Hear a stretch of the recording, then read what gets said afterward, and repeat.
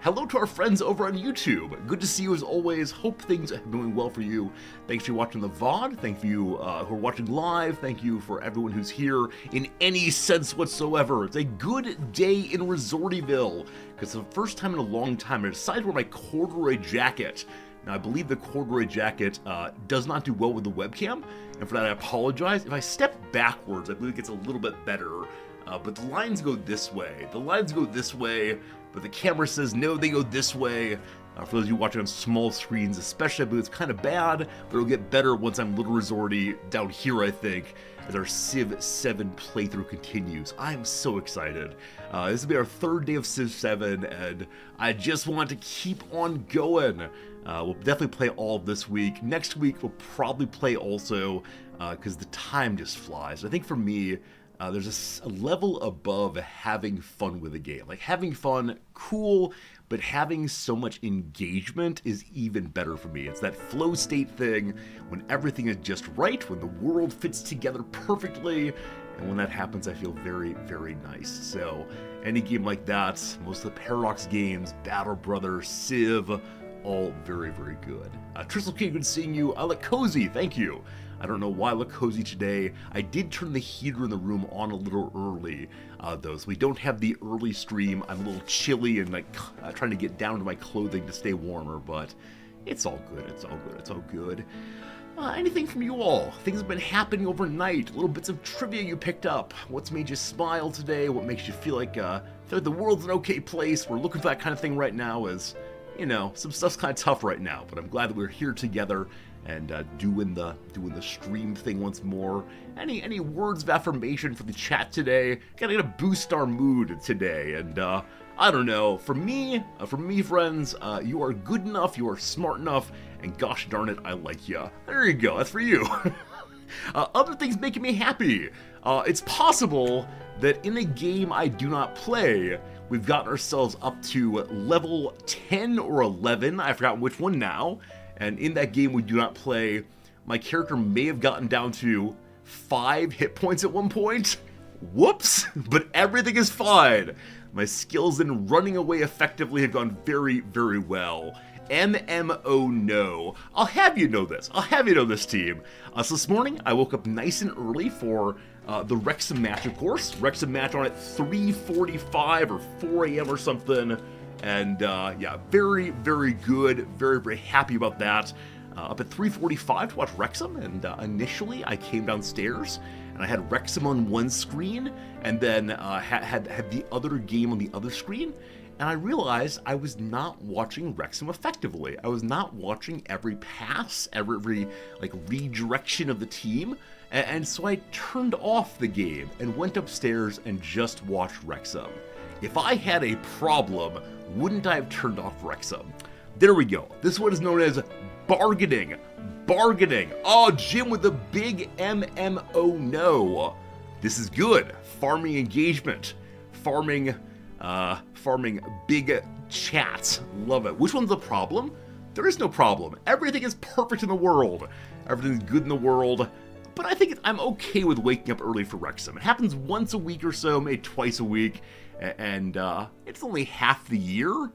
And I go to work on time. I feel refreshed in the morning. We will not be defending ourselves on stream today. No defending, only affirmation of how well I'm doing. Klaus says, you're getting another snowstorm tonight in Midwest. Gonna be a good one. Hopefully it's absolutely beautiful. Hopefully it does not lead to anyone having major road troubles. And yeah, I know that some schools are shutting down for snow. Some schools are shutting down from victory in the Super Bowl. I believe that some Philadelphia schools, maybe even Pennsylvania schools in general, are shutting down from the snow. Nope, that's not true. Sorry, the Super Bowl victory, rather. So, go Eagles, and if you get a day off, congratulations. Enjoy the parade. You saw us streaming on Discord. It's true carcinogen. This morning I had the first half of the Wrexham match illicitly on stream, and nobody stopped by to watch it with me, so I decided, no point in streaming if I'll be streaming alone, so that's fine. I think the better streaming time for yieldy Wrexham matches is probably the late night for me on Saturdays, and it's at a time that makes people a little bit more comfortable hanging out. But, we'll see. Maybe I'll stream more in the future, but yeah, I do enjoy my illicit kickball streams. Yeah, working and busy, exactly. I know that people in my morning, my early morning especially, are still at work time. At least the majority of our viewers who are USians and Canadians and so on. But all good. Anyway, the good news is Wrexham won. This is still in the EFL tournament, which is a match tournament. We're now into the semifinals, so there will be only 4 teams remaining. We are a home team for the semifinal. Very excited on that one. And then whichever teams win the semifinals go on to the big final match at Wembley, the gigantic stadium in London where all the national team matches are played, and it's going to be very, very cool. Will I get a ticket across the world to go watch them? No. Do I want to? Yes. But yeah, Wrexham won 1-0 today. A majority of the matches we've won this year have been 1-0 all the way. Yeah, I mean, the first half was incredibly frustrating. It could seem that our defensive line just passes to their defensive line, and then their defensive line passes to our defensive line, and the ball's going to kick back and forth ridiculously with no real forward progress, but a win is a win, even if it's not a beautiful match through and through. Silent Flight, it's good seeing you. Nice beard. Thank you much. I do the best I can. I grew it myself. It's good seeing you, Silent. Hope you're having a good day for sure. That is the end of the Wrexham report. It is now time for, I don't know, conversation with chat. This is all conversation, but I need one of these, what do I say? I need one of these, am I alone in the world? Have you heard of the following? And I already know the punchline of the story. I already know what you're going to say as like the final comment. I agree, I should do this thing. In fact, I will do this thing. I promise. I'm just curious. So about a week ago or so, I noticed a small sore, I guess, like a little red spot on the right inner jaw below where my wisdom tooth should be. So back when I was 26 or 27, I had my wisdom teeth pulled, at the campus dentist. They are out. But I noticed, exactly, we'll go to the doctor, don't worry. I'm just curious. So I noticed a little, like, pain, a red spot. Not painful, just, like, a little bit annoying, I guess. And then over the past week, I've noticed, like, something appears to be pushing against it. This little red spot. And if I didn't know any better, I would say, oh, my wisdom teeth are growing. But I don't have any wisdom teeth. And so my question is, are any of you aware of people having teeth erupting in their 40s? Is this a thing? I haven't done a lot of Googling. I'm just curious. Maybe a tiny chunk missed, tooth residue possibly. Maybe bone shard that's coming out. Okay, is it fistula? I don't think it's fistula. It's not painful in that way. But I'm not sure on that. You do have teeth erupting in your 40s. All right, HPG, thank you. So maybe you are saying there is actually a tooth erupting. I will be going to the dentist, I swear. I was just curious if it was possible. Yesterday was the first time I said kind of definitively, I do believe that's a tooth there. I do believe that's a tooth. So if they broke the wisdom tooth to extract it, it could be a root. All right, yeah, they definitely broke the wisdom tooth. If you've not had like dental surgery as an adult, it smells so strange because when they do the drilling, grinding bit, it gets kind of smoky in the mouth. They're like, hey, I appear to be on fire. All very strange. But yes, we'll definitely get to the dentist. I don't know much about how Japanese dentistry is done. I've heard repeatedly it's an absolute scam because they have a maximum amount they're allowed to charge the nationalized insurance per visit.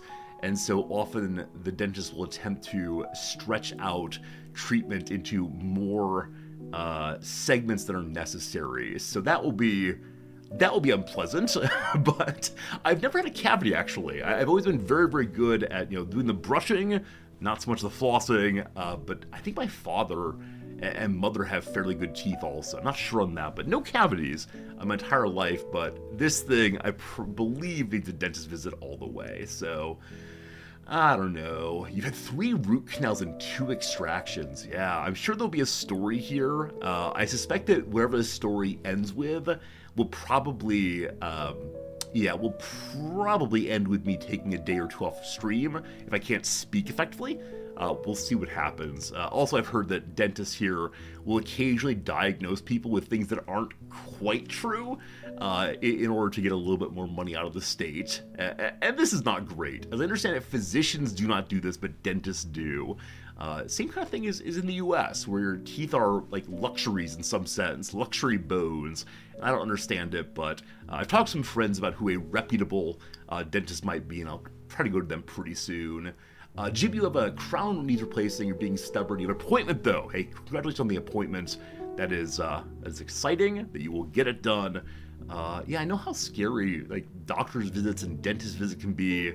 I remember that every dentist visit I ever had as a child included someone saying, "Hey, you don't brush your teeth right. Hey, your toothbrushing has been bad. Where's that flossing?" And so I got into my teens. I'd always do the thing, of course, is flossing the 3 days before I went to the dentist. Of course, it's not good enough, but I look forward to being told I don't do a good job in Japanese. That'll be very exciting. I can learn some new words. I don't know the Japanese words for teeth, frankly. I should probably figure that one out at least, but I might need to have Noms come with me and help on this one, though I think there are some English fluent doctor or dentists here also, almost certainly, but we'll figure that out. That'll get figured out in the next few days here. Yeah, I'll probably cancel some streams here, and like I said, I will get this figured out because if I remember how toddlers respond to teeth growing in, they scream, and so I suspect the pain gets kind of bad after a while. Dental work is so expensive there, even with good insurance.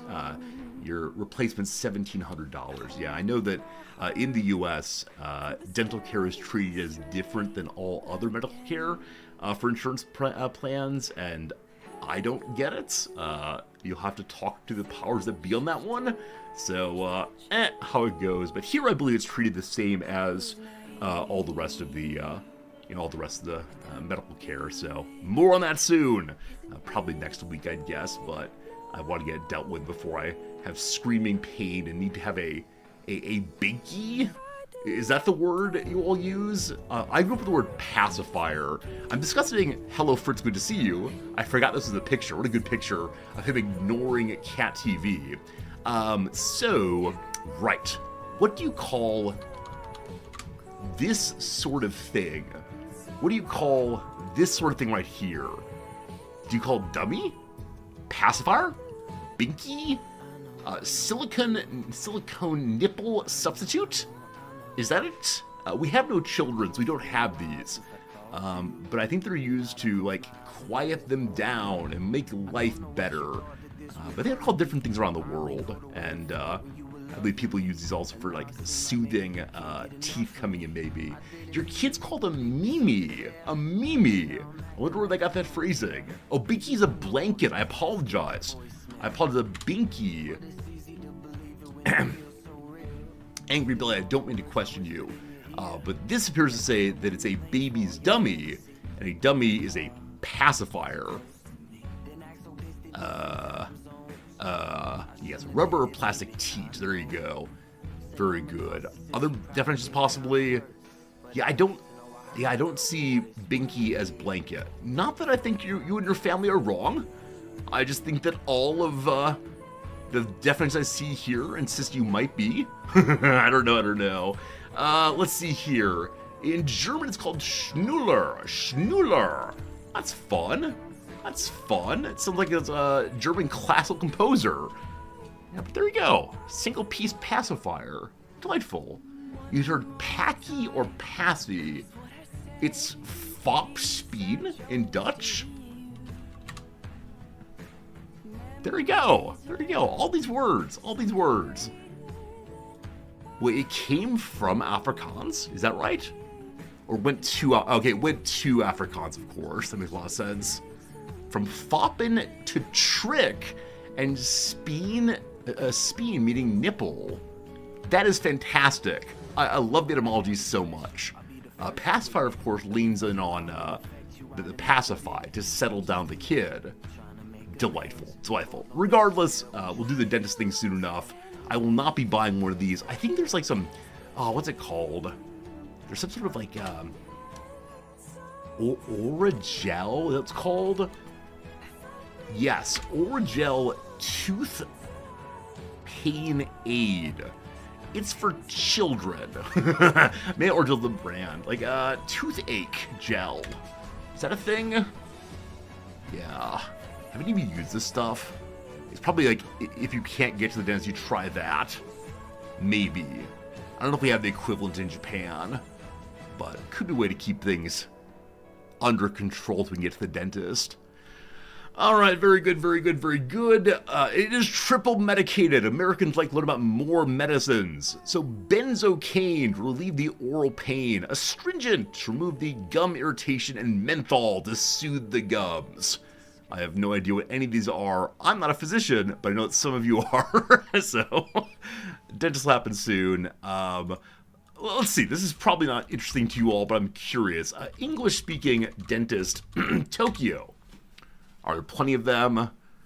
So, Osubudai is a rich person area, certainly. Shibuya is the busy part of town. Meguro City, rich foreigners, all very good.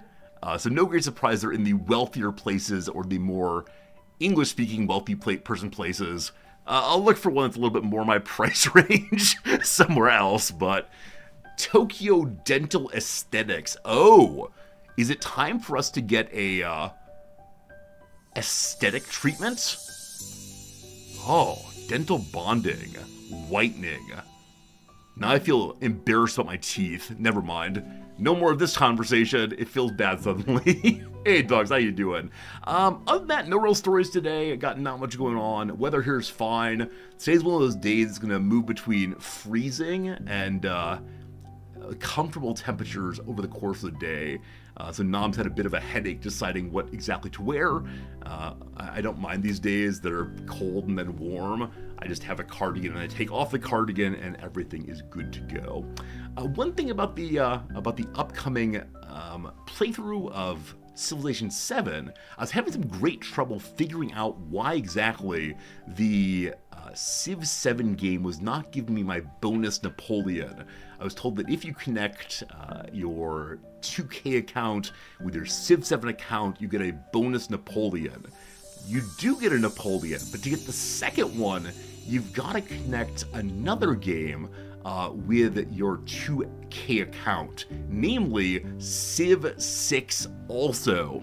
So while we've been talking, and this is my brief moment of bragging, while you've been talking, I've been downloading Civ 6 in the background. So I absolutely love the internet here, that we can download a big old game in the course of, I don't know, 20 minutes or less, 20 minutes or fewer, while also streaming here. So we're briefly going to pull up Civ 6 while I get this thing connected, so I get my bonus Napoleon. Not that we're playing Napoleon at all, but it would be a fun time for sure. A friend of yours who lives in the UK goes to Poland for dental work because the Flight Plus dentist is cheaper than UK. Yeah, I've heard from a number of people that there are folks who go from the US to Mexico to do the same kind of work. And yeah, I don't know. It is a thing in the world here. I don't want to talk about it right now. Do we have 1 gig up, 1 gig down? We do have that here, and I'm delighted for it. This is my first time ever loading up Civ 6. We never had a chance to play it, so I'm getting my play minutes right now to make the connection, and failed to determine graphics device capabilities. Well, that's no good. What does that mean? Maybe my computer cannot run Civ 6. Or how do I connect this thing? Play as Napoleon in Civ 7. The account is now linked. So maybe I just need to load it up one time. I'm going to do this thing real quick and see if it gives us what we need. With this 2K account, you can claim in-game rewards. Very good, very good. Is this one down here? So, to thank the community for supporting the Civilization series across multiple titles, everyone who's played both Civ 6 and Civ 7 with a linked 2K account can add Napoleon Bonaparte, the revolutionary, to their leader lineup. To earn the reward, sign up or log in here, link your 2K account to CivVII via connections underneath Account Overview. Alright, Account Overview. Well, that's not here. Is it here? Nope. I think I'm logged in. I think we might be good. Unlink. No, I'm okay with that one. Have I done it then? Mission accomplished, possibly? Let's go to our 2K account and see if this is the case. 2K... CivVII... All of this just have different clothes. I think that's what it comes to.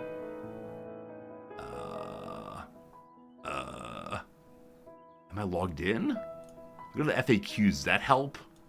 Oh no. 2K account benefits! Then click this thing, portal.2K is how you do it. Alright, so... Connections... I don't see a CivVII here, but I see Twitch. How exciting. Friends, the first ad break is coming up right now, so you could possibly hang out for 3 minutes.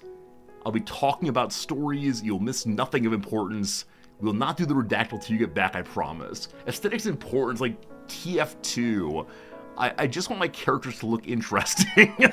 And this one you don't have to spend money for, right? You don't have to spend money for, it's totally free. And I find that very, very fun. All right, are we now connected all the way? Do you see that I'm playing this video game? Well, we'll see what happens when we load up CivVII, but possibly not. Possibly so. Fingers crossed on that one. All right, team. I think that's all I got in the intro. I think we'll say hello one more time, and they'll begin playing a little bit of the games here. The games are little bits away, filling time and hanging out and feeling ready for gaming before the big game. Any of you who are here from Adam vs. Everything raid yesterday, I appreciate you coming back. So many people spent time with us after the raid. We had a really cool community build up yesterday. So many new followers and all the rest. And yeah, I'm absolutely delighted to meet new people, and that will continually play Civ, I believe. Hello, Grace, good seeing you. How we doing? All right, let's begin today with the word of the day. What is today's word of the day? It is ruminate. Ruminate. Do you know this word? There's a secondary definition of this word that was the only one I knew. And one time, in an intro philosophy class as a student, the professor said, "Let us ruminate together.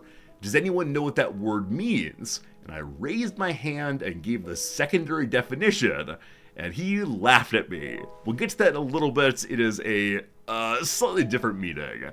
Ruminate. To ruminate is to think carefully and deeply about something. We ruminated over the implications of our decisions. Overthinking is the clinical term. I've had that word applied to me a few times, that I might possibly overthink things. And some part of me wants to say, is that even possible? Isn't it the great power of humans that we may consider and attempt to understand our world? I realize from a position of like happiness and freedom and joy and not having antisocial life or destructive personality elements. Overthinking might be a thing, but golly gosh, if I didn't overthink, who would I even be? Most of the songs bear the name of a store you'd see in every mall in the United States before they became sad ghost towns, air conditioning and smooth jazz, blasting in the emptied, echoing caverns of capitalism. Oh, good lord. The trio, whoever they are, uses nostalgia as a tool of examination, ruminating on the not-too-distant past in order to process the funny and sometimes heartbreaking process of getting older together. Who on earth are they talking about, and why on earth was this the quotation chosen? Let's find out together. previous industries service merchandise. Do any of you know this? It's from 8 July of last year. Previous industries. A rap trio. Huh. I hope they're doing well for themselves. That's lovely. Don't know them at all. When you ruminate, you chew something over, either literally or figuratively. Literal rumination may seem a little gross to humans, but to cows, chewing your cud, partially digested food brought up from the stomach for another chew, is just a natural part of life. This is the definition that I knew when my professor said, let's ruminate together. What does rumination mean? Johnny on the spot over here, who wanted to be so impressive, boom, hand in the air. To ruminate is to vomit something up and chew it. And the professor, oh, he laughed. Luckily, no one else in the classroom knew any definitions of the word, or they were too shy to offer them after the professor's mockery. But yeah, there you go. One of the formative stories of Little Resorty.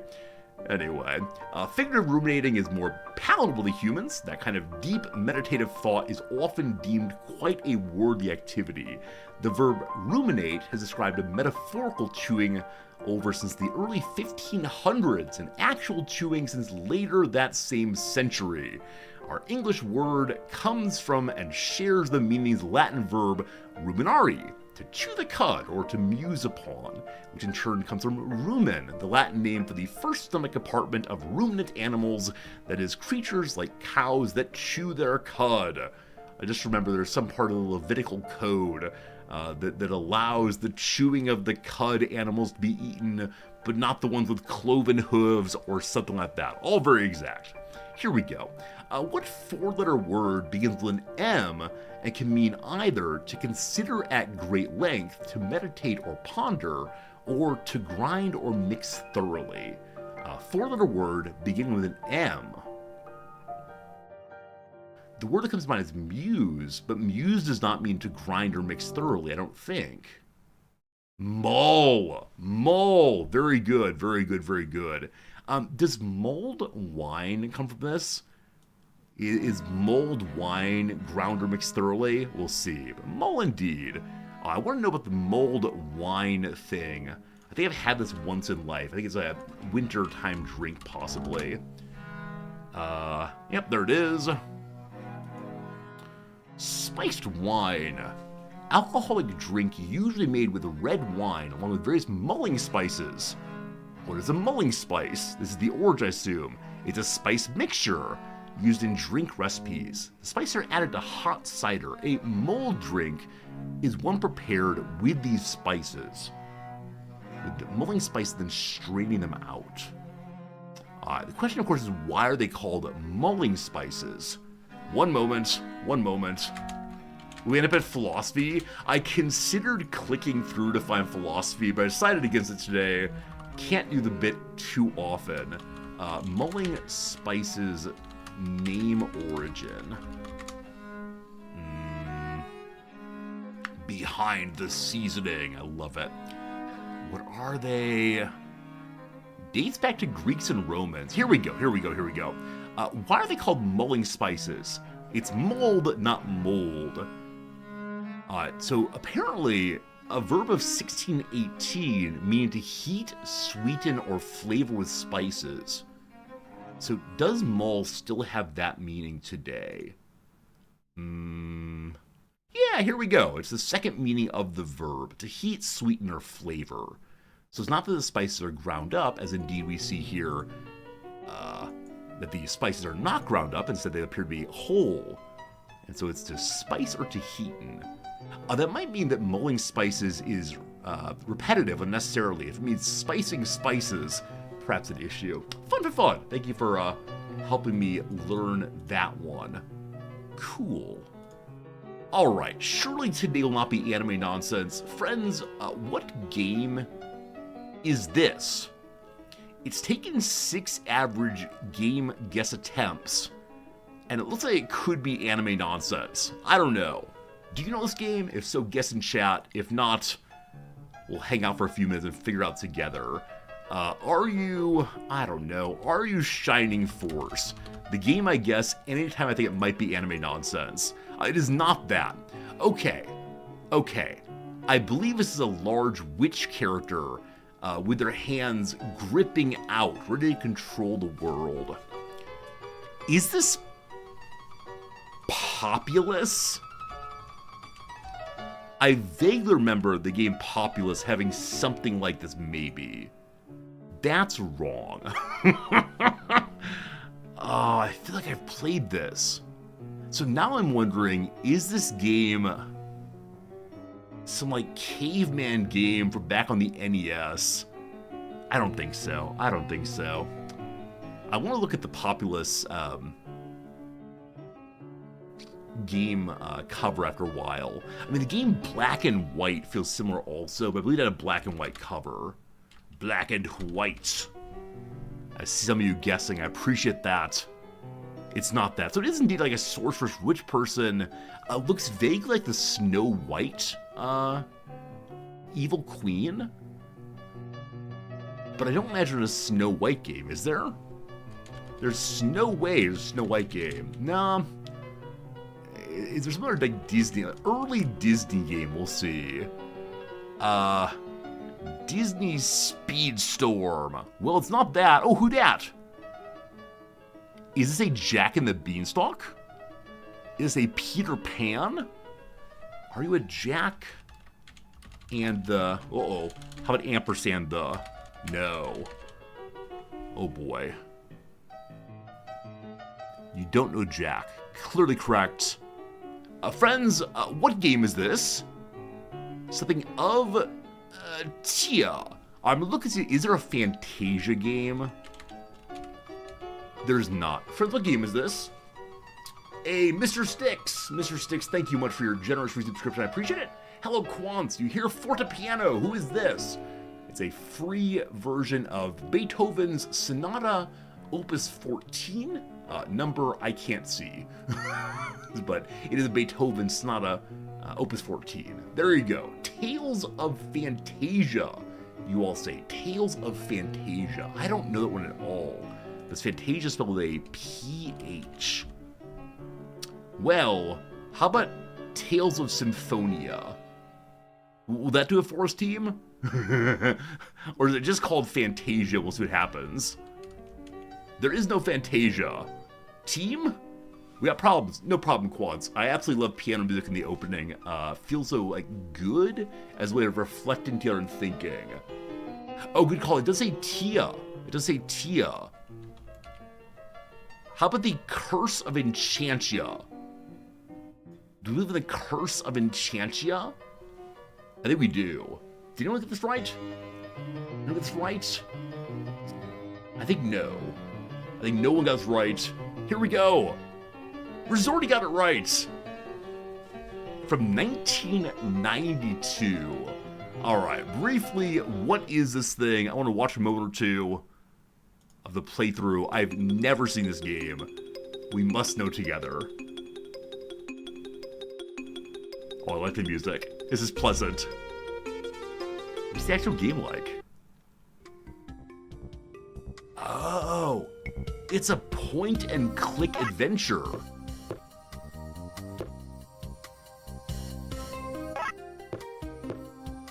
Running away from the enemy. So it is like a platformer at the same time that it's a point-and-click adventure. Strange. So you pick up random stuff. You explore different worlds. That's pretty spooky. That's pretty spooky. So continue on. Interesting. Yeah. Any of you have seen this game? Any of you know this game? Is it one that managed to miss attention in general? Or what exactly? I want to see the game. Oh, you know what? The giant, like, thing hanging over top of the game might be some Chess Master game, actually. Which I think may have come out the same era as Black and White. Let me see. So Black and White, box. That's what we want there. Black and White game. Uh-oh. Video Juego. Okay. Totally wrong on that one. Totally wrong on that one. No. Number 2, I said it could be something else. But I want to know, like Chess Master, like 3000. Is that the number? Yeah! This is what I was thinking of the whole time. That giant head of the man attempting to tell you that he is good at chess and you are not, and that's the whole story. Get my music back on again. Return to me, Beethoven. Excellent. Cool. You had this game? I remember seeing this game on the shelf when I was working at the Target store. His vision stared out at me, saying, wouldn't you rather play chess than continue stocking the shelves? Clearly I wanted to, but gotta pay the bills, of course. Let's want to see is Populous. Thank you for remembering Populous. Populous Game Box. Okay. I want to say there's some plausible connection between the green here and the little castle and what we see over here. Like, it's not too far away. Yeah. This is what is known as rationalizing. I want to say that. Love Populous. I enjoyed Populous also. Let's do one more game. Or do we do the graph game? We hate the graph game, yet we love the graph game. Or is it the first time in a long time? Friends, it's time to guess what nation of the world is before us. You'll recall that last time I did this, or last 3 times I did this, we got stuck in Africa so terribly. It was not a nice experience. But here we go. What nation of the world is the nation world today? Please don't be Africa or a tiny island. I just can't deal with it today. Friends, the first nation comes to mind is Belarus. Belarus is 3,285 kilometers away. Please no, God no. Let's go to the great nation of Thailand. That one is colder, unfortunately. All right, let's go to the... Please, just please no. Don't make me. How about Gabon? It's warmer than the prior one, but still cooler than Belarus. And thank goodness for that. Let's go in the direction of Kyrgyzstan? Let's go in the direction of, let's go in the direction of Sweden, just make sure it's not that way. It's not that. As usual, I don't recall how far it is across the ocean here, so I'm gonna keep guessing things that are probably not right. You know what? Let's make the big jump. Canada's cooler. Canada's the coolest yet. So, I'm thinking here now. Let's go Georgia. Georgia's warmer. How exciting. Is it Oman? It's really warm. It is not next door to Oman, but very close. Is it Qatar? It is warmer still. 45 kilometers from here, 55 kilometers from here. I don't know the borders, unfortunately. So, Saudi Arabia is really big. Warmer still, 25 kilometers from that. So, not abutting any of these, but really close to all of them. I think this is just Yemen.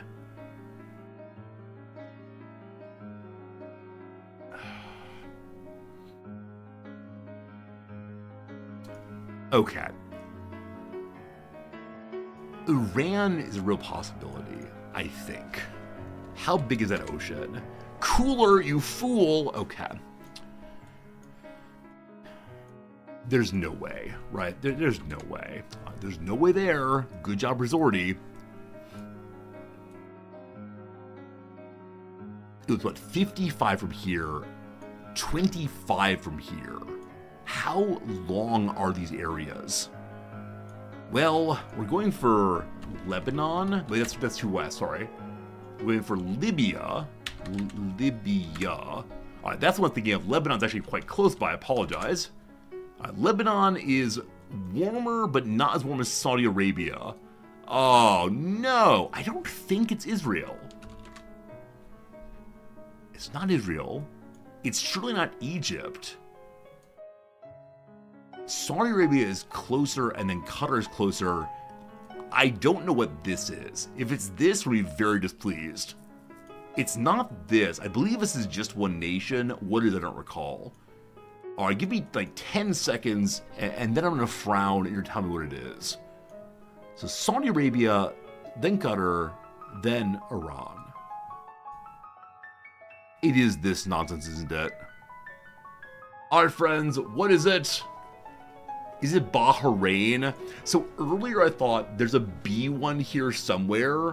I was like, is it Burundi? No, it's not.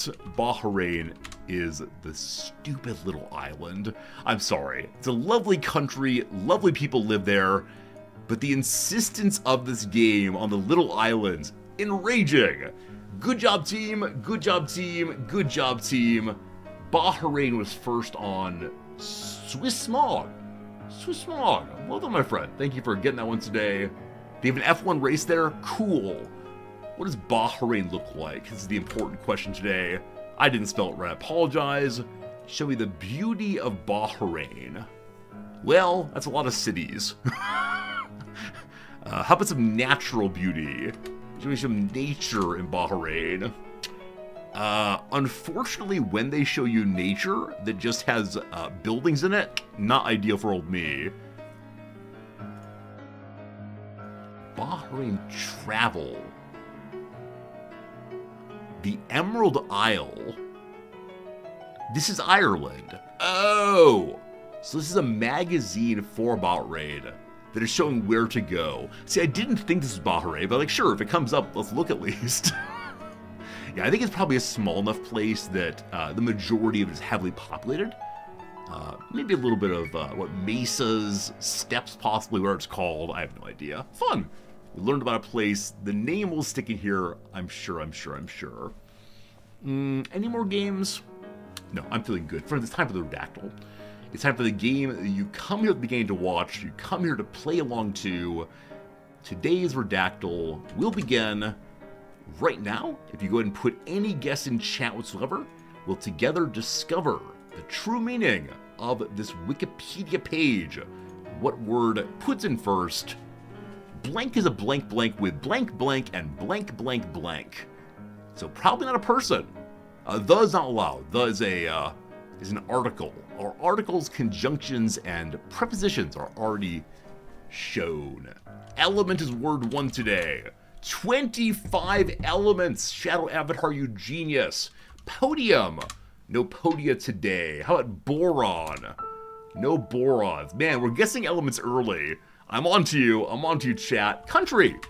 6 of those. Mongolia. No Mongolia today. How about Pigeon? 0 Pidgeots. How about Ion? 10 of those. Carbon. 2 of those. Saturn. 0 of those. Noble, like noble gases. Only 1 of those, unfortunately. Metallic. 1 of those. Sodium. We're going all in on guessing random elements, it seems. First. 15 of those. Good job. Onion, none of those. Car, no cars today. Common, 8 of those. Density, I love the guess. 6 densities today. State, there are 19 states. Chemical, there's 8 of those. It's a chemical element. Good job. Neutrons, there are 32 neutrons. Mass, I misspelled that, sorry. There are 2 masses. Metal, there are 28 metals. Uranium, well done today, Angry Belly. We got it in 24. The guess of element as guess number, what was it? Like 3? Guess number 1 of the real guesses was correct. Good job, team. That's our highest accuracy in a while. Took us 24 guesses. The median is 31. And that includes the big old cheaters. Now, are we big old cheaters? Of course not. Good job, team. Well done, well done. Yeah, but guess number 1, element, being 25, just can't be beat. Well done. And then we had some nonsense guesses, as always. And then you really focused down with ion, random guessing here. And so I believe metallic, random guess on uranium. I'll take it. Good job, good job. I appreciate it. Time for the other one. Time for the one where I try to solve it myself. And yesterday was number 4 possibly? Sorry, was it number 4 possibly? No. Whichever one I did yesterday, I got like 4 guesses, I believe. That felt pretty good. But I've never done it before. or never do it again. Let's do number 10 today and see what we can do. I want to get under 30 myself, but we'll see. If you're brand new here, this is me solving it right. I'll give myself like 5 minutes to get it, and if I don't, we will let you all play too. And definitely when that is done, we will play our Civ. It's probably number 7 instead. Is it show off time? Whoops. My numlock is not on. That's because by default, in the game I'm not playing, numlock is auto run. Cat. Yes, yes, we had Indo-European language in 4 guesses yesterday. And if I'd guessed language before culture, would have been beautiful. But this is my slight bragging page I will love forever and always. It's a delightful one. All right, number 4 again. What do we got here? The blank, blank, blank is a blank of blank, blank, blank. Blank R, blank, blank of blank, but blank, blank B, blank of blank, blank. Okay. So, I want to imagine from first sentence alone, this word is sect. I'm going religion right away for really no good reason, other than is a blank of blank. Feels to me like a term of analysis, a term of picking out an individual in a larger category.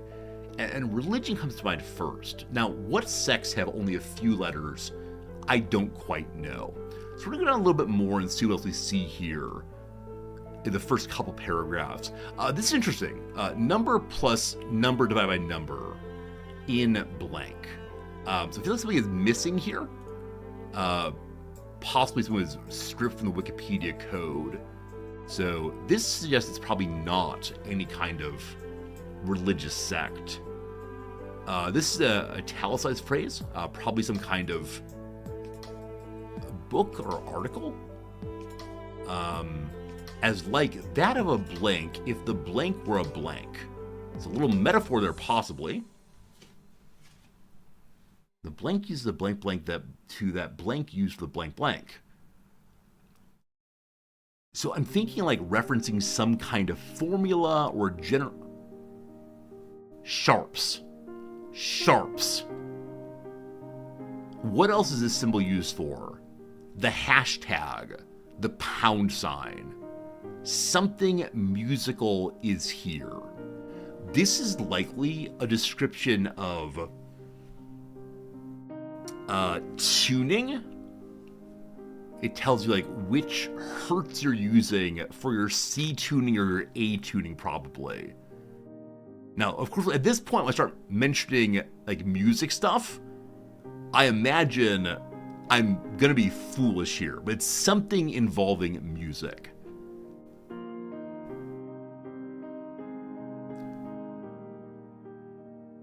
Okay.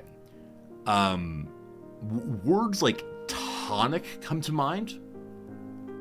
Words like harmony come to mind. This is too short for harmony.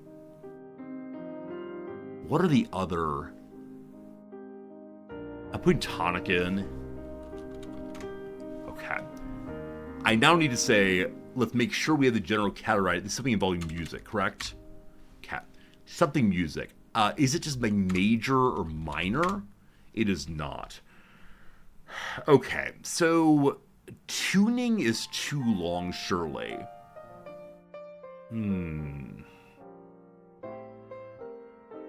So I'm thinking now, like, I'd love to go ahead and start just popping out with any music word I know as a way to try to get myself some focusing in on what it might be. The blank is a blank of blank but blank. I mean, it could be a kind of music, like a motet or a chorale. These are all no. All right, let's start to like find choral music, jazz music. All right, something about jazz is here. The blank blank in jazz music, but in blank blank use it. So use in blank blank music, like possibly jazz, like Afro-American, possibly. In the blank across the blank. I don't know that tune, unfortunately. Oh, I'm guessing some of you already have it, but I myself, though I allegedly play instruments, there's probably a list of lots of different pieces that use just this, whatever it is. The word mode might be here. Okay, it's not mode. What else could it possibly be? Like, I'm gonna put the word tuning in. There are 3 tune references. The blank is a blank blank as the blank that tunes the blank with... Is that an oboe? I apologize. I should have had that one much earlier. The moment I said it's about tuning, I should have thought, what's the instrument that's used for tuning in the vast majority of musical groups? It's the oboe. Ah, I can't believe I didn't get that much earlier. I had referenced tuning like in the intro reading. All right. Anyone get oboe early? Anyone get oboe? Let's say no, not this time, but good job, team. Good job, team. Yeah. Well, that's fine. We have a viewer who used to play the oboe professionally, I believe. I don't think they're here right now, but there you go. Good time. It is time for... You had no idea that oboes were used that way? Let's see if I can find an example, just so we can learn together today. So oboe tuning orchestra. You're going to hear a noise that is... a noise that's absolutely common to anybody who's ever played in an orchestra or band. Here we go. Facebook.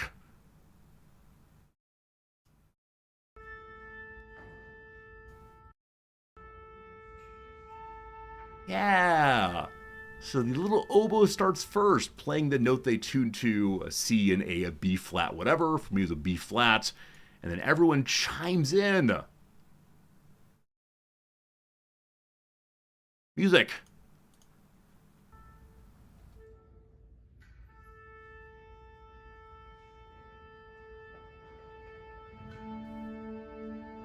Isn't that nice?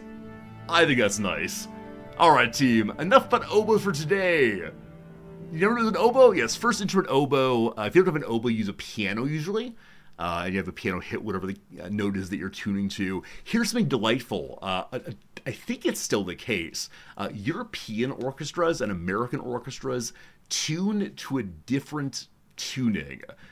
They have the A at a different hertz. And I don't know why. You might look into it, you might learn some more things about it, but there you go. The oboe, the word of the day. Let's play a video game, which I have not loaded yet because we had to pull up CivVII earlier in order to get a link between CivVI and CivVII, which should give me a new character outfit. That'd be a good thing. How are your CivVIIs going? You having a good time, your CivVIIs? Yeah, exactly, Blue. The A tuning is different between the two by a small number of hertz. Also, if you've ever wondered, and of course you have, you ever wondered what note is my refrigerator playing? If you're in the US, your refrigerator is playing a B flat, and if you want to, you can harmonize with it, and that's just delightful. All right, team, did I get my special Napoleon? Where is he supposed to live? Special Napoleon, where are you? If I just do new game, can I see him? Refrigerators play music, so any electrical current has a resonance. And so when the refrigerator is humming along, it's humming in resonance with the electrical current that goes into it. And insert electrician talk here, I don't quite remember. But yes, all appliances, if you get close enough, listen closely enough, are humming at some particular vibration. And American refrigerators, B flat all the way. Is Napoleon number 2 here? I did it! I finally managed to get the second character by connecting not CivVII, but CivVI instead. So Napoleon the Revolutionary, a bonus movement that's amazing for land units, also bonus culture, half of combat strength overall. Interesting. And then has artilleryman's gloves if you level up. Have we leveled up as Lafayette yet? We indeed have. Can I see her leveling up? On Lafayette Ipse? There we go. So +2 happiness per age for each social policy in the government. Is that a huge bonus? It's pretty cool though. Letter to Adrienne. So I don't know who that is actually. Anyone want to do the looking? No, I'll do the looking instead. Odd Blue, how do you know that I leveled up? Oh, in this.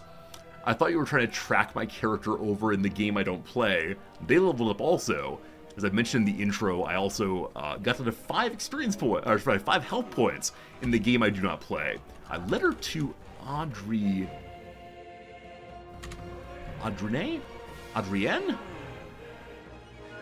Explicit. Bruce Wayne. I want to know about Lafayette in particular.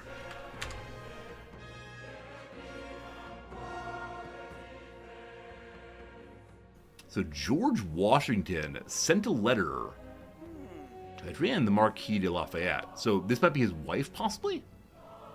Great as your claim is. Let's see here. Oh boy.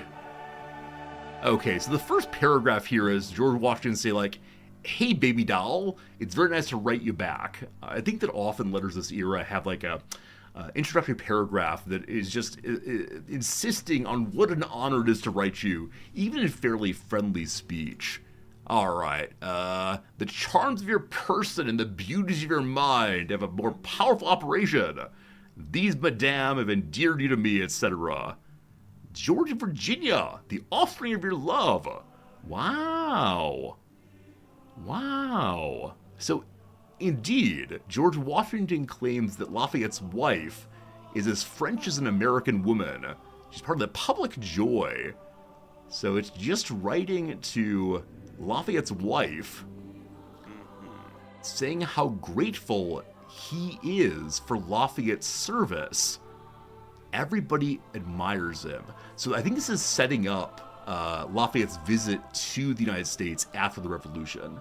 Fascinating! Learning more about American history by playing a video game. That's what we do here. So, I don't know if I can equip this, or if it's auto-equip perhaps. Nonetheless, more happiness for social policies. We gotta keep those going. We're continuing our game. We are, I think, in the middle point or so of the First Age. I believe we're the top civilization in terms of both science and also military, possibly.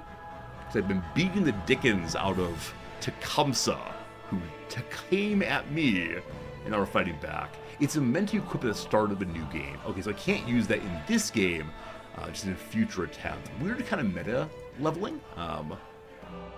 Yeah, I'm not used to a Civ game having substantial differences between starts based on experience points you get in any of the games. So let her know. Emblazoned with triumphal laurels, Rome seeks it's found its champion. His name is Lafayette. Beating the what out of whom? Beating the Dickens out of Tecumseh. I don't know the origin of beating the Dickens out of X. I learned the phrase in my youth, probably from a book, and Tecumseh is one of our enemies right now. He's been largely humbled. I believe he still exists, having 1 or 2 cities. We are currently fighting both him and his ally. We've all set up an alliance with the strongest military character in the game, Friedrich of Prussia. Weird alliances. In this moment, France and Prussia are aligned. Hope that continues for right now. We'll see what we'll see. Dickens is probably a minced oath for devil. That possibly makes sense. So people didn't want to say they're beating the devil. Instead, they're beating the Dickens. Secrets, like saying gosh instead of God, or shoot instead of shit, this kind of thing. Heck instead of hell, etc. Thank you, Impossible, for that. So they have a C word in English, heavily idiomatic. Heavily idiomatic. Yeah, not just a minced oath, but also an idiom involving a minced oath. That's okay. Come on, so now you're an even better English speaker. Good job, you. You'll impress people when you hang out and have conversations about, I don't know, combat. Also, Bob Ross, the American painter who gave painting to so many thousands of people and entertained people with a relatively gentle kind of TV shows of painting together, often would say when he needed to clean his brush of paint, you dip it into the paint painting solution. I don't know what it's called now. Whatever you paint thinner, and then you beat the devil out of it. You beat the devil out of it as a way to fully clean the brush. Who knows, but that's the story. Okay, with that done, we now push the begin game button. I don't recall what we were doing. However, I see that this army has 1 HP. That is amazing. Yeah, I believe we fought our way through here pretty effectively yesterday. Right. The enemy of the Northwest here, Pataliputra, which is a 1-city empire. They've been building tall, I guess, but they had a very large military, given them only 1 city, and it marched on Rome, and Rome was not defeated. There are some archers down here. If they were to attack my, poor legion, it would go absolutely horribly. So, I'm going to pull back. I want to go into the city. Did you already move this turn? No. Instead, I can put you inside of Legatus. Nice. Legatus can then march into the city, and he will hold this until we deal with his archers. Simultaneously, we are attempting to take this city, but they now have 2 archers, but a bit of an issue for my 1 archer right here. In fact, they're both full health, so we'll run away again, and then I'm not quite sure how we're going to defend, but we're going to defend here. I believe I have other armies up this way. No, I pulled them all back to help defend Rome. Now, have you attacked this turn? You've not. Awesome. We have 1 more spearman coming this direction. And I don't know. I think we might want to disengage here also, because these can't heal up here. I feel bad leaving. Oh, that was loud. I feel badly leaving my archers behind if they're going to get destroyed by spearmen. So, okay. Some support possibly. Time for a narrative choice here. It's time for the better part of valor. Discretion's the better part of valor. That's actually a phrase that originates in Shakespeare, you might know. Sir John Falstaff, the large fool of so many Shakespearean pieces, claims that lying dead on the field of battle, pretend dead, faking one's death in battle, is the valorous way to fight, because at least that way you don't die and can survive to fight again. It's a ridiculous Shakespearean moment. The heart of civilization. The capital city radiates authority. Banners bearing the sigil of the empire. Flutters. I'm still in just chatting. My apologies. Ever since I started to be a better streamer and stream the intro in just chatting, I often forget to move to the civilization category. Whoops. Maybe I should make the mods do that. Hey mods, do you want 1 more responsibility? Let's see. Lafayette, Rome, late antiquity. No, better yet, first play. So people come by to see me learn. That's good. Awesome. Thank you for helping with that very much, Forster. Okay. So the question here is, do the other cities believe that Rome is a good leader? So the crisis is upon us. I forgot. We're in relatively late... How do I get there? We're in relatively late age 1 at 143 out of 200. Friends, is there a button to push on this one? I need some button that will allow me to see the age itself. I thought this would do it, but it just doesn't. Anyway, so because of that, we're having a crisis of the age. The crisis of the age is, do we believe in centralization? Is it the case that small nations far away, or small cities far away, should listen to the big city that is demanding they do things, demanding they send the gold to the capital? And so we had to make choices about how will we show their displeasure. You have to choose your negatives on this one, and our negatives include, I believe, less happiness in all the cities, so because that, we may need to send some trade good rounds. We'll look in a moment. The councils have received word from a faraway backwater. They want to send some civilians for training by the Roman legion. They may defend the Empire, bring archers, so range units build more quickly, or conscript the infantry. The legions produce more quickly instead. I don't think I need any more army for the current situation, though I don't know what happens in the crisis intensifies moment.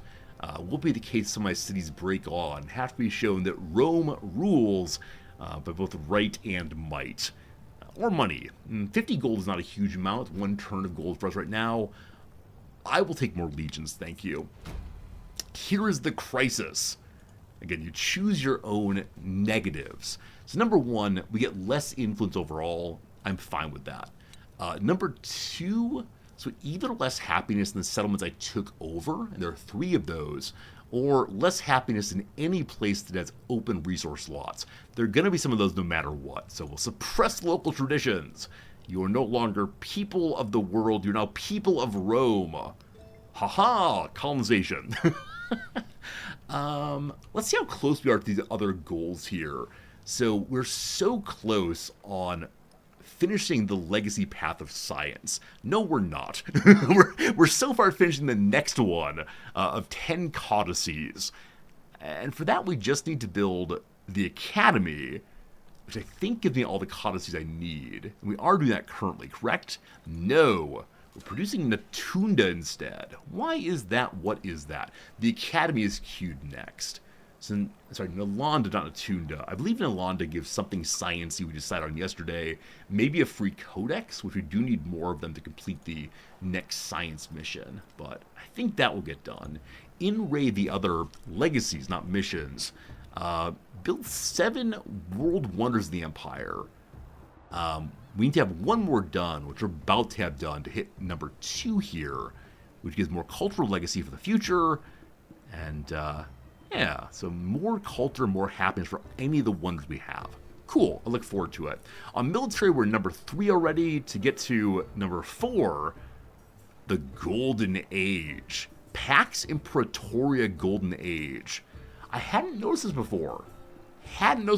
Friends. There's a Golden Age possibility here. Oh, any of them are Golden Age. Oh.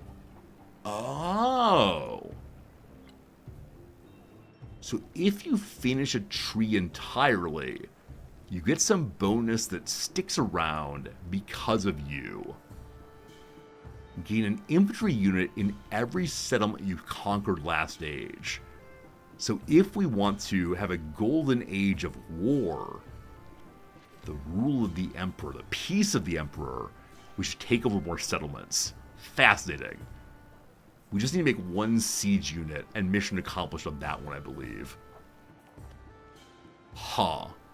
I think for the siege unit, I need to research the wheel possibly. Rome does not know the wheel. Science, the bonus here is academies become Golden Age academies. They retain all their yields and bonuses. It doesn't say exactly what that means. Maybe academies are not ageless usually. It's when you go to the next era, they do nothing. And economic, we're not going to hit, but it would give us all cities from the previous age remain cities. Oh, that suggests under normal conditions, the move to a new age kicks any non-capital city back down to a town. I am so glad I have not spent the money to make any towns into cities. It's 300 money, and I was thinking about doing it. We've learned a lesson by reading the tooltips. Alright, I guess the next turn, someone completed Wonders of the Ancient World. Good job. Someone made the Wei Yang Palace. Someone we do not yet know. Okay. Archers move forward, not unexpected. As I mentioned previously, it is the case that Friedrich is actually on our side. We have an alliance. If you look at all the characters, our science is the highest, our culture is the highest, our happiness is not the highest. We have the most cities. Friedrich is beating us on money by a tiny bit, and Friedrich is also beating us on happiness. I believe that Friedrich has not taken over any cities or towns, but instead has just expanded peacefully. And that's probably the way to do it, but again, to come to attack me, so we have to do this. We must do this, it's required. Alright. Oh, you can only pick 1 legacy option. Jade Millennia, thank you. So when you finish them all, are you then presented with a list of you may choose one of these? Or is it instead the game randomly selects among them all? Like, what's the mechanic for that? I appreciate your help on that one. All right, real quick. So Pompeii, Indrapura, Lingapura, and Yashodarpura are all pretty cranky. I could probably help with some of these if I were to send a commander there. You do get a pick. Awesome, Tokfa. Thank you. So dates give 2 happiness. Do you have anything that gives more than 2 happiness? I do not, unfortunately. So there's wine somewhere. I don't recall how much happiness that gives, but poor Pompeii. Poor Pompeii gets nothing right now. And the other ones are absolutely hopeless. Like, just not going to get fixed ever, ever, ever. Unfortunately. I could build happiness buildings, but what's the fun in that? At 320 money, actually, might be worth thinking about it. So the closest to happiest is actually Pompeii.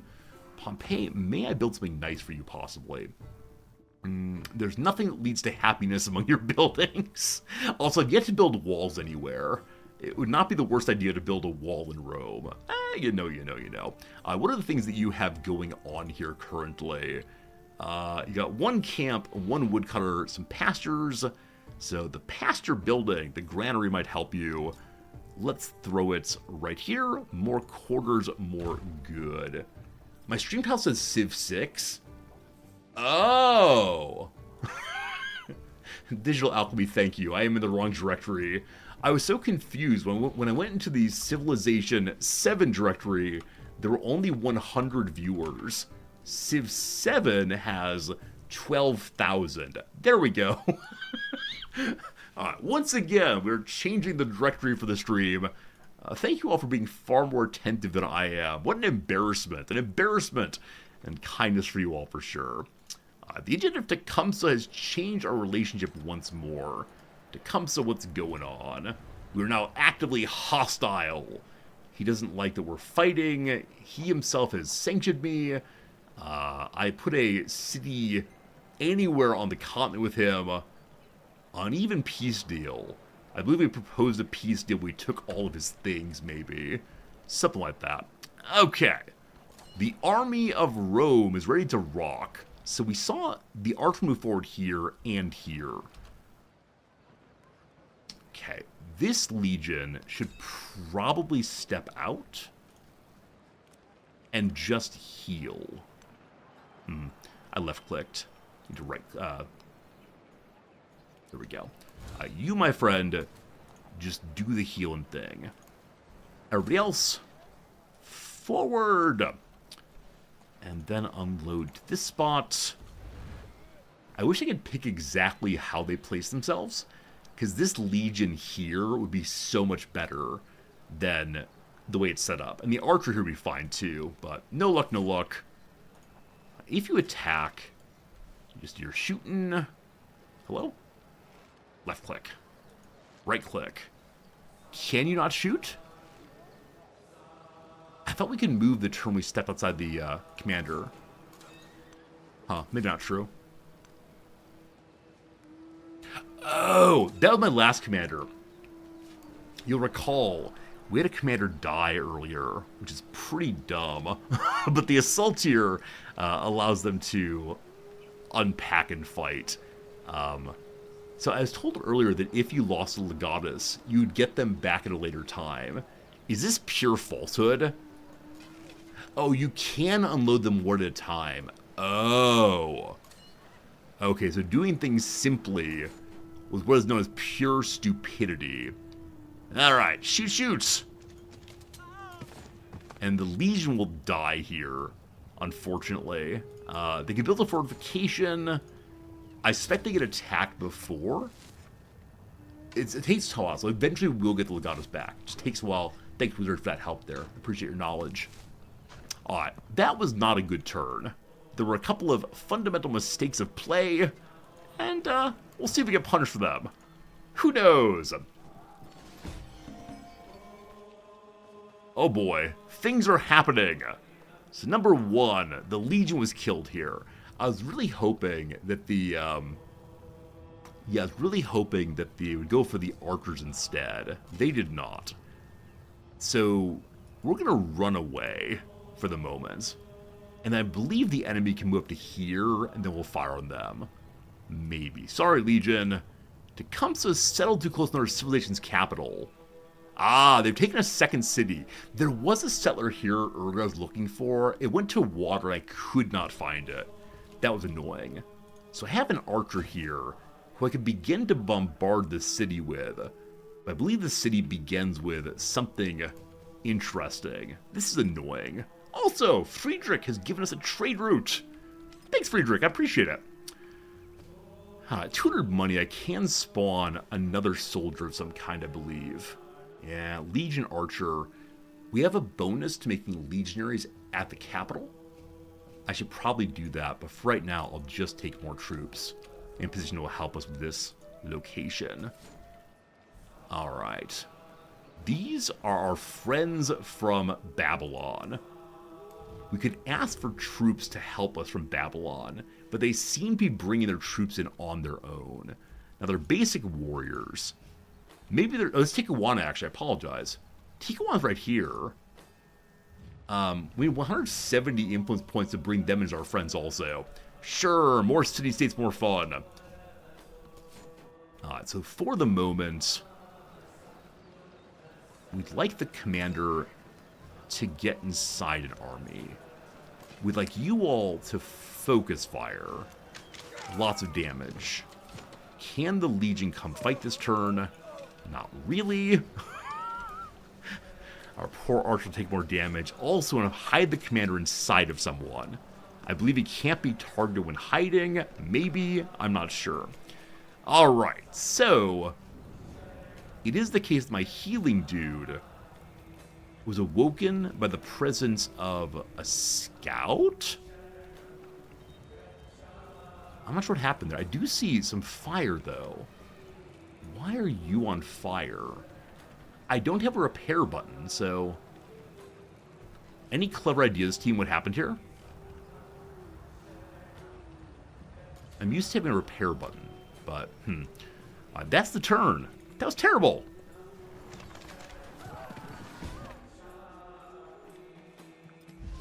Someone just died.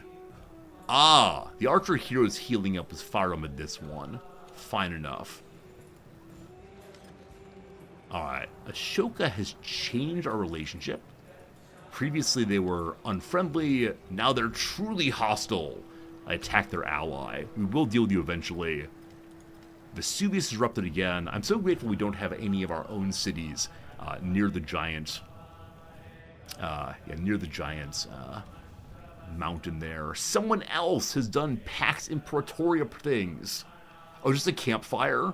Campfires, wildfires, all the same to me. Ah, I wish I knew who the unnamed character was and how far along they are. Also, unexpectedly, I think we're going military. I really wasn't planning to do so, but... I mean... we're already that far through. Just build a siege unit, LOL. We gotta finish out this mathematics. This is math 2. I don't recall why I chose math 2 as a valuable thing to build, but I did. You all went to the water.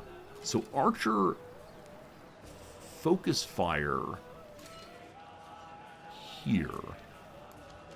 Cool, very good. More XP on the commander. I believe we've cleared all of the enemies from the capital. I'm going to leave the Healing Legion here to defend against the Spearmen here, who are very close to dying. So we could fire right now, but I believe they can then move it into attack. So instead we're going to hang out in the city for right now and see what they do in response. Okay. I think I want you all... I don't know how much to bring down here, frankly. I'm considering leaving more behind. I really need another commander. That is the God's honest truth about this one. So... I'd like to pick up everybody, I believe. And this group might stay, we'll see. Alright, time to march if we can. No movement left, we'll march later. Okay. Okay, over here we have a new legion. Their mission is to go explore this way. If only I had a road. Archers pop forward also. God, drive them out as best we can. Okay, lots of buddies moving. So Tecumseh is willing to peace if he gives me one of his 2 cities. I am desperately interested in destroying him, so I'm going to reject that. Though I probably should have just peaced out. Hey! You all told the truth! After being defeated, our legatus has returned. Also, hey, it's an elephant. This elephant's actually a combat character. I think it's the case that the, whoever the purples are, merchants and whatever this thing are both elephants. Both very confusing. Happily, we're here. So, this is first-rank legatus. This is third-rank legatus. Awesome. Awesome. He's already made 1 city. But now we have a second leader to lead whatever. For now, though... I wish my troops were on the 3rd tier legatus. So that they could act immediately. Okay, I need you to go protect the healing guy here if possible. Well, good enough. And then you all can deploy, but you can't attack, unfortunately. So we're going to move you into the city, or as close as possible on that. Hey, I moved the archers. I meant to move the whole army. Oh well.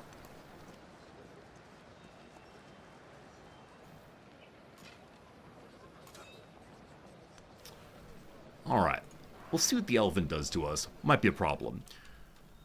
Okay, over here we still have you all moving. Got a little archer here. Scout there. The scout is from... I assume we're fighting them, so it's going to be the scout from Isnapura. There is an interesting city location here I've talked about making, but I keep getting distracted by other things. So, you're a scout. You're probably looking for this. We'll ignore it for now. Legion, forward to the borders. Archer, get in behind for now. A scout would be cool, but you know. Alright, so what did the elephant do? Has Rome taken damage? Did it just stand there? I have what is known as confusion. The archer here can just shoot. A promotion available on the level 1 guy. Nice. Yeah, assault so they can immediately attack. Nice also. Friends, an hour's passed. It's time for our first little ad break of the day. I appreciate you being here with us. We'll take a 3-minute ad break. We'll go ahead and play a little bit of crossword in the break. And we'll thank you very, very much. Earlier I was watching a streamer who, at least in the Civ games, just goes straight through the play. Does not stop for ad breaks. At a moment of, I get that. I really, really get that. Because Civ is a game that's very hard to put down for even a moment, as the time is such fun. Anyway, if you want to watch the crossword, consider throwing a subscription this way. Consider hanging out with me. Hope it's a good time. This puzzle is constructed as part of the New Yorker's masterclass, The Art of the Crossword. Take a behind-the-scenes look at how it was made. Yeah, if you watch the Cruciverbalist, the people who make crosswords, is always really, really, really interesting. But we won't look at how it's made until after we've finished it, of course. Immigration policy concerning the Dreamers. It's called DACA. Noir Alley Cable Network. I have no idea. Rocky and Bullwinkle, for example. Their tunes, that might be wrong, we'll see. Should've listened to me. I told you, possibly. A little in Avia. Avia is Spain, I believe, or possibly Italy. I believe it's Spain. Manos. Nope, that's wrong. It must be Italy. A product whose history provides the loose basis for the 2024 film Unfrosted. Is it like cornflakes? Something along cereal, I bet. Tricep training exercise. Let me dips. Oh, is it the Pop-Tart? It's probably Pop-Tart. No, it's not. Huh. On is a top. Long strings of duplicated and reshared text on the internet. Long strings of duplicated and reshared text on the internet. I want to say the lorem ipsum, but it's not that. Oh, copy pasta. Man, we're doing the young things, friends. We're doing the young things here. We're the young cool guys. Modifier of music genre is an alt. Gibson of the Fast and Furious franchise. Unfortunately, I know Mel Gibson. That's about all. Blank to Ivory. It's Coasted Ivory. Obligations. Duties. No. What else could it be? Onuses is gross. Obligations. IOUs. Dues. What's a cable network with a C in the middle? Like Turner Classic Movies, possibly. Instructions from a GPS. A route. Maybe turn left. We'll see. Universal donor's blood type for short. Oh, neg. I'm O-Pause, if ever you want to help me with a blood transfusion. Gemstone with a fire variety, it's the fire opal. Polite denial. No thanks. Not me. We'll see. A little in via. Oh, un poco. There we go. I think. No. You can't blank with your heart. It has own laws. It has own laws and thumps about things which the intellect scores. You can't reason with your heart. No, sir, possibly. Feed 2 birds with 1 blank. A PETA approved alternative to a classic idiom. So normal is kill 2 birds with 1 stone.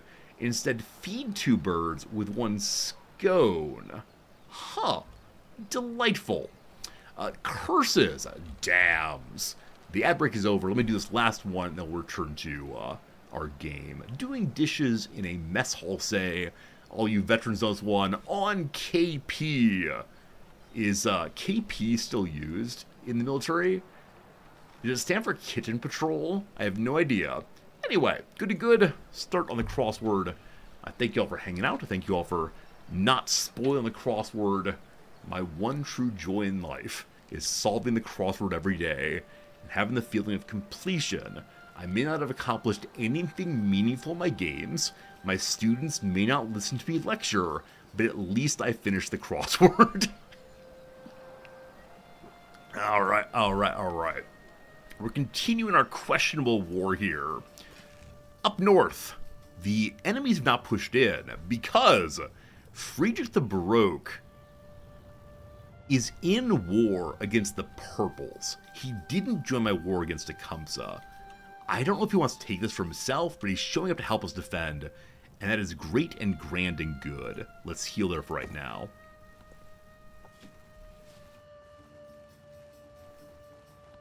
Hey! Milestone complete! Cultural legacy point. An option for wondrous heritage. Wonders you control get 1 more culture and 1 more happiness. This is phase 2, I believe? If you desire ease, forsake learning. If you desire learning, forsake ease. Alright, learning is hard work, but it's worthy work. We have the Nalanda. This is a wonder of history I actually do not know at all. I'm going to look into it at some point, but the Nalanda looks possibly subcontinental Indian, possibly. Anyone know what Nalanda is? I'd love to know if you want to look it up for me. Hello, J. Lowry. I'm having a lot of fun with the game. Hope you're having a good day, my friend. Yeah, but CivVII is so much fun. Have we nuked anyone yet? We have not. I'm considering making like a bot command or maybe a quick clip to explain my feelings on this game, because I really want to give a clear statement on what I think of CivVII without having to explain it live each time. So, the number one thing is having a good time. Nalanda is a renowned Buddhist great monastery in ancient medieval Magadha in eastern India. Hey, cool, thank you. So it is a Buddhist monastery in India indeed. Swell. So our building then turns to... It should turn to the academy, I think? Team, has this happened to you also? Where you put a second building in queue, and when the first building stops building, the second building doesn't build? I think it's happened twice now. It's just surprising. We add it to the barracks, I believe I decided. For the maximum science, I think. Though putting it next to a brickwork seems weird. Putting it next to... what is this? The palace could be great. I'll probably end up building 2 of them. I think we're going to be going to the Academy Survives Forever. Maybe. Alright, we got more codexes! So, science, science, science, science, science. Are they all installed? 5, 5. We need 1 more to finish our current mission. I believe that philosophy gives me 1. It does not. I believe that mathematics does. It gives me 2. Nice, nice, nice, nice, nice. We're on the way. Gonna be great. Okay. Hello to you, Pompeii. Pompeii is the least unhappy of my unhappy cities, I believe. Where do I find happiness? I just click in, I suppose. Hello, Pompeii. Only -2. Is there anything I can do to give you happiness? I wish to expand you. 1 smiley face. That's gold. Sorry. Smiley faces over this way. People love the chicken farmers. So good, so good. So 3 food, 1 smiley face. We're still growing this town. And I don't exactly know why. But it's been a fun time. I guess we head to the iron there. This is... no, this is actually part of Neapolis already. So, I guess we'll just take the happiness here for more food. Or production? Production. Changed my mind, sorry. Alright, a leader has got another attribute in science all the way. Our first one, for doing a science playthrough, we've done so poorly at this. That said, it's the ancient world. Who knew science in the ancient world? Like, Aristotle's looking at stuff. Aristotle's saying there are islands on which rats eat metal. He's claiming that women have 1 more teeth than men. I don't know how he got to this one. Aristotle was married. Why didn't he just look into his wife's mouth? Or maybe his wife had 1 more teeth than he did, or tooth than he did. Aristotle's science, it was a good starting place, but had some strange beliefs. Grav, how's it going? Alright, more science, more good. Throughout the ages. Permanent buff, I believe. We see that Dalal has exploded. Not my problem. Up to 150 influence. We lost a bunch of influence when we took the crisis issue of our people no longer give us influence. Tikawanka wants 170, so 20 away, good to good. Also, a Great Works Codex has been given. Awesome. Okay, so we can just keep fighting this thing. I haven't seen the elephant attack the city. Is it possible they can't? I don't know. Legate number 1, sorry, Legion number 1, you go here. Unpack yourself to this location. Legion number 2 inside, you get unpacked here. Very good. The Legate has orders both of them to attack simultaneously. Right here.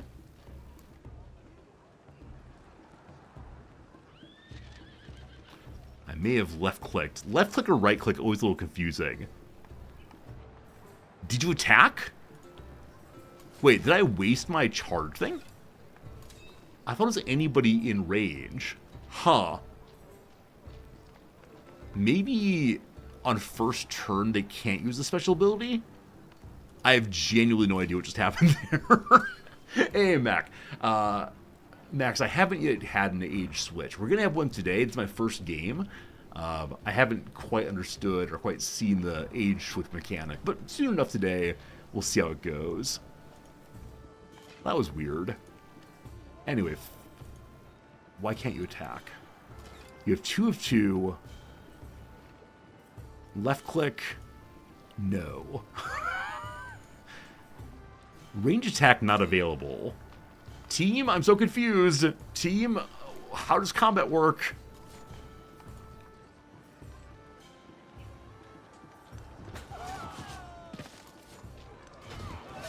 Okay, we attack it aggressively that way. I mean, a backseat? No problem, Mac. I know about the Max. I know about the age change is one of like the big changes in this game. All right, archers, just shoot. Archers, please just shoot. Hey, we're still Lafayette, Brick. Good seeing ya. Archers step back one and then shoot.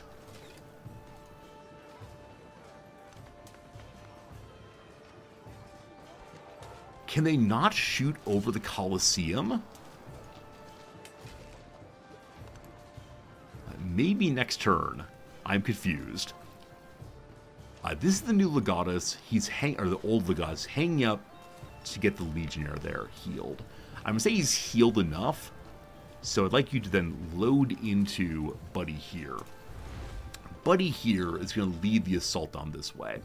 So you head there, you get there in, I don't know, 1,000 turns. Over here, the archers, if we step in 1, we're in range of Isinapura. Just a little peek. Nothing right now, actually. Interesting. So they've moved the defender somewhere else. I have some surprise on that. Next turn, we're crossing a river. Next turn, though, we can start firing in that direction. Okay. What happened this turn? Ashoka wants to get out of the war.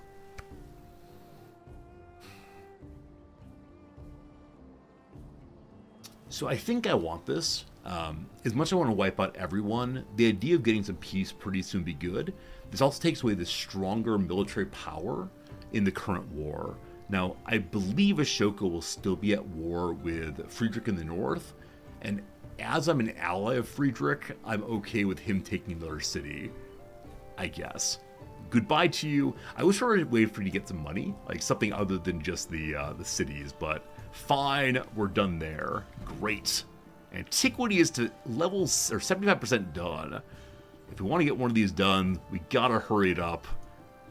The path of science may not be achievable, unfortunately. It may just be the path of war. Hey, Steve, good seeing ya. Are we under attack? We're under attack in a very minor way. Luckily, the enemy that we're going to destroy there, Ashoka's, has actually disengaged. I should have refused the peace till we got the kill to give more experience points to my commander there. But mistakes made, all good, all good. Alright, we want our commander to load everybody up again. Excellent. I like that graphic so much. Every time it just like sucks them in, it feels really, really nice. Alright, you're already moving forward. Awesome. No defenders here. Archers forward. And then you can fire this turn, actually. Lovely. And we could attack with the Legion, take a bit of damage here. I'll go ahead and do that. I'll go ahead and do that. I'll go ahead and do that. Hey, Mara, good seeing you. The age transitions are strange. I'm looking forward to seeing how one works. Though my sense is what? It's going to be weird going from being Rome to snap something else. But I understand that's the mechanic they're going with for this one. And so this is going to tell us a bit about how ages move. Some, if not all, of the units will survive through the age transition. At the start of the exploration age, 6 units will remain to defend your settlements. The rest will be assigned to commanders, as long as there's space for them.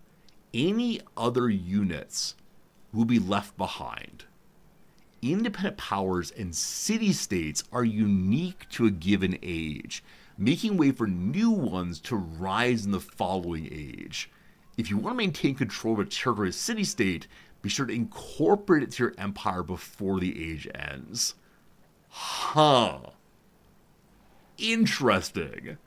So someone has spent a decent amount of influence on picking up city-states. Unfortunate. Unfortunate. I don't have that many troops, but I think what I'm seeing here is make sure you have enough commanders for all of your... Yeah, enough commanders for all of your people who are not going to be assigned. Now, I expect this is not 6 units per settlement, but 6 units in total. Maybe it matches your settlement cap. Huh. Hey! Thank you, team! Thank you, team! We did math together last time. We did the math together of how do you sum multiplied numbers. And you all understood how math worked.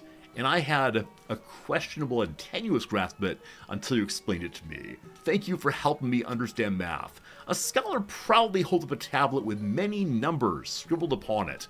The answer is 19,607, she proudly declares. Her rival frowns and returns to his desk to craft a new and more difficult mathematical puzzle. Close. I don't know. More science. Speeding us along, very good. The academy is built? Hey! 1 turn from philosophy, the academy is built. At mathematics, we get a codex, and that will allow us to finish that part of the legacy path. Awesome. I don't yet know what the next element of science path is. I suspect it's put a bunch more codexes out. Yeah, you can't see, unfortunately, until you've unlocked it. So because of that, are the academies unique? That's too bad. The monument gives us science fun. But again, it needs mountains. We just don't have that.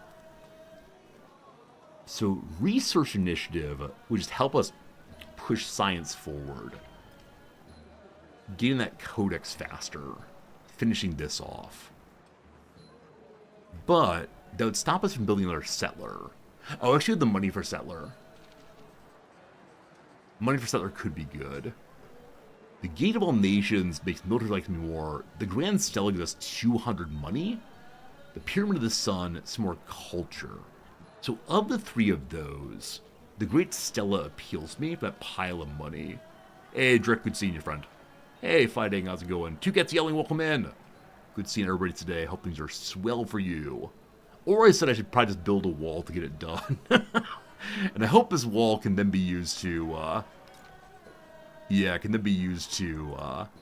build a new wall in the new era. Bath is more food. It's not ageless, though. The non-ageless buildings I'm deeply, deeply concerned about. What's going to happen when the transition happens.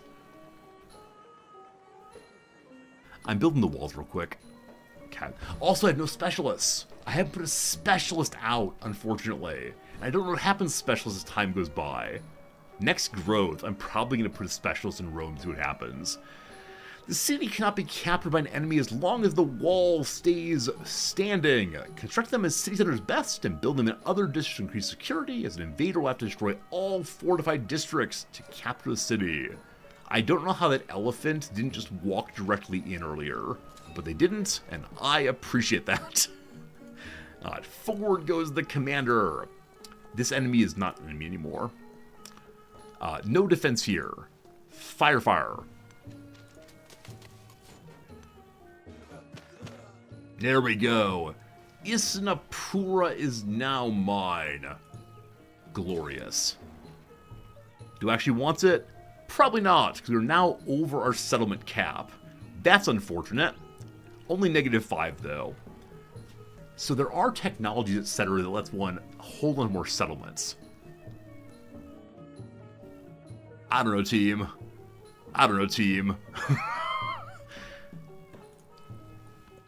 Okay, I mean, keeping settlement feels nice.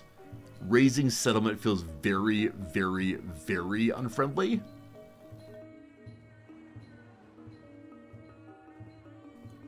Only -5 happiness. This is fine. Happiness throughout the world is 0. -3 in Rome. Well, well, well. Well, well, well. Okay.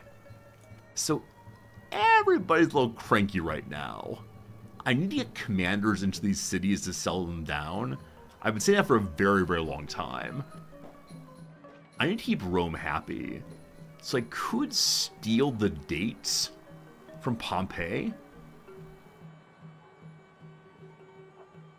Sorry, Pompeii. You've been some good people. Wait, how do I unassign? Isn't there a way to unassign? One second. Drag and drop? No. Click? No. Right click? No. Huh. Hey, Gray, how's it going? Is it not possible on a assign team? Like, once there's assigned at that? Oh, you must wait till new resource is acquired. You can only reallocate if you get a new resource. That is something. This salt here must be taken. That would help us immensely. And salt helps you produce more units more quickly. Alright, well, cool. Well, cool indeed. Alright, archer friend, you just post up here. Good night.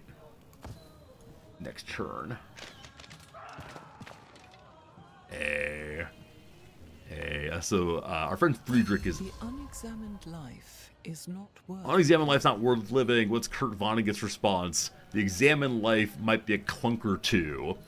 We got ourselves more policies.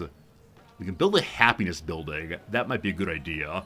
And more science from specialists. I haven't made any specialists yet, unfortunately. We built the wall. The Roman wall gives 100 health and 15 defense. Please don't fall apart later. Is assault out of range? A good call. 1, 2, 3. It's in range of Instanapura, our newly taken city. Commander guy, you have a troop here. So, Commander guy, deploy your soldier here. And then Commander guy move here. And then Commander guy can't order an attack, unfortunately. Only had 2 moves. So, archers, fire. Healthier legion. That's you. Attacks and kills. They can't attack this way, unfortunately. So someone forgot about how mountains work. Nonetheless, archers dealt with fantastic. We need some healing here, but that's okay. Cool. Now, you fine folks can also deploy. We see some archers. We're going to walk forward 1 step the whole army. We're going to deploy Legion. Oh, can you not deploy after moving? Rough. The characters inside had their own pool. Well, we're gonna stand here intimidatingly for a turn. Good. Civics are up. I need a way of having more cities, ideally. So, does the Code of Laws give me a city? It does not. Unfortunately. Does Public Life give me one? It does not, unfortunately. The Oracle seems cool, though. If you haven't done a recent study into the Oracle of Delphi, apparently she was getting her visions by eating magic mushrooms. Absolutely fascinating. Or that's the claim of archaeologists in that area. Tactics surely does not help us with this. I ran the philosophy line very quickly. I don't know if there's a reason to do so, but it was fun at least. Skill trades, no more settlements. Commerce, no more settlements. It is possible there's nothing else that gives me a settlement on this line right now, unfortunately. With philosophy finished, though, we did get a new social policy slot. I don't think any of those will help us with our settlement cap right now, unfortunately. So, fingers crossed. Other things then. The Emile Bell unique diplomatic endeavor called the Ginseng Agreement that grants food to both folks. Also diplomacy point. Tactics. More production toward making the military. Does this carry forward to the next era? I have no idea. Mastery here. Mastery is citizenship. More culture for every city-state we're suzerain of. That'll help us until the next age, apparently. Actually, skilled trade. More gold for all imports. We have 1 import right now, maybe 2. Can we get to commerce in time? I don't have enough resources. I need more resources coming in. This is why I want to build that new city I talked about before. Now, do I want to go over the settlement cap again? I don't know. Might be a real bad idea. Okay. I'm going to take tactics because it seems like a basic thing and give us 2 production, and that would be pretty cool. There's a lot of hemming and hawing for really nothing of value. Over to settlement cap. Please stop. Maybe get some civics. Please stop. Is anyone else over the cap right now? It was only me. Do we have anything to give us 1 more settlement? We most certainly do not. Scholars give more science and specialists. I have no specialists right now. Hopefully next turn or next growth I can. So I'm going to take this with a mind to ruling scholars soon. Is there anything I don't want here, though? If they don't want me breaking the cap, they want to put it in. I mean, this is how it goes for me in games, right? Either I'm overstressing my economy, or I'm over the domain limit. It's just the life of a Paradox gamer, I'm afraid. I gotta learn how not to do this, but isn't it fun doing it? Yeah, I don't see any of these being especially important right now. Unless I force specialization on the cities, but that would not give us more happiness. So happiness and science are things we want most of all. I think we keep it as is for right now. Cool. Alright, the turn is end. Hello, Crosslight. How's Fritz on this day? Fritz is doing well. Baby Fritz wanted double treats today, but he said no. He said no to that. But Cat Fritz is good, thank you for asking. Okay, so you're a settler of Friedrich. I don't know why you're here, please stay away. What do I teach in Tokyo? SB guess. You have to guess what I teach. I'll tell you if you're right or wrong. But what do you think? I want to buy a settler here. I can't. Why not? 560 now. Do I teach English? No, I'm not an ALT. I'm not one of the English speakers that come here to teach English. But thank you for guessing that one. It's a fun one to guess. So Settlers 560 maybe soon. I'm sorry for your sadness. It is a reasonable guess indeed. It is a reasonable guess indeed. Okay, so Trade Outpost gives +2 happiness per resource. So 2, 4, 6. Possibly 8? I don't know who owns that. No idea, genuinely. It's like 2, 4, 6, 8, possibly. That's not enough to help you out. Philosophy! SB, good job! You knew it was one of the humanities, you got it eventually. Yay, philosophy. If Neapolis goes to happiness, they'll definitely be cool. So, no more growing ever again. Actually, yes, growing, but nothing else. Do I teach econ? I could teach a class on heterodox econ. I've talked to the chair of economics, and he doesn't want me to do so. He's uninterested in non-orthodox economics, and I think it's very, very sad, because I think a student should learn all the answers. But he does not. So with that change, Neapolis is now happy again. I don't believe I can make anyone else's happiness return to me. Well, Pompeii at 6. 1, 2, 3. I mean, you can go that way. Happiness for everyone. Happiness. Great. And then Rome. Rome's having a bad time still, and I don't think it fixed it, unfortunately. What kind of economics? Heterodox. It's the opposite of orthodox. It takes the assumptions of the contemporary field and their theories and says, aren't there other ways of looking at it? And, yeah, unfortunately, none of the economists here are at all interested in anything other than, like, rational market theory, and they'll read about behavioral economics and say, oh, that's a cute game, but they are, I think, a little bit behind the times, and, there's some pretty cool ideas that are leaving out, unfortunately. Okay, so both of my my soldier dudes here are in pretty bad shape. They can't get there this turn, so I think loading you into the city... Oh, you have to walk around, of course. I keep forgetting that. Or into the commander's fine, too. Did you really move already? Wait, stop your move. Stop. How'd you lose your move points? Did you attack? Huh. Maybe I ordered them forward and just completely missed it. Anyway, that's exciting. Slight mistakes there. Speaking of slight mistakes, we also have the army altar here. Huh. I occasionally forget which turn I'm on. I must be on the same turn where I move these folks. Very good, very good. Our commander's taking big damage. We don't want that to happen. We'll fix that presently. Good, good production time. We finished building...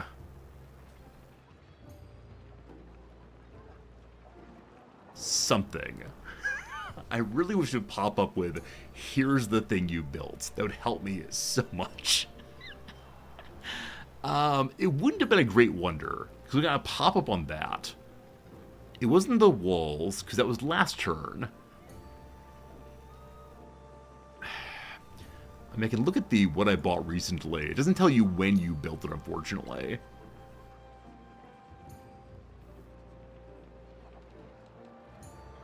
I don't think it was the Academy. I have no idea what we built most recently. Genuinely unsure. We don't need food in Rome, right now at least. Amphitheater, yay, science. Is there any happiness building I have right now that would benefit from adjacency with one of these? What are my happiness buildings? I see a lot of negative happiness. Oh, the Temple of Jupiter does give +3. I can't see the adjacency bonus, though, can I? Yeah, unfortunately not. Huh. We need to get the wheel of our next technology, incidentally. I think in 2 turns after math is discovered. No idea what I built here before. Does when you build something influence something? So the wonders can only be built by one nation. Angkor Wat gives happiness. More specialist limit. Must be on the river. Fine. Fine. No spot's really great for it. This spot, though, gives 3 happiness and some other things, too. That tile becomes urban. And Rome stands undefended. It's the announcement of this group here. Okay. I can now unload the dudes. So, Archer Dude, I'd like to unload you to here? I'd like you to fire onto here. I actually don't know who's strong against Spearman right now. But Legion Guy number 1.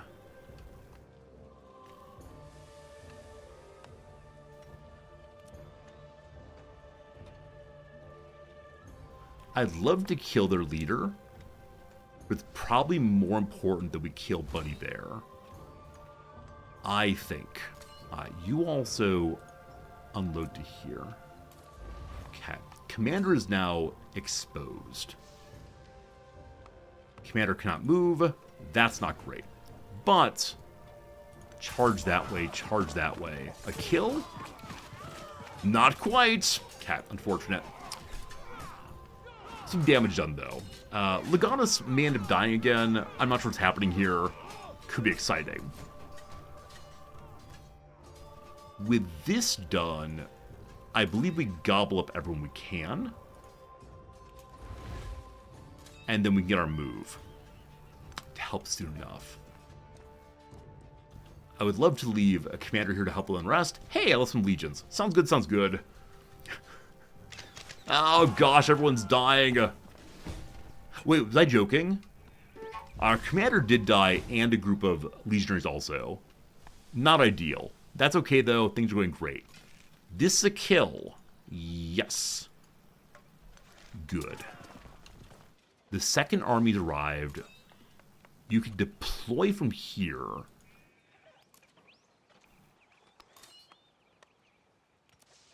Okay, there. This is the new never heal your people strategy. I gotta say, it's the best strategy I've ever come up with. And it's truly, truly amazing. Okay. So because the Legatus did not move, he can order people to attack together. First, the archer. Yes. Great. Amazingly, I guess the commander can't fight back. Cool. Commander down. That seems not to experience points to our commander. Or maybe he was too far away? I don't think so, though. They do have a group of archers they can fire out right now. No overtime if you don't have to heal. I like your strategy, my friend. Alright, you're inside border. Heal up, please. Rome is defended. Also, Isanapura is. Well, sort of. They have a troop right here. Don't you worry. Okay. This troop is not in range of being fired upon. I believe they might die, though. Well. Oh, there's more archers. Oh. Okay.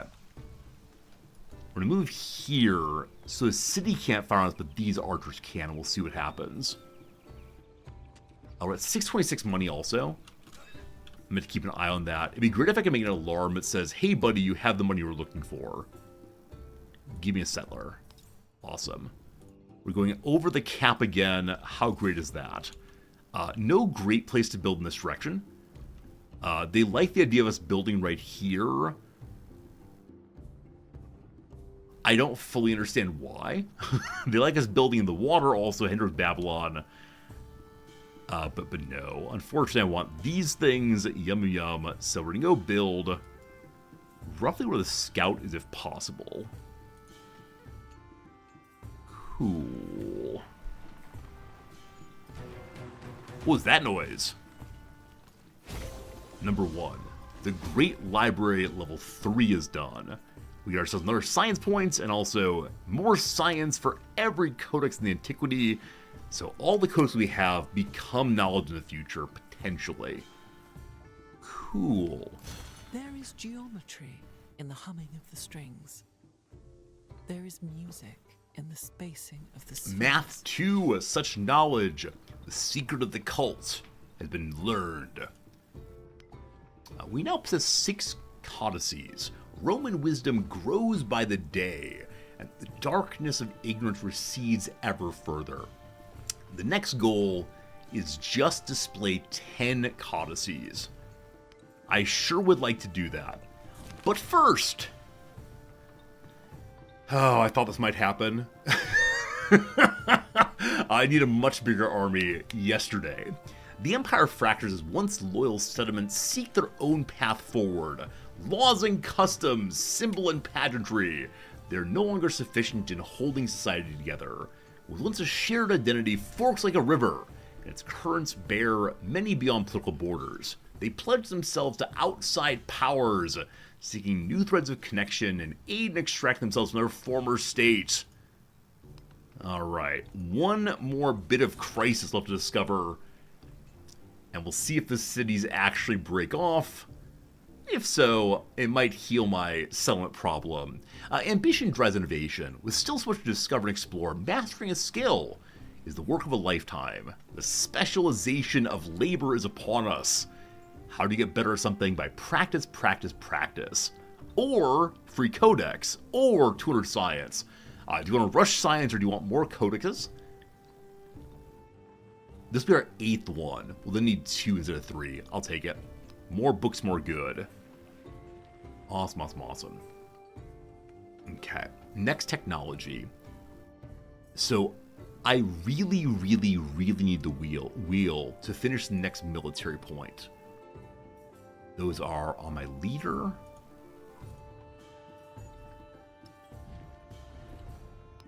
Okay, next military point is our 2nd one.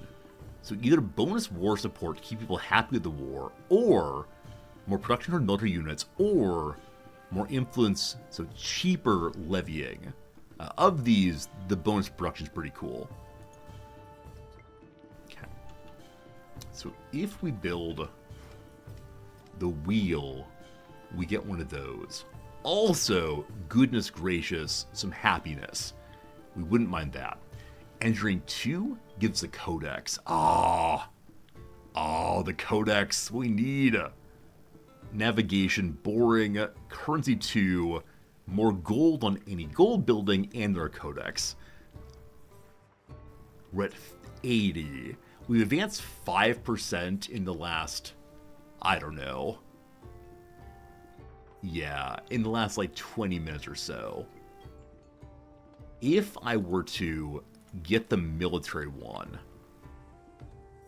it'll add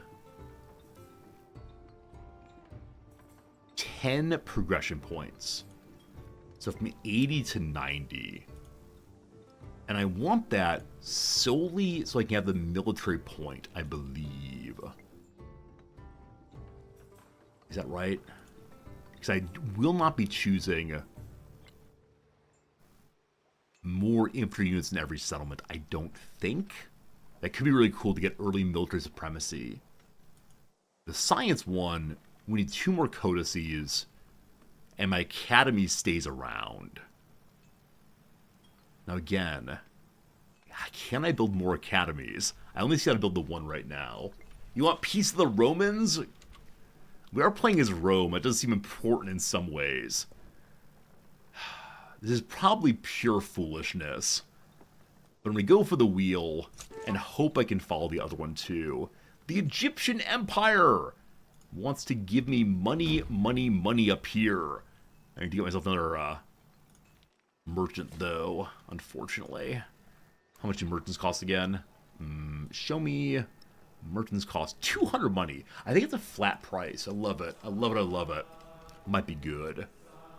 Crisis policies. What is the next bad thing that happens?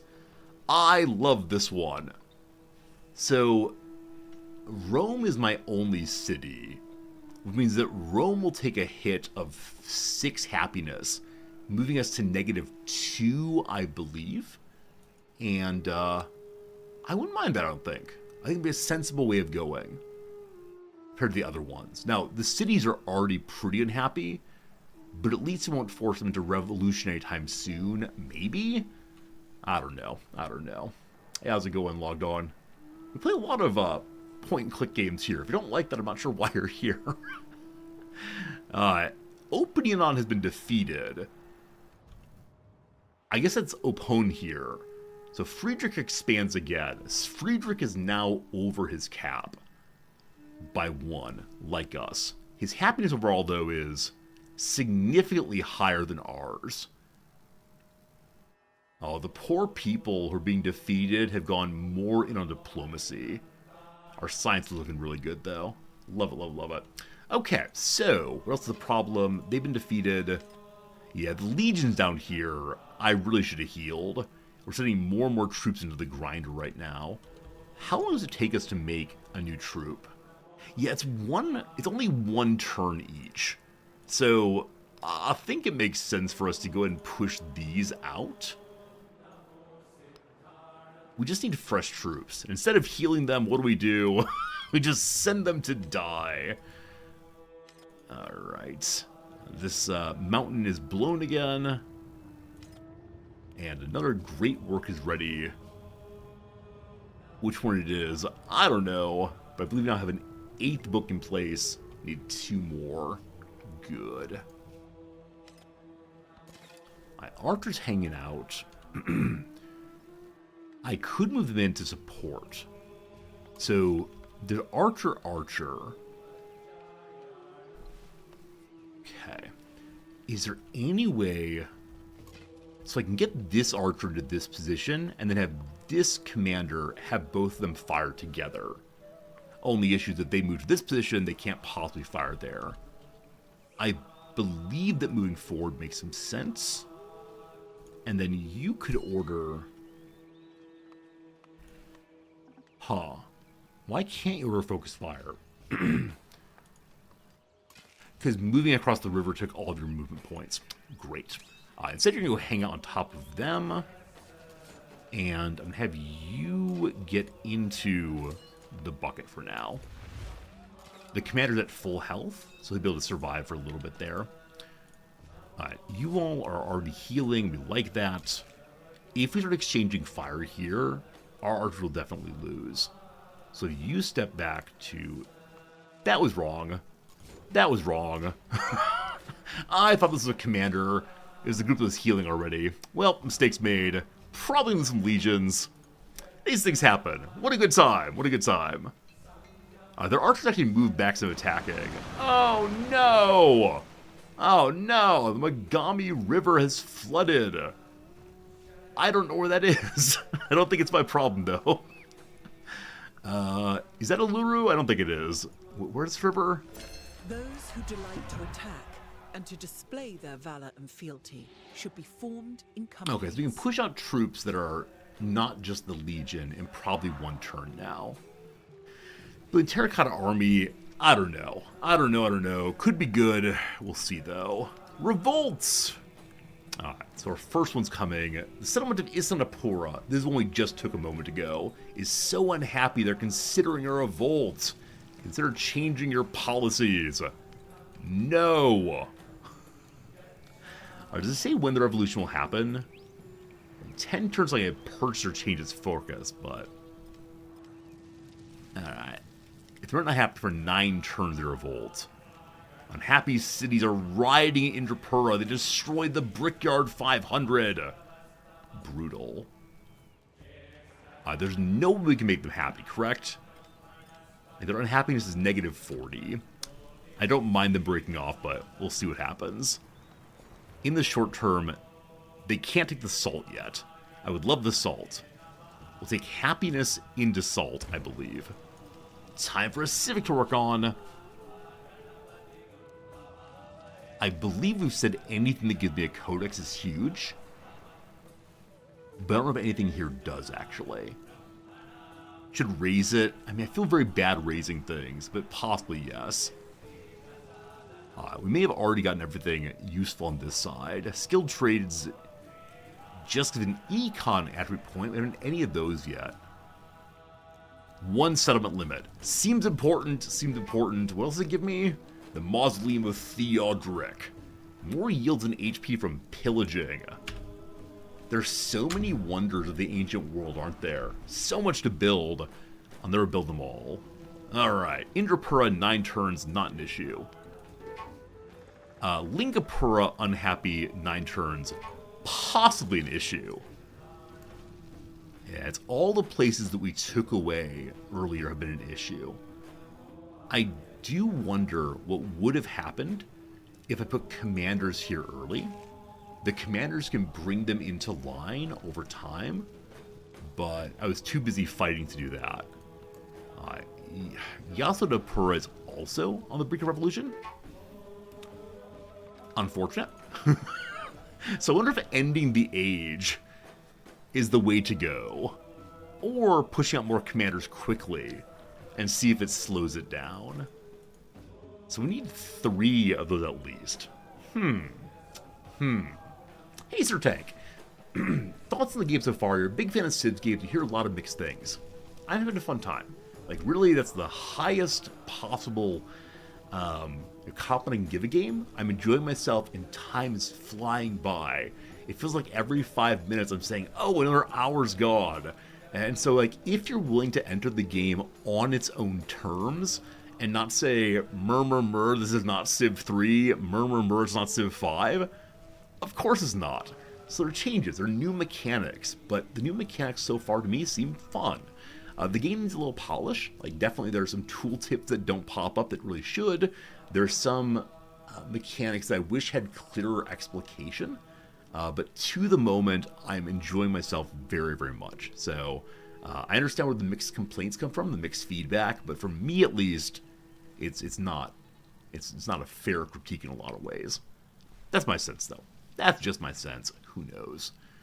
Indrapura, also thinking of breaking off. Rough. So if I move it to Trade Outpost, we get some happiness. I don't know the relationship between happiness and actually revolting. Like, if we give them, I don't know what resources they have here. Can we see on the side? Not directly. Maybe they have no special resources? That seems very unlikely. Let's see. It was Indrapura. Yeah, you have 1, 2, 3. So you get +6. I don't think it helps very much. I don't want to give you Fort Town, though, because if you give you Fort Town, it might lead to better defense when you break off. Trade Outpost it is! Just yum yum yum, give me money, thank you. I made a settler earlier. Is my my enemy sitting on the spot that I want to build on? Are you really? I want to say, what a jerk. Am I actually going to fight my way through this guy? Oh, what a jerk, seriously. Completely ungentlemanly behavior, that. Indrapura broke the brickyard. Lingapura broke the woodcutter. All these nice things I made for them, they've destroyed. Mobs are not cool. Revolt worries, etc. If I get out of the war, it'd help a little bit, I think. Maybe. Okay. So, New Legion has been created. They come from the barracks. New Legion heads forward. Amazed that Old Legion here did not get destroyed. Very, very happy on that one. So, Old Legion, let's get healing. Archers, let's get healing. Commander, you have no one in you. I'd like the archers to join you. Join the army. Good. And then commander, I don't know. Hey, Odd Blue. Thank you for adding a little clip there on my sense of the game. I actually want to watch real quick, folks. So quick break from actual gaming to see if my quick review here is what I want to put a link on. So when people ask, hey, Resorty, what do you think of the game? I don't have to repeat myself again. So pardon me just briefly. We're going to go to Big Resorty. That's not true. We're going to go to this screen real quick and listen to the words of past Resorty. If not, we'll go ahead and record one right now, pretending like someone's asked the question. Let's see.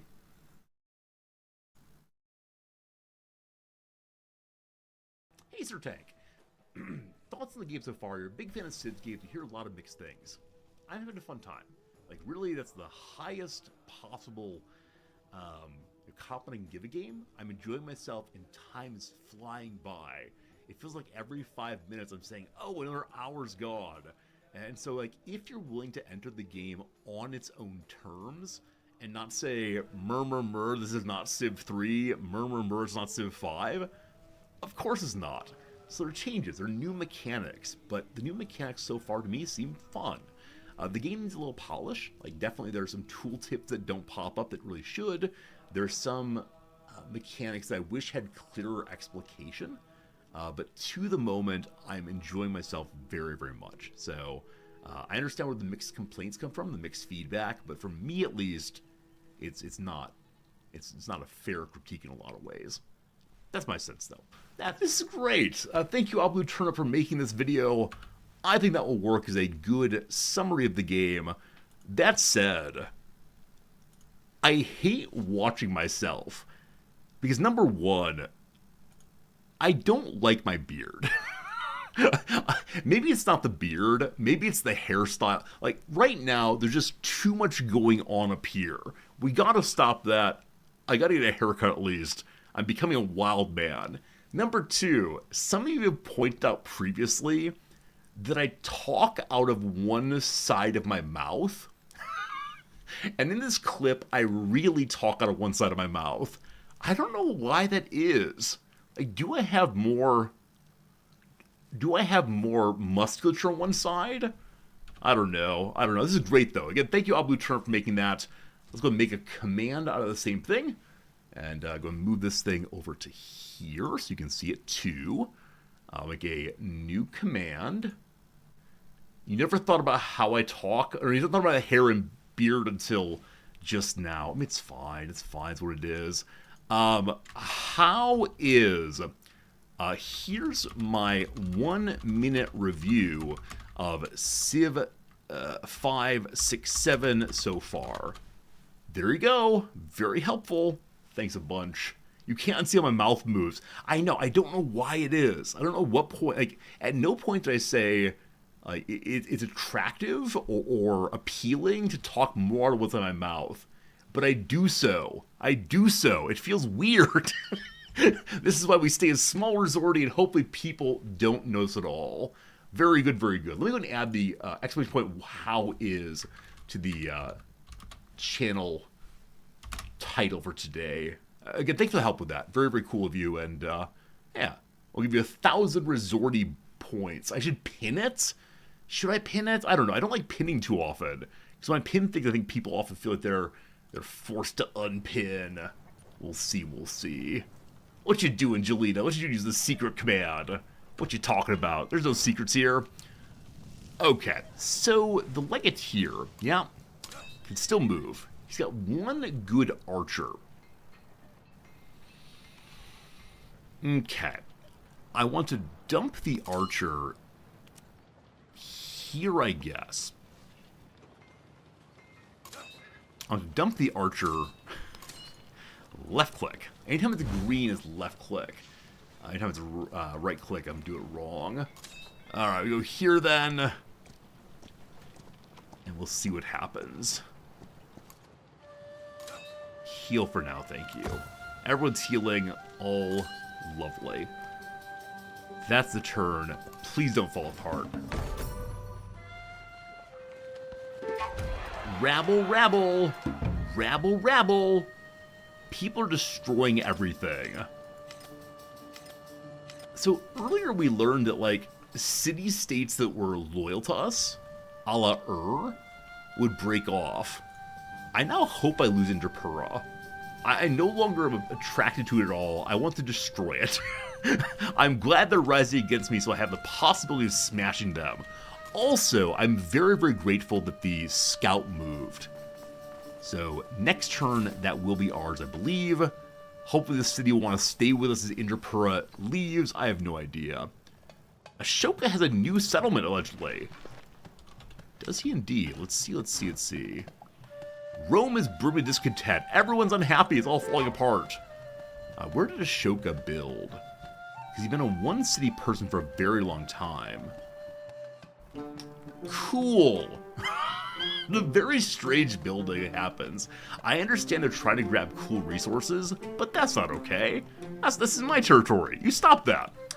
Friends, it is time for a once-an-hour ad break. 3 minutes of ads in order to get 57 minutes of gaming content. It's 11 a.m. my time. We got 3 hours still to go. Almost said 4, sorry. Got to teach today, though. So on teaching days, we do only have those brief 3 more hours remaining. So thanks for being here.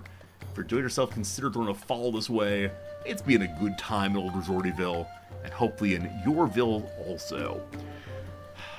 Not ditching, could be attending. We'll see. Zoom in. I love it. A meeting link, a Zoom link you click. Has harsh words for pans. Oh.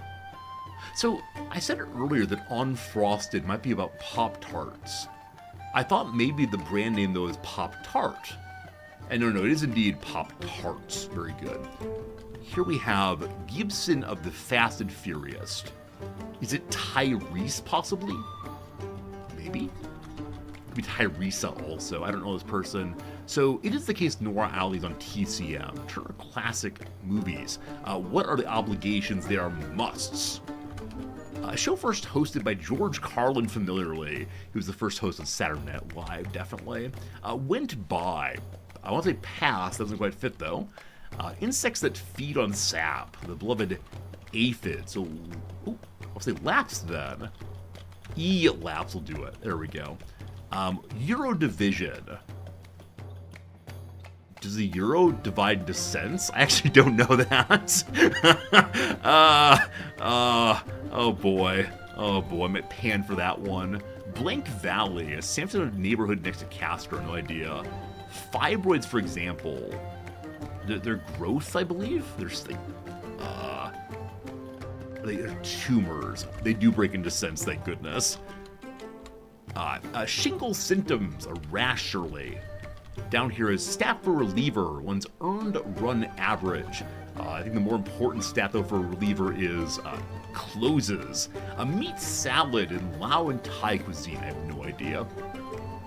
Miranda July book, heralded by the Times as the first great perimenopause novel. My wife Noms knows Miranda July, I don't though. Oil workers profession. Oil workers profession. So a massage artist gives oil rubs. It could be a mechanic who works with oil, like filling up your oil in your car. Anti-something seems likely. What though? I have no idea. I'm gonna cue there for no good reason. Negative energy, bad vibes. Is this channel where we say good vibes, good vibes? Do we get good vibes here today? I hope we do. Garfield's Slobbery Pal, Odie the dog. A sport whose highest rank is Yokozuna. Friends, we got a new Yokozuna recently. It's Sumo. Last one for now. What glands do? Glands regulate hormones. They secrete. There we go. Angel dust for short. Thank you, Dare, for teaching me angel dust is PCP. We love it. We love it. Good vibes only, fam, indeed. I can't steal the good vibes slogan from other streamers, but I think it nicely describes the kind of things we do here. Wholesomeness, perhaps. Our war efforts falter as to come support and the conflict grows. I could just get out of the, I love it, Jim, thank you. I could just get out of the war. But I must win. We're so close to taking him down. He's been against us forever. Exactly, Drek. Exactly, Drek. You know who I'm talking about. Your friend of mine, Ko, a very cool streamer who is just so darn chill. Okay. People are opposing the war. They're not enjoying it at all. The Colossus has been built by Friedrich. That means that Friedrich has followed economy, I believe, to get there. Yeah, he has the most money. Also, my beautiful, beautiful cities are falling apart. So it went from 70 money to 42 money. Ko even follows me. Yes, there are a number of very large streamers who follow me because years and years ago, some of my viewers, community members, decided it'd be a good idea to go talk to their streamers and say like, hey, Resorty's really cool. And so they followed. I don't think they've ever stopped by, or if they haven't unfollowed at least. So who knows, maybe someday I'll draw the attention of the giant streamers. Okay, Yasa Depara is definitely breaking up as a boy. Hey, dogs, how's it going? Good night, my friend. Streaming this made it easier for you to buy the game. Hey, I hope you enjoy it, dogs. Yeah, it is the case that I'm generally pro any game, but I'm glad you're enjoying this one for sure.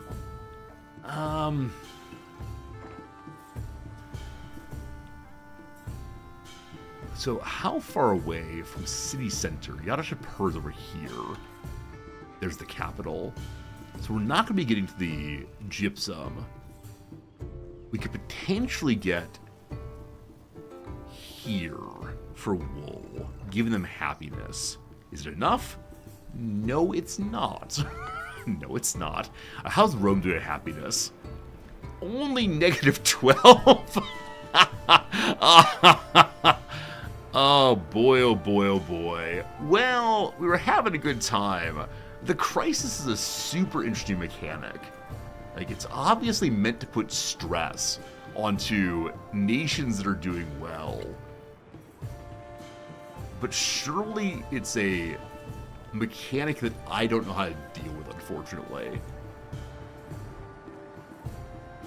Huh. They're big angry. I don't know how to fix that. In 5 turns, the Angkor Wat will give us some happiness, I believe. Goodness, goodness, goodness. Also, we lost a codex? Wait. We had 8 codexes before. I saw that someone destroyed a library. That wouldn't be you. Is it? No, it's not. Huh. Well, why did I lose a codex?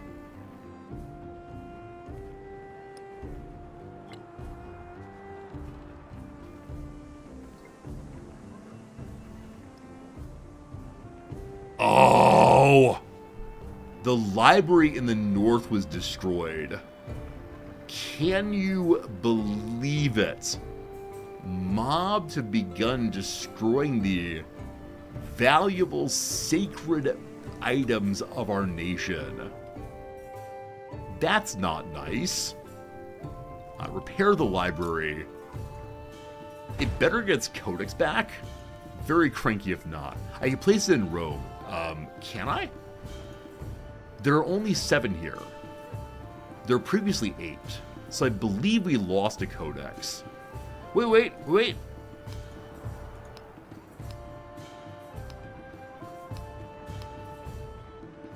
We have 8 again. The archive. The archive is where you assign them from. I thought it was a showcase. Thank you, Sock Thief, for knowing how to make sense of the UI. I really appreciate it a whole bunch. Alright, where are we going now? What are we doing now? Their archers did not move forward. If we step in, it'd be so cool if we could see the cost of a movement before we take the movement. It's a river, so it's 2. It's a forest, so it's 2. Not ideal. Okay. Cool. You all are healing. I hope the Legion can heal inside of the commander, which is a very strange thing to say. You fire. Now if we begin exchanging fire, ours will probably win. How close is your next promotion? Oh, 1 more point. 1 more point. That's going to be so great. And what I want to know is, can we make you hold another troop easily? Is it logistics? Okay, so it's stage 3 logistics.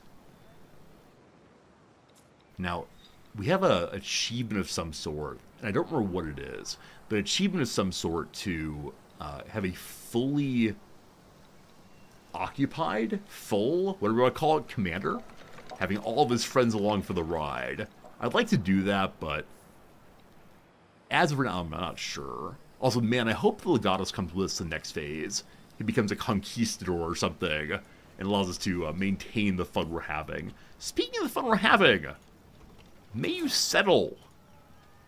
May you settle next door. No moves remaining. Alright, so you've already taken your move this turn. Turns are getting long and interesting. I'm going to move you forward. That's 2 turns, correct? It is. Giving more targets for the archer. Fine. This legion is full. It's able to move. And then not able to move there, is able to move here. More friends of the commander, very good. Oh, you have to have multiple kinds of units in the commander. It's not just having full. Oh, okay, very good. It has to be full of 1 of each kind of unit. Understood. We have neutral happiness in the world. Maybe it just won't show me the negative. Who knows, who knows. You all must heal. You all, another new legion. We're definitely marching directly on Hariharalaya. And I want to get rid of this city. I'd like to have this one that's so much bigger and has more interesting resources. But, for now, forward you go. I give you a turn. Hey, promotion! So apparently our people being shot gives promotions also. Well done, Legatus. Level 4. In 2 more levels, you can make a free settlement. Not that we really want that, but still. Okay, let's look through and see what we got. So we could continue the Bulwark line to 2 combat strength for our land units in the radius. I wonder if there's a way to get a bigger radius eventually, we'll see. Or more combat strength and fortifications. We haven't really done fortification at all at this point. We've been very offensive, not defensive this time. Or we can get 2 combat strength for range units, or 3 combat strength for cavalry. We have no cavalry. We'll be unlocking chariots in just a moment, but I'm not sure. Or 1 gold for each unit inside the commander. This will negate their cost, I believe. More production where you're standing. Can move 1 more movement. It ignores terrain movement restrictions.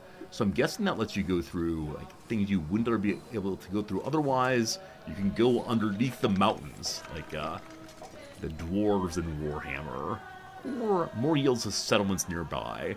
I'd love to have that if we weren't fighting. So we're going to take the bonus to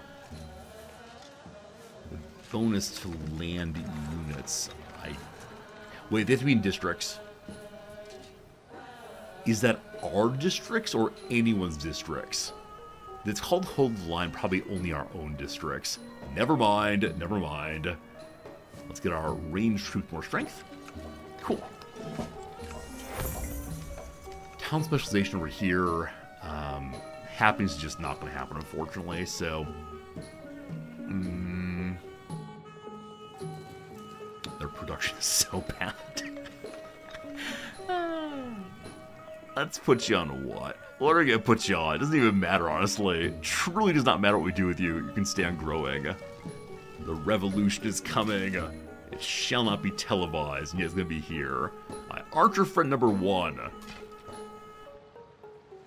It's going to be easier for us to get our land military to this one. If we attack together, we can kill this group. So you fire here. You the same. Awesome. Very good, very good. This group is going to attack this way or this way. Commander, go to here. You're at full health. Pick up everyone you can. Nice. Nice. The archer is still loose, but okay. I'd like you to heal, but that you move, you can't heal this turn. So I'm hoping we'll draw fire onto the commander. Forward. Oh, you absolute jerk. So the scout has returned to the place I want. Frankly outrageous. There's fresh water down here. Like, we could go set up here instead. Is that a permissible location? Gosh, they don't like it. Oh, that's very, very rude, dude. Very, very rude, dude. I guess we just wait a turn and hope that they move. Maybe. We're 81 on the crisis right now. So if we push here, it'll be 91. Science, we need 3 more codices. Did it not update or did I actually lose another one? Did they sack my library again? Let's see here. So they did. So they did. Everything lives in Rome for right now, I'm afraid. Putting user writing steel won't do anything. I think commanders will. But I'm so focused on taking this thing that I'm not sure what I should do, frankly. Yeah, I honestly don't know. Also, why can't I select you? Hello? Hello? Well, they live there now, apparently. Very well. Word lady, I usually don't call it followers. I like your name very much, though. They want the war to end. They won't give me anything. I continue to reject. The Rubicon floods, the 4th time in the playthrough. Oh, no. Why would this happen? What did we do to the gods? We made a temple for Jupiter. Maybe not enough temples, though. Also, I don't recall what his bonus is. Okay, so 2 turns. We haven't crossed it enough. The Rubicon's very cross. We haven't crossed it indeed. 3 turns on Anchor Wat. Should repair stuff right now. I usually repair immediately. I would just like this to finish. Rome is negative 12 happiness. This is bad. This is all of questionable goodness. In the short term, any happiness, like big happiness here, a lot of little happiness. Alright. Iron is more combat strength. We've taken all the special resources. This is unfortunate. Or Jade. Jade gives more gold. We're 263. Surplus influence. Influence is squandered when hoarded. Oh. Is there a way I could get happiness out of our influence? Hello, Jan Friedrich. So if I improve relationship, I could probably set up another trade group with them somewhere. Culture exchanges, culture points, reform. I forgot I have this. Reform is Lafayette's special ability. If I accept, I receive a social policy slot when it finishes. We get some bonus for social policy slots. I completely forgot we can do that. He accepts my reform. Alright, everybody else want reform? I know you hate me. You want reconciliation? Yes, good. You can trade other luxury goods for SIDS for boost happiness. Yeah, we definitely can get happiness trade items from somewhere. Also, Babylon, my little friend here, has not yet taken the silver. Babylon.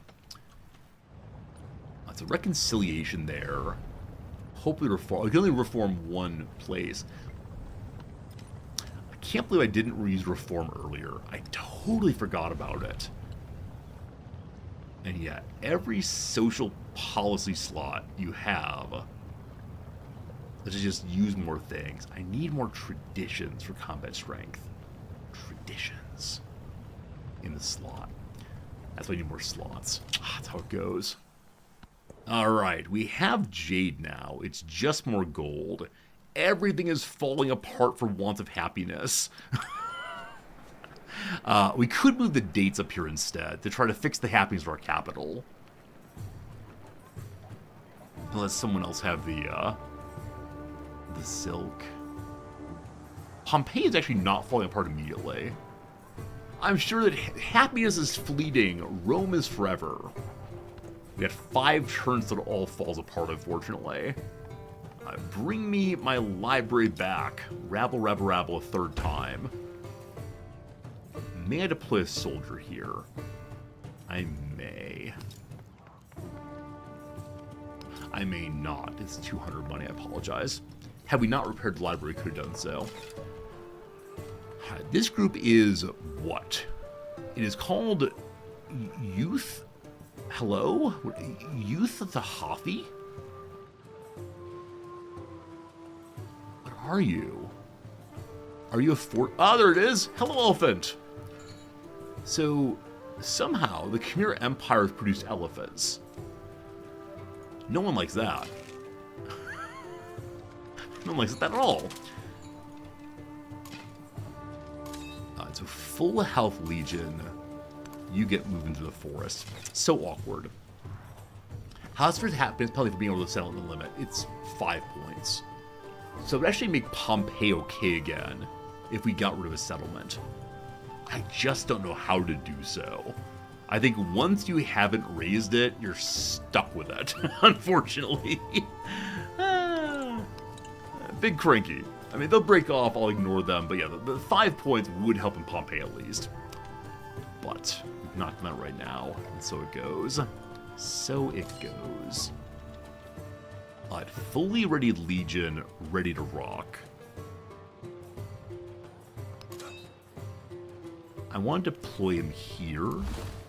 I don't know what the relationship is between Let's see, I can see. Combat strength here is 25 versus the 38 combat strength of the Yuthahafi. So, that's not great. That's not great. Oh boy. Alright. We have archers to help out. Did you already fire? You did. Okay.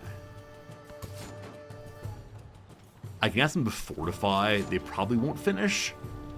Let's see how it goes. They're just hanging out anyway. Legatus. You'll keep these inside for right now. So you just skip your turn. Okay, delighted to see they finally moved. So step to here. Build us settlements.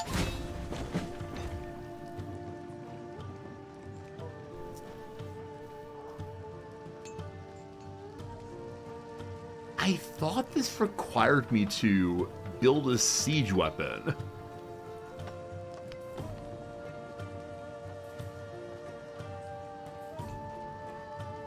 Huh. Well, maybe it gave a free siege weapon to that city? Anyway, civilization unlocked. I had no idea there were civilizations unlocked.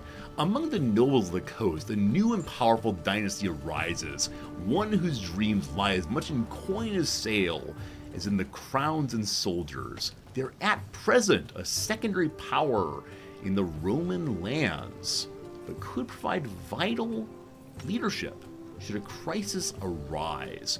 Have 3 settlements and city centers on a coastal tile. Congratulations! You finished Pax Imperatoria! There's a legacy path screen to see what happens. Alright, so if we want to, we could be big golden age. It says gain an infantry unit in every settlement you conquered, but they all might break off. Okay, I thought the next step required 1 siege unit along the rest. But it simply have 12 towns. So the steps help you get in the direction of the Golden Age, but they're not required. I see. Okay. How about some science? Just 2 more codexes. Wouldn't that be great?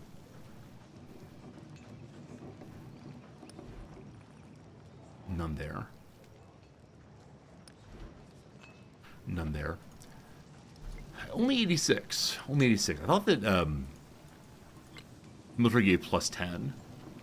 I am surprised we're only at 86. I'll be at 91, but math is hard, okay. Brand new city. The Kaolin gives food. The wine gives happiness.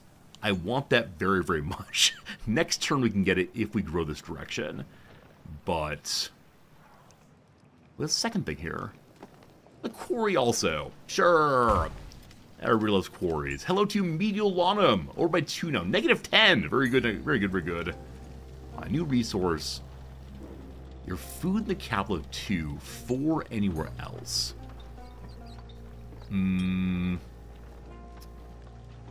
Oh, it'd be so great if they showed me has specialization happened here. Because I think that food goes to growth in some way. Or maybe it's I think once you specialized, the food in a specialized city passes somewhere else. I don't remember. Here. Oh, you're not a bonus. So you can only go to cities, you can't go to towns. In that case, we'll take one of the silks out. Again, I wish I had more cities. I mean, the sheep could move, but I like the production happiness of the capital. -17! Hey!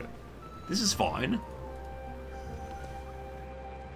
I sure do hope to make it through the first phase. The first age, I guess. The settlements revolted! Oh, it's not true. Mediolanum, the one we just took 9 turns now. The other ones are down to... Neapolis is destroying everything, so everyone's destroying everything right now in all the cities. And so because of that, they're losing buildings that might help with their happiness otherwise. Unfortunately.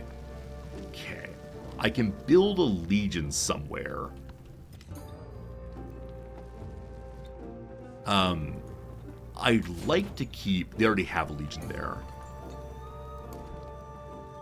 I don't think there's anything to your happiness at all. But it might be good to have a legion in each one. Unless a revolution caused the legion to go to their team. That'd be pretty bad if so. Alright, resource assignments. I wonder why the Kalen left this. Oh, I bet that something was destroyed. Yeah, when they destroyed something, the resources weren't around anymore. So what thing was destroyed that was giving me resources before? Fee fi fo fum. This has become kind of dumb. The clay pit, the woodcutter, not really. We're now out of money. It looks like building allows you to, maybe repairing lets you go into the negative on cash. Specialization. Any happiness? 6 happiness. Right direction.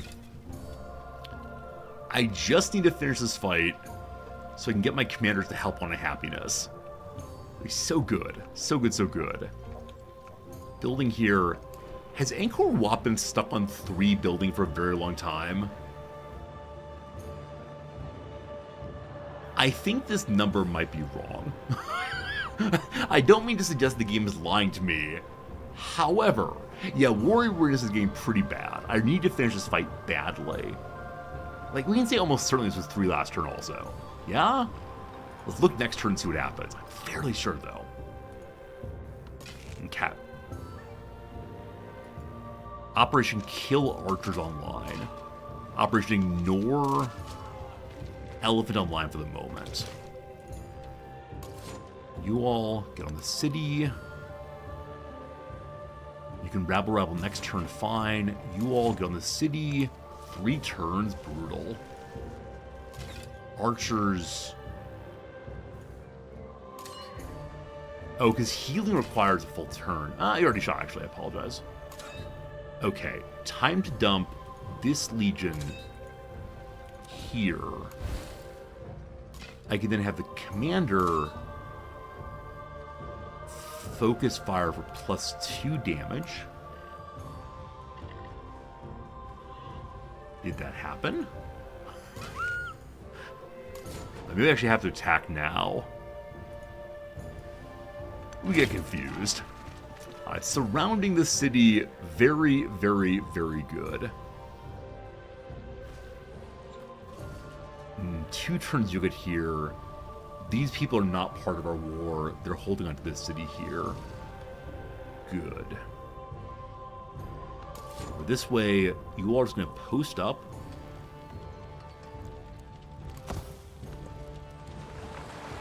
I think we have 2 turns till the big revolution happens. Even a great carpenter does not abandon his string. Mencius builds the wheel. Kinda late, but it's okay. A fishing boat's been destroyed. Pompeii destroyed my woodcutter. Quarry destroyed Nintrapura. Lingapura the same. Yasuda destroyed my saw pits. All been destroyed. It's all fallen apart. Vesuvius went again, far away. Also a storm, a Category 4 hurricane. First time seeing one of these. Named Layla Badada. Continues movements heading to the southwest. Wow. The weather graphics are so darn cool. I mean, my apologies to Friedrich, I believe? Apologies to Friedrich, but it's pretty cool. Alright. An ambitious group of workers unveils their latest project, the biggest wheel ever constructed. But amid the celebration, the wheel rolls down a hill, destroying everything in its path. As a crowd gathers to survey their ruined homes, angry cries for compensation, drowned apologies. I can get 50 gold, or take some culture points. Gold, thank you very much. Alright, brief check. It was 3 turns last time we looked at the Angkor Wat. It is now 2 turns. I was wrong, I apologize, it's going just fine. Technology. We need codices. We need 2 codexes right now. Wheel 2 would give 1. Currency 2 is also, and they're both fairly inexpensive at 5 turns each. Okay. Once the Angkor Wat's finished, I would like to build more wonders, of course. But I think it's the case it would make more sense to dump our points in research initiative just to get us enough science to finish our 2 codexes fairly quick here. Okay. May I finish this war? I would like to finish this war very, very much. The elephant attacked here, fine. We're going all in on the city. It has an elephant inside also. Ugh. They've started making all these late game units. Pure shenanigans, this. My ignoring of the elephant's probably a bad decision. We do almost no damage to it at all. Oh, goodness.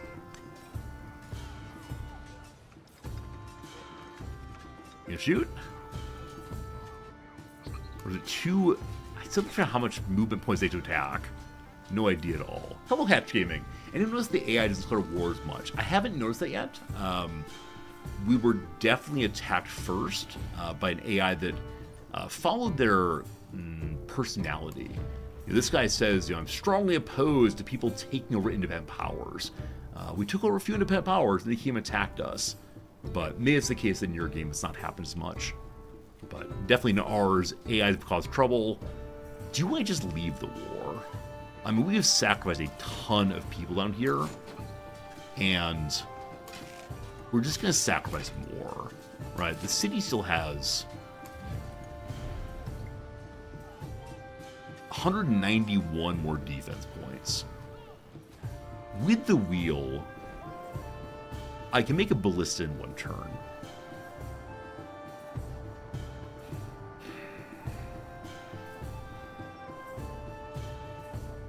The longer we stay at war, though, the more war exhaustion gets us.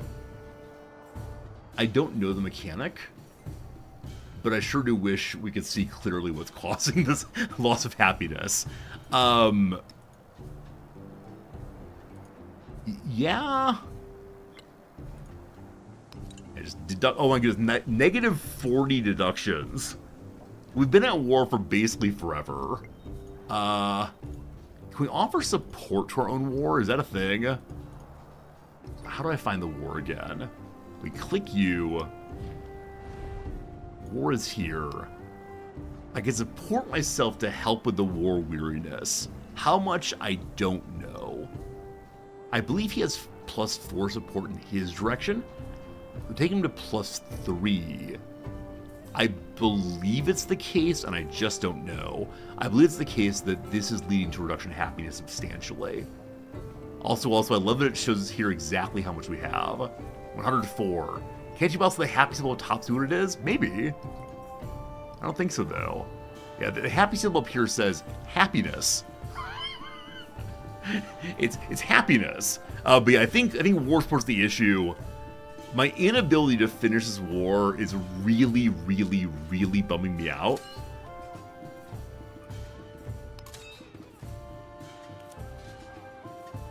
However, it might be time anyway. Yeah, I don't know.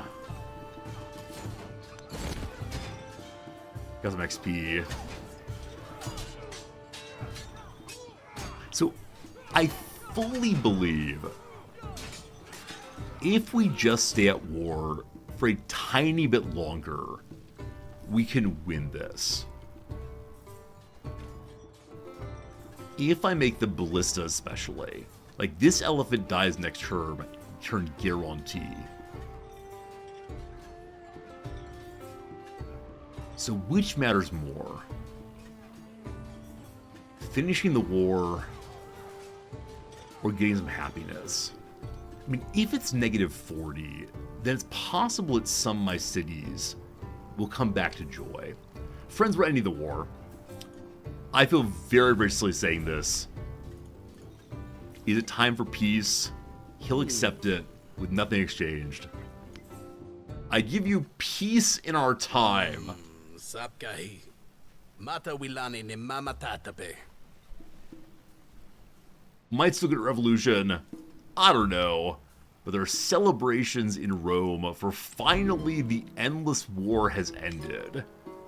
Now, I bet we had a that's only -5 now. Okay, so it has improved somewhat. I think there's a page that shows the happiness. Infinite turns until your next celebration. That's not great. No. Happiness does not show here directly, unfortunately. Let's see. What are they at now? Only -5, so that's actually my new city, I apologize. Down here in the revolting territory, -4, -8. I do wonder if next turn these will get somewhat fixed. I want to move my command units into cities to help them chill out. Let's see if it goes above 3-7, but good. Other commander is...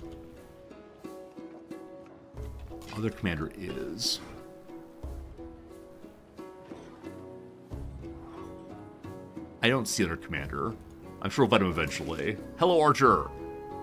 You head to Neapolis in case they break off. You stay in Pompeii. Fine. Other commander may have died.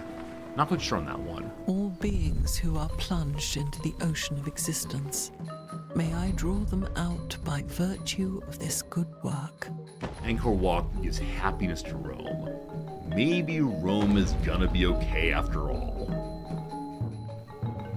Maybe. Hooray! Alright, so Friedrich has completed another milestone for Pax Importoria also. Has he completed as far as we have? He has not. So we're number 1 on everything but Silk Roads. Good. Now, into this next turn, we're up to +6 happiness again, in Rome at least. 6-7, fantastic. I'm going to quickly repair things. Fishing boat's food we don't need. Plantation is a resource. We should definitely take that back again. Turn after.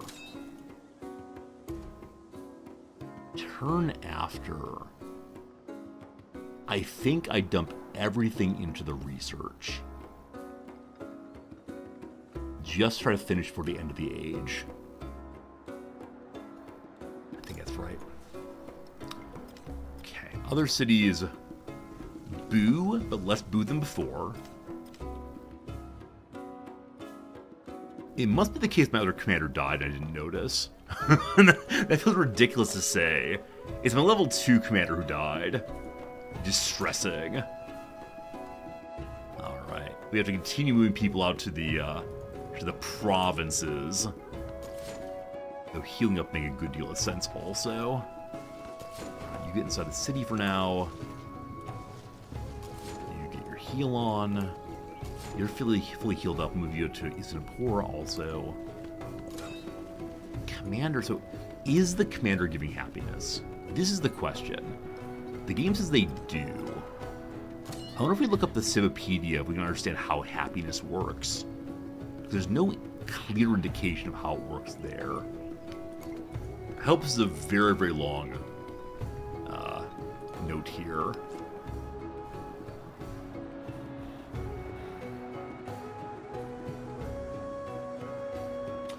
So this shows me a wide variety of what can cause happiness, but nothing in particular about how many points. I'm going to look at the commander units and see if that might show.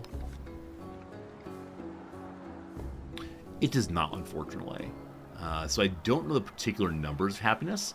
We saw that Rome may have jumped from like 4 to 6-4.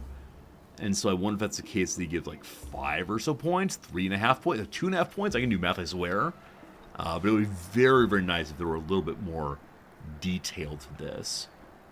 Is there anything else involving the word happiness?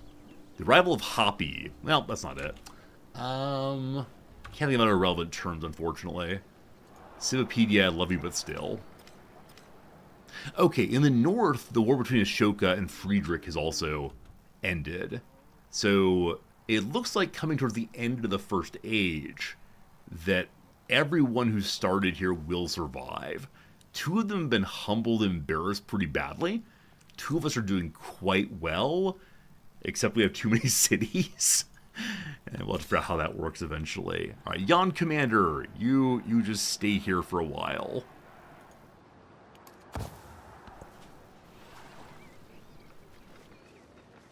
All right, plantation repaired. We're now dumping absolutely everything into the wheel. It was 4 turns before, now it's only 1 turn, all about it. The town may grow once more.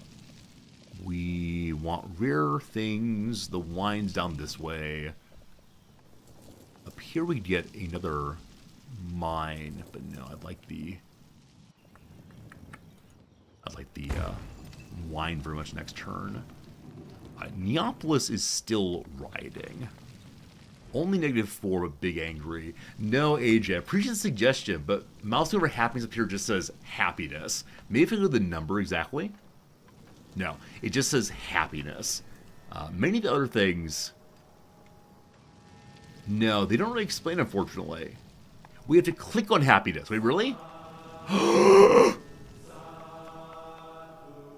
Jaded, I never thought to click on it. I thought it was only descriptive. Oh, boy, here we go. This is the thing I needed. Fantastic. Fantastic, thank you. So Rome has 1 building that eats happiness. It's still fine. Neapolis has negative happiness from... It does not tell me what. It doesn't show me the commander here either, unfortunately.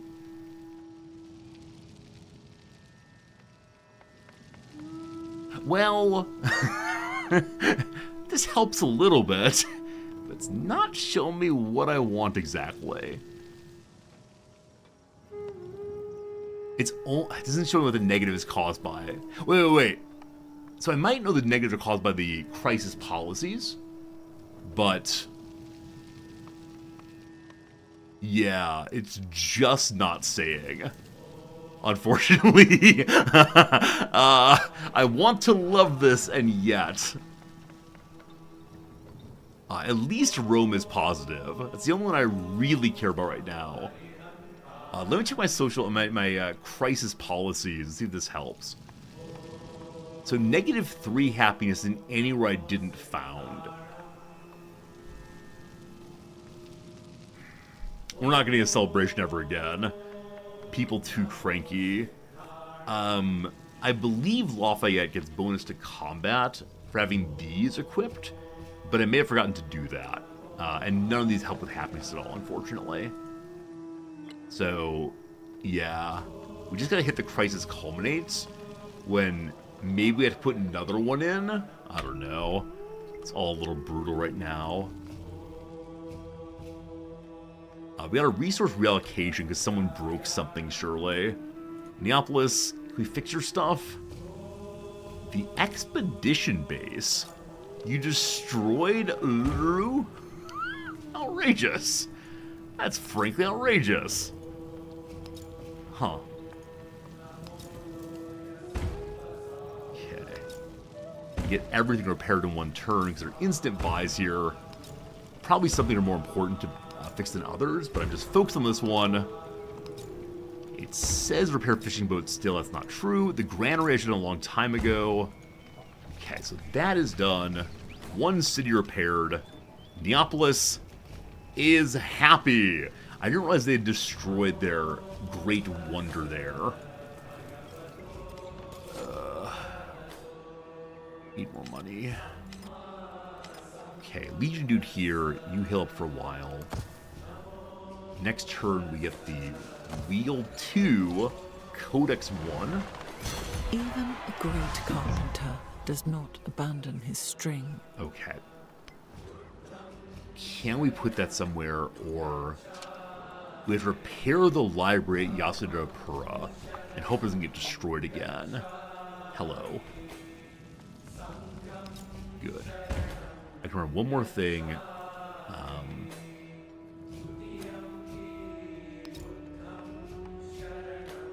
What do you have here? A bunch of fishing boats. So the fishing key makes most sense right now. Okay, we're up to 9. Next turn, one more codex. I don't think I have to do this permanently, just for like 1 second, and then I believe we'll be finished with this thing, and that'll be amazing. Can't wait, can't wait. I wonder if every city can have an academy, because I don't think my non-cities can. So I wonder if I should have built more academies. Though I think we know that non-capital cities become towns again. So we have to rebuild academies. I'm not sure. Let's see. Could you have an academy here? There's a town. Yeah, so maybe if you like level up the city and give it an academy, then it persists as such into the next turn, or next age. Rome's the only one that has one right now. Fine enough. Okay, any technology you get right now. Currency 2 is a codex, we don't need that right now.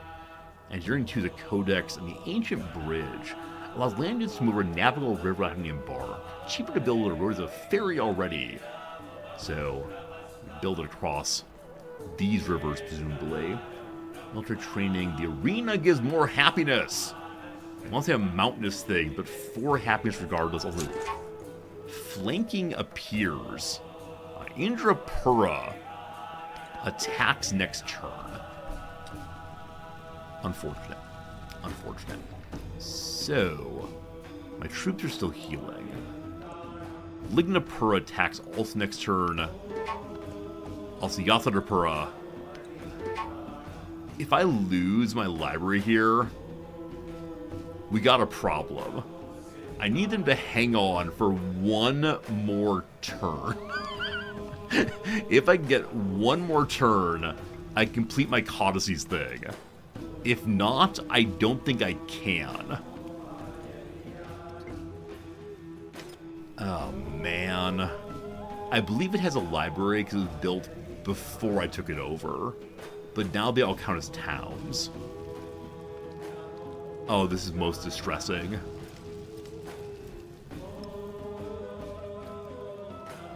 Oh boy. I bet there's some great work we can build in Rome. They'll give us a couple more slots, maybe. Is that true? No slots. No slots. No slots. Oh, no. No.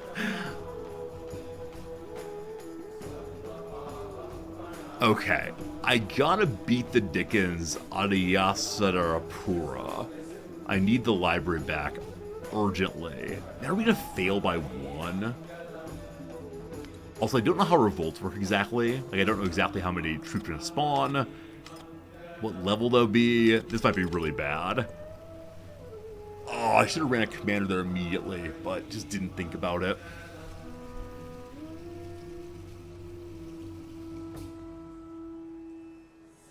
Huh. I thought I pushed next turn. We still have commands to do. You heal. Next turn.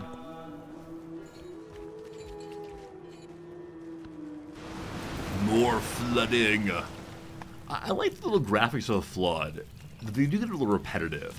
I'd love to see graphics also for like the hurricane and the volcano destroying things. Maybe you only get to see them if they happen in your territory. The revolt happens. They've risen or revolt against us. This will not stand. More war support for war to declare, or so be it. More happiness per age in all settlements.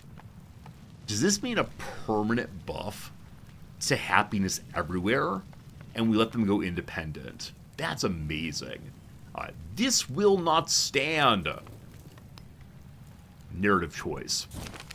As settlements drift farther and farther from the Empire's core, the capital falters, its banners lie limp. Once the city held civilization together. They said it. They said civilization. Once the city held Civilization VII together. Now it sits as a vestige of broken bonds and archaic union. Smaller hubs find voices that grow ever louder, proclaiming their singularity amid new communities based not on tradition, but customs, belief, economy, and identity.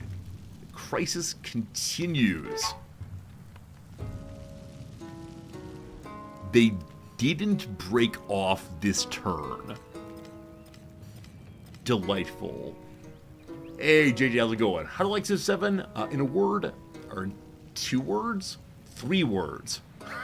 I'm having fun. If you want to see the longer description, ! how is, and you'll see about a minute length of review, but I'm having fun. There you go, there you go. Good seeing you, JJ. Pompeii is on the verge, not great. Here's our new policy. -10 unhappiness in the capital. -6 in all towns, or -6 everywhere with no resource slots filled. Why didn't they break off? There was a revolt this turn, I thought. Huh. Okay, I take -10 in the capital. That'd be pretty bad. We can build a villa for more happiness also.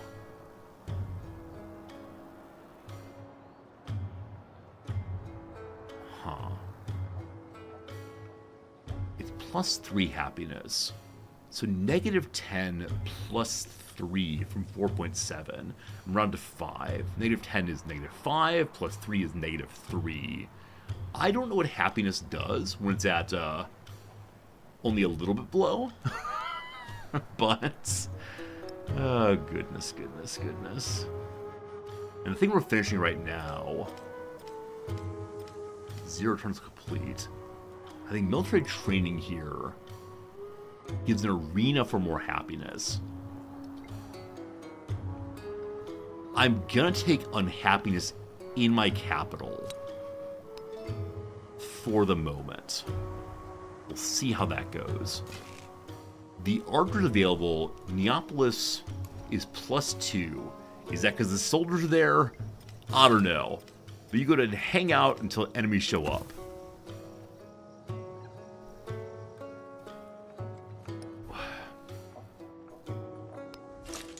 Why did this not show it's finished? It says 0 turns until complete. The library is destroyed again. Stop destroying my library. I wonder if this is the only thing there is to break. It's like keep breaking it over and over and over again. And yes, you can spend strongly into the negative with repairing. I think it's a bug probably. Shouldn't do that. So when we have cities break off, if they do so, we'll then be under the settlement limit, which will make Rome happy again. So the -10 will be resolved against, countered by the loss of settlements, and that'll be cool. All right, other alarms here. Pompeii might break off. Citizenry have positive gold income. Great. 10% left until the age is over. River flood. Tecumseh has changed their agenda. They still hate me. I mean, I could try to make things nice with them. We already have reform going somewhere. And also reconciliation somewhere. 4 turns of reform's done. On this one, 4 turns of reconciliation is done. Very well. Angry mob destroyed the library again. How do I get some troops to the library? It's important. They can also destroy it in the exact same turn they build it seems. Who here is healed up enough they can move north? You are looking good, brother. So I need you to be ready to take back Yashadapura. For now, towards Indrapura you go. Everyone else is healing currently. I may need to push out more. This group is unselectable. If anyone has a suggestion of why they're unselectable, I would love to know. What's my philosophy not rebuilding the library? I just need to finish the codex thing. My greatest desire in the world is to fix the codex thing. Alright, they break off this turn, correct? The people of neighboring Nekhen. This is Egyptian territory. The people of neighboring Nekhen are terribly unhappy. They've asked to join our civilization in their quest for a brighter future. Also, we're at 6 out of 7 cities right now, so I believe that someone is broken off, or gosh. We're at 9, weren't we? Well, that's quite a few. I believe 3 have broken off. Indrapura has, Yashinapura has not. Ah, looking good. We welcome the people. We get a city, or heck no. If you say heck no, less happiness and less influence till the end of the age. Huh. I don't want either of those. I guess I'll take Nekhen and get back to 7. An army is a miniature of the society which produces So it. if the army is a microcosm of our society, what does that mean? What is our army like then? Deeply unhappy, profoundly confused, has a questionable UI. Sounds good. Welcome, welcome. What can we do right now in order to fix what's going on? We don't need oratory. Cheaper units will give us quite a bit of gold quickly, because I believe the majority of our units cost only 1. If I do that, which I am going to do, I'm going to kill food in towns. Growth there is not important right now. Conscription instead. Cool. So we're getting 84 money a turn now. I like that quite a bit. An unmet player has completed the milestone for Pax Impetoria also. I'm at 10 cities now. Wait, did that take away Pax Impetoria? Or is it in fact just like, had to be reached one time and then maintained all the way through? Let's see. Oh, it does go away. Huh. I didn't expect that, honestly. I didn't expect it to happen that way. Good to know, good to know. So I believe we got a new codex, yes? We have 1. The library is still existent. I'll get another one in 6 turns. No, I won't. Next codex, I did not mean to click that, my mistake. Public life, no codex. Code laws 2, no codex. Citizenship 2, no codex. Skilled trades, no codex. I thought there was one. I was one very nearby that gave a codex. Just need one more. Oh, friends, I missed an ad break. What kind of monster am I? There's definitely an ad break right now. I apologize. I'm just going to keep playing the game. We've become one of those streams for right now. Oh, I'm the worst. Let's go and put a little message in chat. Sorry, followers. Worst streamer ever. See you after ads, frowny face. Alright, I apologize. Bad kid behavior. It was in currency 2? Okay, good to know, good to know. So on this side, running to entertainment would help us get happiness everywhere. First, though, public life.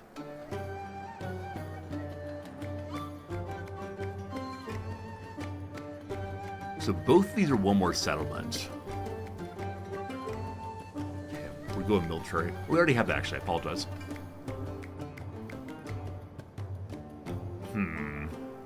I mean, we could push for a future civ.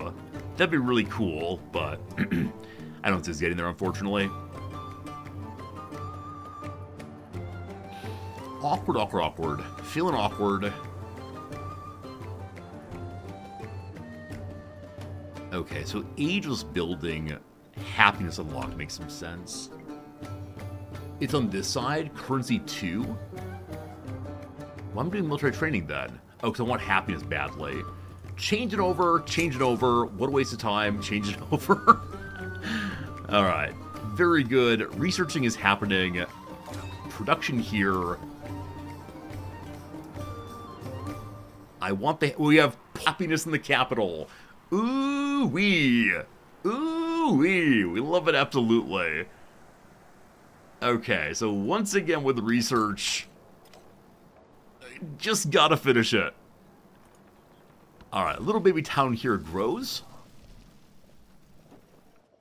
Aren't really giving me wine? Wine's right here. Ah, there it is, missed it. We have wine. The friendship between us and Friedrich is beginning to fray. We have to maintain our alliance. I did not notice that. Why is it fraying? Oh, so the settlement that asked to join me, I didn't realize it would count as capturing a settlement. I thought Friedrich would understand the basis of self-determination, in which his people want to live with me, and you just say, that's okay, I want you to be happy. It did not work terribly well. You want to be friends? Want to be friends? We need to make you friends. Let's see. Trade routes, open borders. That's +5 happiness. Culture exchange gives friendship possibly. Hey, local festivals happiness. I didn't realize the case. He accepts it. That gives a tiny number of points in friendship, but not nearly enough. We didn't get the big support, unfortunately. We have Jade again. Also, everyone has wine. So the capital has +2 happiness. Up to 2-7 now. Cool. More Jade, more gold. Everything goes in the capital right now. Okay. So, what actually broke off right now? Indrapura.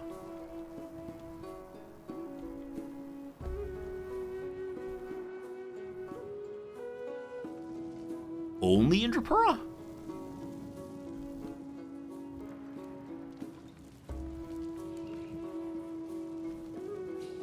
Why did only Indrapura break off? I don't know what I did, but happiness is returned. So, does anyone know, does war displeasure, whatever it's called, lead to like very slow return? Like, was war weariness become unweary slowly? One south too.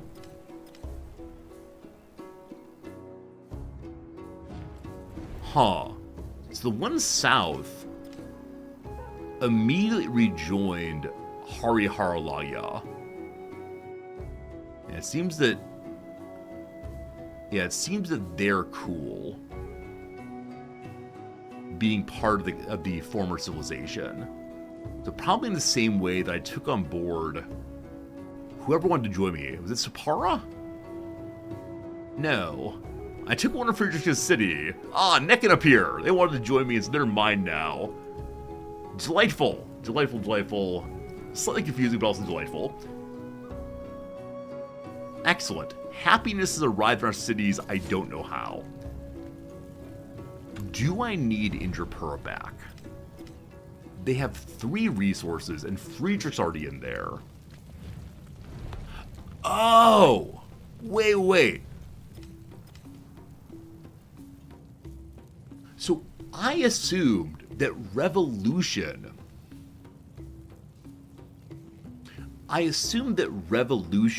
meant that they would break off from everyone and go independent, and then we could beat the dickens out of them. Instead, though, what? They're going independent means they join someone else's faction immediately. So I wonder if that event we had earlier about this place, wants to join you, is what revolutions count for these days. Huh. Interesting. Not the way I thought it would work. Also, so happy that Libraryville stopped destroying itself. That's pretty cool. And that they stay with us. Yeah, swapping of cities. Kind of an awkward swap. Like, now the map is really cut up in a way I find, like, distasteful. Poor aesthetics, bad feng shui. So I'd like very much to have that not be the case anymore, but we are here. Can we swap cities? Is that a thing in this game other than by war? Let's see. I haven't done any espionage yet because I worry I'll get caught and people will hate me. This is just gain a vision of the commanders. At 80 points, I can steal some technology. I should try at some point someone. No. I don't see a button for trading cities right now. It is border gore indeed. More culture points. Everything to the capital. I used to have nice items for everywhere else. So someone has dates. And must have dated, good. Must have destroyed their date location. Pompeii? I have only 5 money, but, ignore this part. Ignore the part where we're going negative intentionally. Just for a moment. Okay, so the dates are back again. Causing 2 happiness, 2 food. I'm fine with that. Everyone's happy. At the end of being over cap really helped us. And then this is just culture bonus. Sure, actually very luckily, the place as the opening here has the most culture secondarily. But it can only go to the city. Brutal, brutal, brutal. So cotton can go food production. Fine. Cool for now. Okay. I do want my decision to not have any other cities mistake. But as I said previously, it's 300 money to convert a city at this point. And that's just kind of silly. 90% age progress. We're no longer going to be able to do the military one. I just need to do the science one. I guess. Yeah, I didn't fight well enough in this era. Despite being in Rome, my fighting was questionable at best. I couldn't finish up fights well. Kind of bugged me out that. So everyone's cool again. Like, everything seems legit here. The turns pass. The buildings happen. No one goes for revolt. Friedrich and I are friendly again. Ashoka. What you doing, Ashoka? You still hate me. 2 turns until it gets fixed. Very angry declared a war a while back. They'll get over it eventually. Or else? Maybe next age will go from at once. Wow, negative 90. Yeah, they don't like any of this. Not friends at all. Okay, 2 turns on currency. 2 turns till we finish our science line. That'd be great. So I probably need to count my legions. I was told you're allowed to have 1 army for each of the settlements you hold. So 1, 2, 3, 4, 5, 6, 7. So you're also allowed to carry forward any that will fit into a commander. Is it sensible for me to make more troops? Or more commanders? Or more of both? I know I don't want to have too many. They get destroyed in the age change. But I also don't really want to go through and count everything.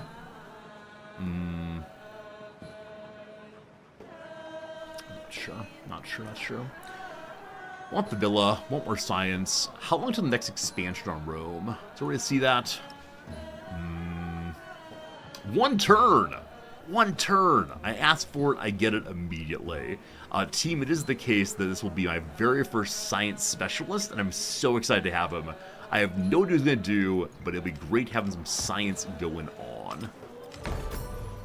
94%! Oh no! Oh no, so soon! Necken is big cranky. They wanted to join me. They're burning things down. Somebody else built the Stella. The Stella gives 200 money, I believe, on Bill. Maybe 100 money. Maybe I should have done that. Necken, what's your problem? Like, I recognize you're up there all by yourself. Destroying everything. Do I have to get a commander there? Like, this city, I don't know why I have it, other than Jan Friedrich would not treat it well. I don't here. Have a mine. Cool. Have a farm. Cool. Have a boat. You burned all of your boats. The fishing key is hugely important. Maybe I should save up money to go and make a new commander. There's all your repairs, the money. What does Lafayette have to do with Rome? Let's see here. Rome, a city of many tactics. Lafayette's a person who's surely read Caesar's biography, or Caesar's autobiography of the Punic Wars, and learned all of his strategies. Lafayette, inheritor of Roman strategies. If no one's been on the game, turns out that CivVII has the player separate leader and country.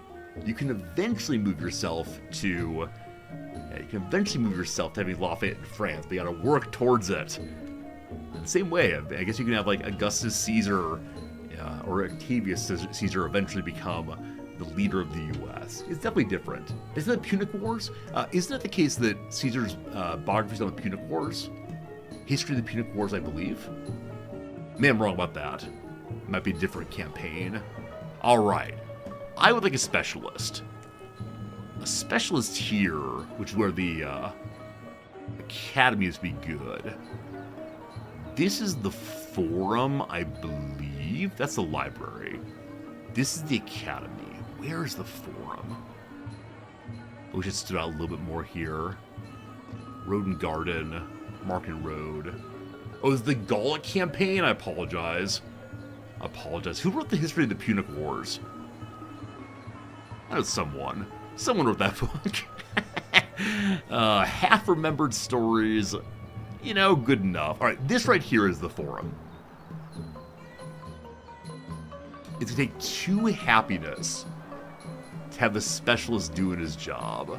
I mean, obviously here's right call right now for science points. I give you a specialist. Highly specialized, 10 XP toward the challenge. Pardon me briefly. When I say something wrong, I need to know what it is immediately. Hello, Fritz, how you doing? Always good to see you. Where's my window? Where's my window? Did I close it? There's no way. No way I closed the main window. Oh no. Oh, there it is. I'm watching myself on it. History of Punic Wars. Was there a book about it? Oh no. And there's a lot of them. Rough. Adrian Goldsworth. That sounds like an absolutely wonderful name. Nope. Alright, what were Caesar's books then? Julius book.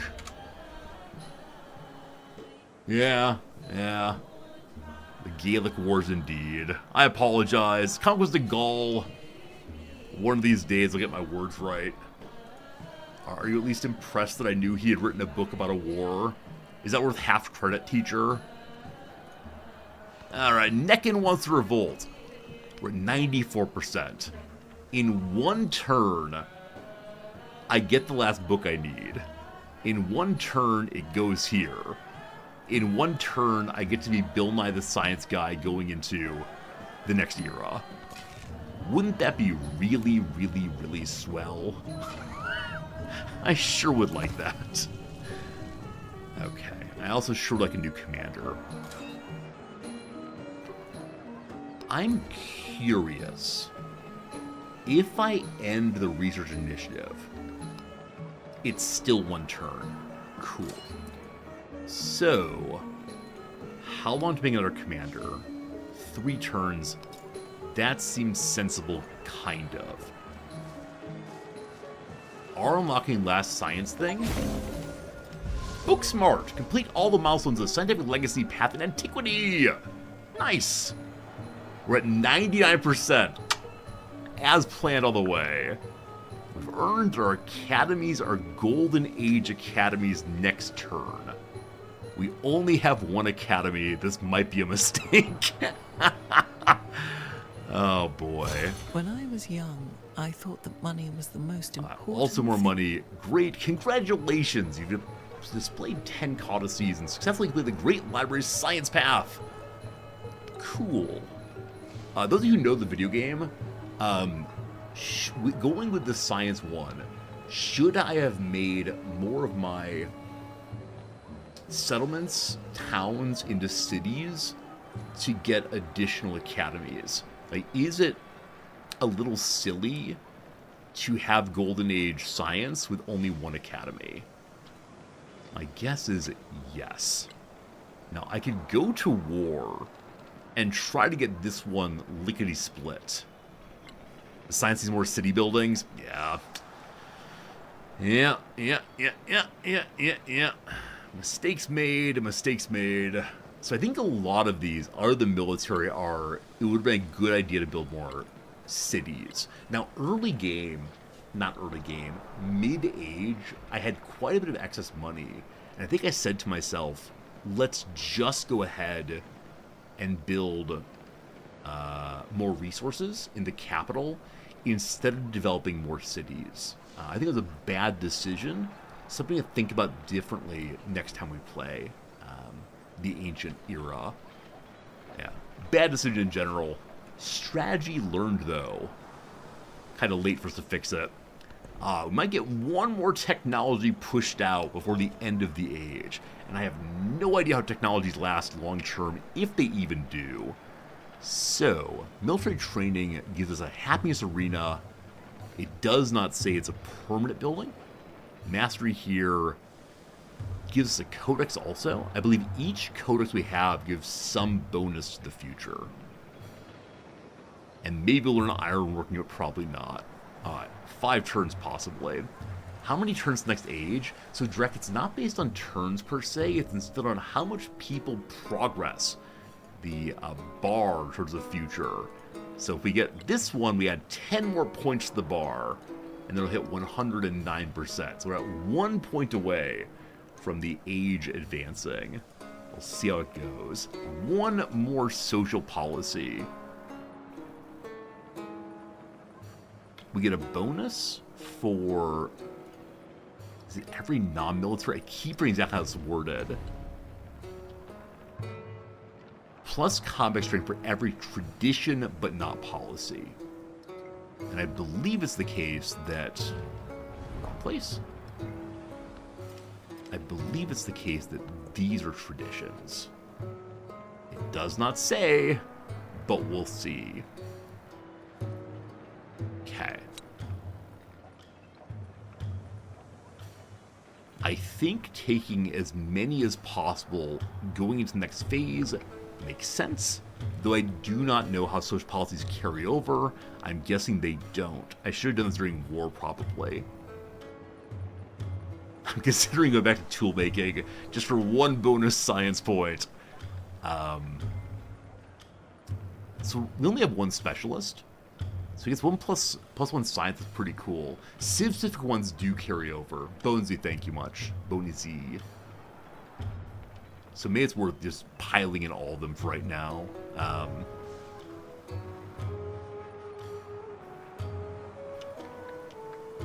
Goodbye, food. Goodbye, food. But there you go. 10% more food on specialized ones. Lovely. Alright. Alright. Great Works Codex has been slotted. Those are 10. Very good. If I get up to 300 money, which is 3 turns from now, I could quickly turn something into a city. But I want not only to make it into a city, I want also to build an academy. It's not going to happen. There's just not time right now, unfortunately. Okay, the diplomatic reform has just finished. That's lovely. At this point, we're pulling in the most gold. If I could have just kept my people happy throughout the crisis, we'd be in such a better position. But I made the very awkward decision of trying to fight to expand the city, or fight to expand the empire at the exact same time the crisis was happening. This was a mistake. But we're in pretty good shape now. Like, our happiness is through the roof, which we do love. We're the highest in everything, actually, except for our influence, which we intentionally lowered during the crisis. So we're in a pretty strong spot right now. Wish we Wish we made some better decisions during the crisis and mid-age, but we'll leave with what we got. So, 14 turns next celebration. It's not going to happen, unfortunately. It's weird coming to the end of an age and being not quite sure what's going to happen. But 2 turns till the commander comes out. I hope that happens. We can't spend our research on production, unfortunately. So we'll stay with that for 2 more turns. I think that's really about all we can do. And I think we just see if it clicks over. It didn't that time. It's time for a choice of narrativity. Oh, actually, here we go. The world has settled into a new order. In the wake of unrest, borders have been reforged and political bonds redefined.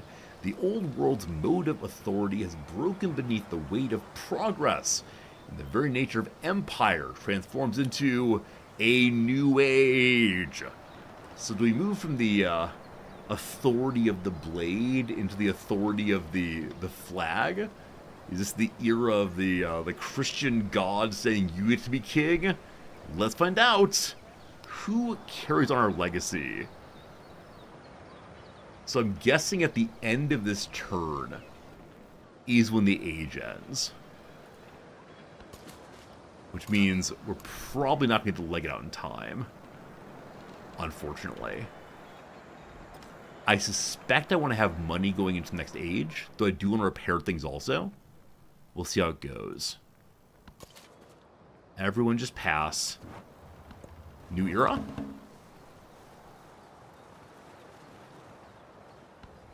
After the assembly gathered, the elders gave their answer. It's hit 100 in the upper left. But they let me finish my citizenship perk here, letting me get the Sanchi Stupa building. Probably not going to get done. The Epic of Gilgamesh has told us how to be citizens of a place. The age is ending. The age progress meter is completely filled. At the end of this turn, the Antiquity Age will give way to the Exploration Age. I believe we have not researched navigation. We'll see how this goes. We don't know what boats are, I believe. My goodness. The age progress meter is completely filled. Age of Exploration, you'll enter an age transition, during which you choose how the Roman civilization will evolve and what legacy of your accomplishment in the age will be. History is built in layers, and progress comes with setbacks. All settlements you control at the age transition and your Rome traditions will form the foundation you'll continue to build upon, but only your capital retains status as city. Buildings and improvements other than wonders and unique buildings, unique quarters, and unique improvements will persist, but most buildings regenerate reduced yield, but improve them probably. Hey Vossler, city name in this game fixed or no? I think the city names in the game are all real city names of the culture you're playing. The age is ending! Gameplay specific to the Antiquity Age, like pantheons, the current government, city-states, trade routes, and diplomatic relations will be replaced by new forms unique to the Exploration Age. Your commanders will persist into the next age, and some units will remain and upgrade to Exploration Age counterparts. The first stage of your journey is ending, but a new world of possibilities is beginning. Prepare to discover new technologies, cultures, peoples, and continents as you enter the Exploration Age. So, really and sincerely, when I read this, on the one hand, I'm kind of excited. I worry there's be absolute destruction and problem. But number two, this feels very much like the introduction to a DLC. Come buy this DLC! You'll find new things that are better. There's possibilities of new gameplay. It does feel like it's written by someone who does marketing copy as opposed to fiction narration. Alright, we have the end of this turn. Like I said, our new commander's finished. I would like to save money. However, I could also buy a soldier or two. Like, the ballista wouldn't be terrible. Our first ever chariot wouldn't be terrible.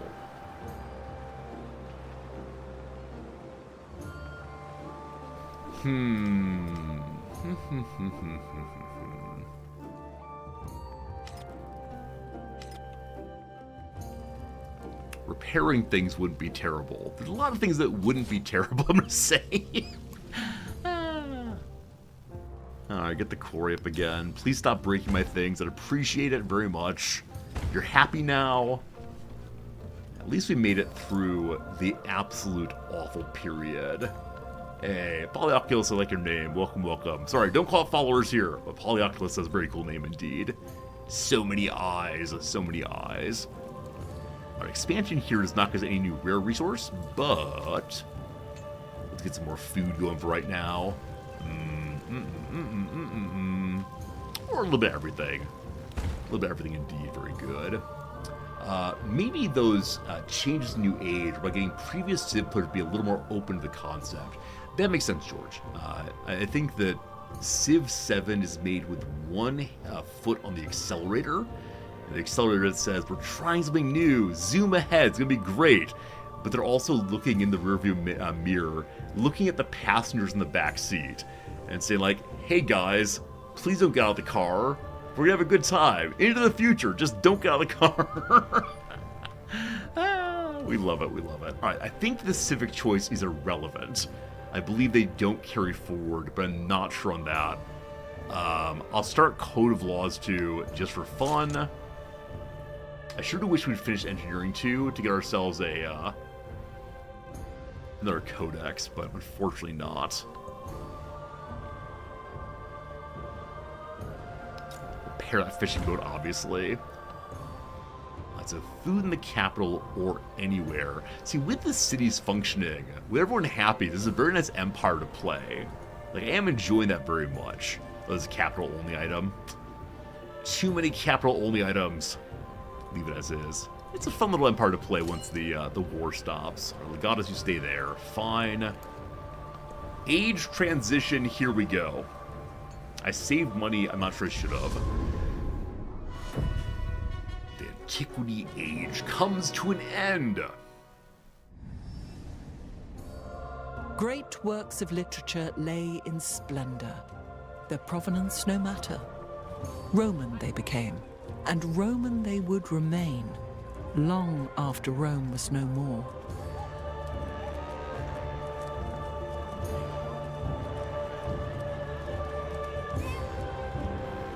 Oh, is that all?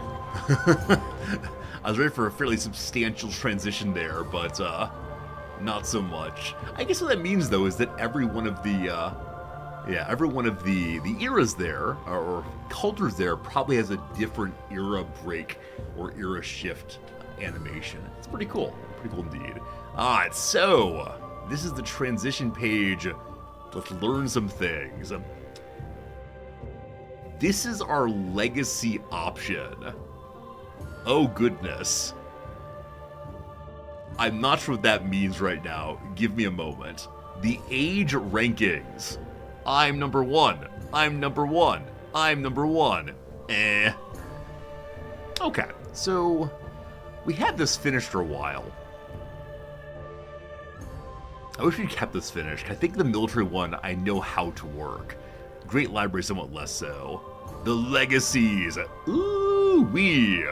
Not perfect, but looks pretty good. Okay. How many of these... Am I right to make a pick one of these? Or do you get all of them? We got some legacy points. Cool. Below those legacy path rewards. Gain one science attribute point. I wouldn't mind that. You get all of them based on these. Ah! That's not clear, but okay. So in Ray Economy, there's only one economy choice, namely one econ attribute point. I love it.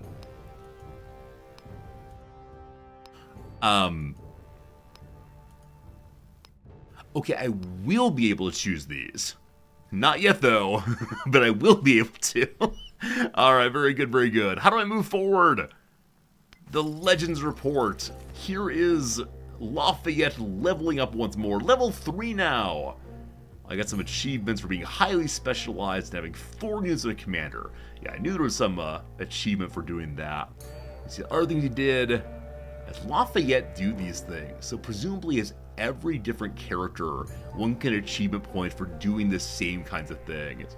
And like I said, with the leveling up on each character, it is so obvious that there are years and years of possible gameplay. If you want 100% the game, good luck. Okay, what are these? Groma, surveying for Centurion. I don't know what that means. Treaty of Kadesh, Peace Pieces, or Scrawling Scribe, customizable title. So maybe the Groma was a tool used. Wait, Centuratian. Sorry, it's not Centurion, Centuratian. And over here we have a cultural attribute node. 15% production towards constructing buildings and wonders with great work slots. I don't understand what these are. Are they permanent effects? Or are they things they can use next game? I have no idea. But, cool. Bring me the next age, for I wish to see how it works. There might be a video here. Let me get out the way again. Eh? There is not. Welcome to the Age of Exploration. Here are the cultures underway right now. The people of Kola or Chola, the Normans, the Shawnee, the Spanish, the Abbasids. This is locked. Okay, so some of them are locked based on what one has done in prior eras. So for this one, you have to play as Egypt, Persia, or Ibn Batu. For this one, Mississippi and Maya or Jose Rizal. Incas require Mississippi, Maya, or Pachuquiti. Majahit requires Khmer, Maru, or Truntrok. Down here, Ming, the Han, or the Confucians.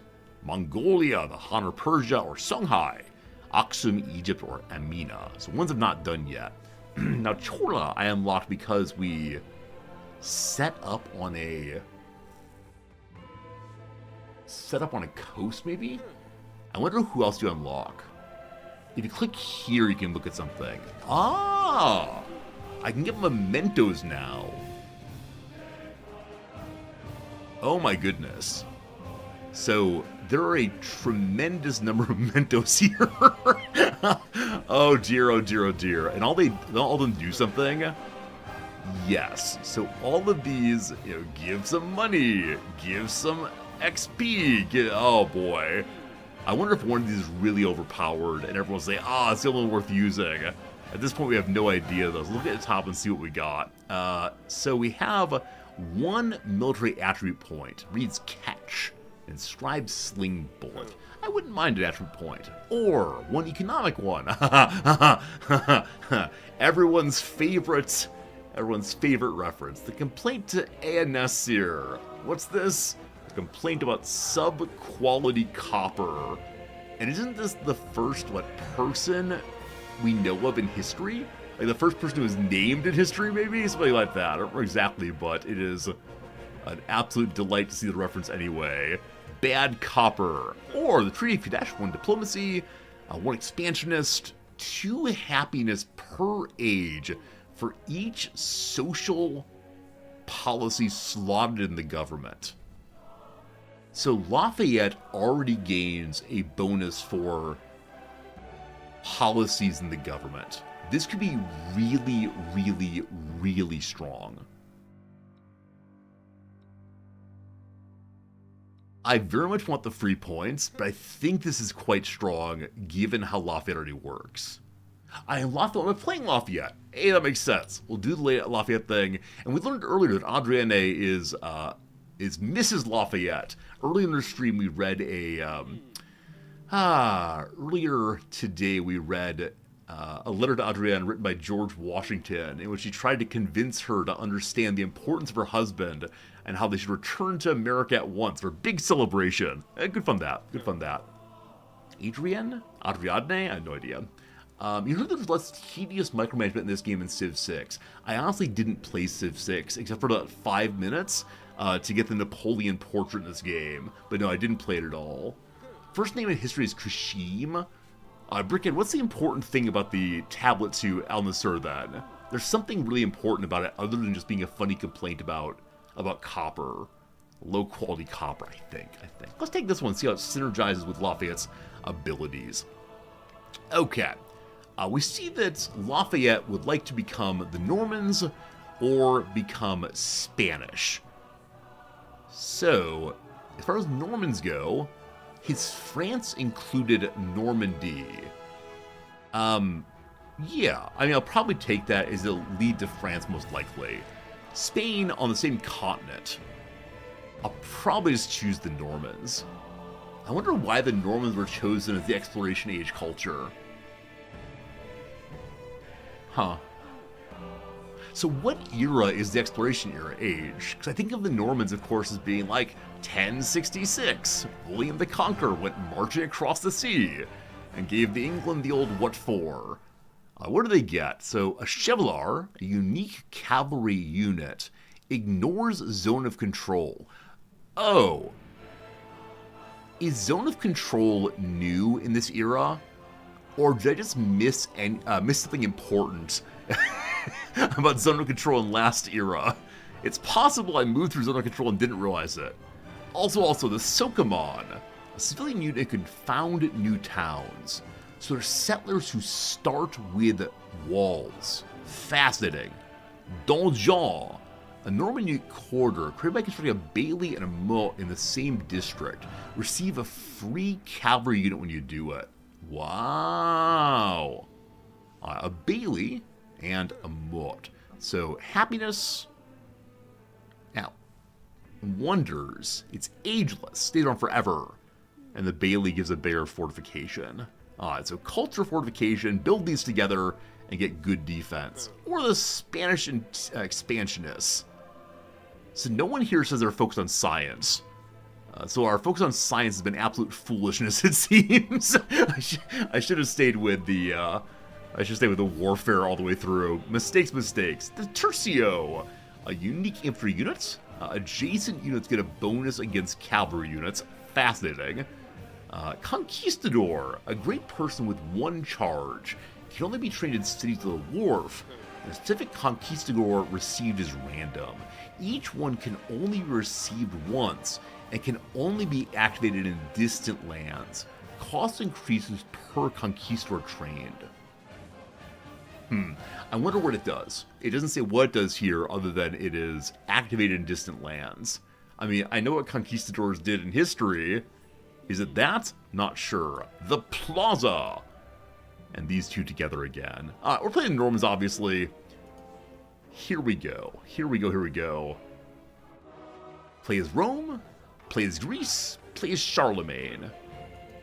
Okay, I think this is saying that any of these can lead to the Normans, possibly.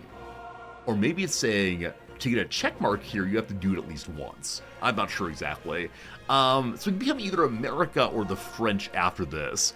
Is there really no English culture at all?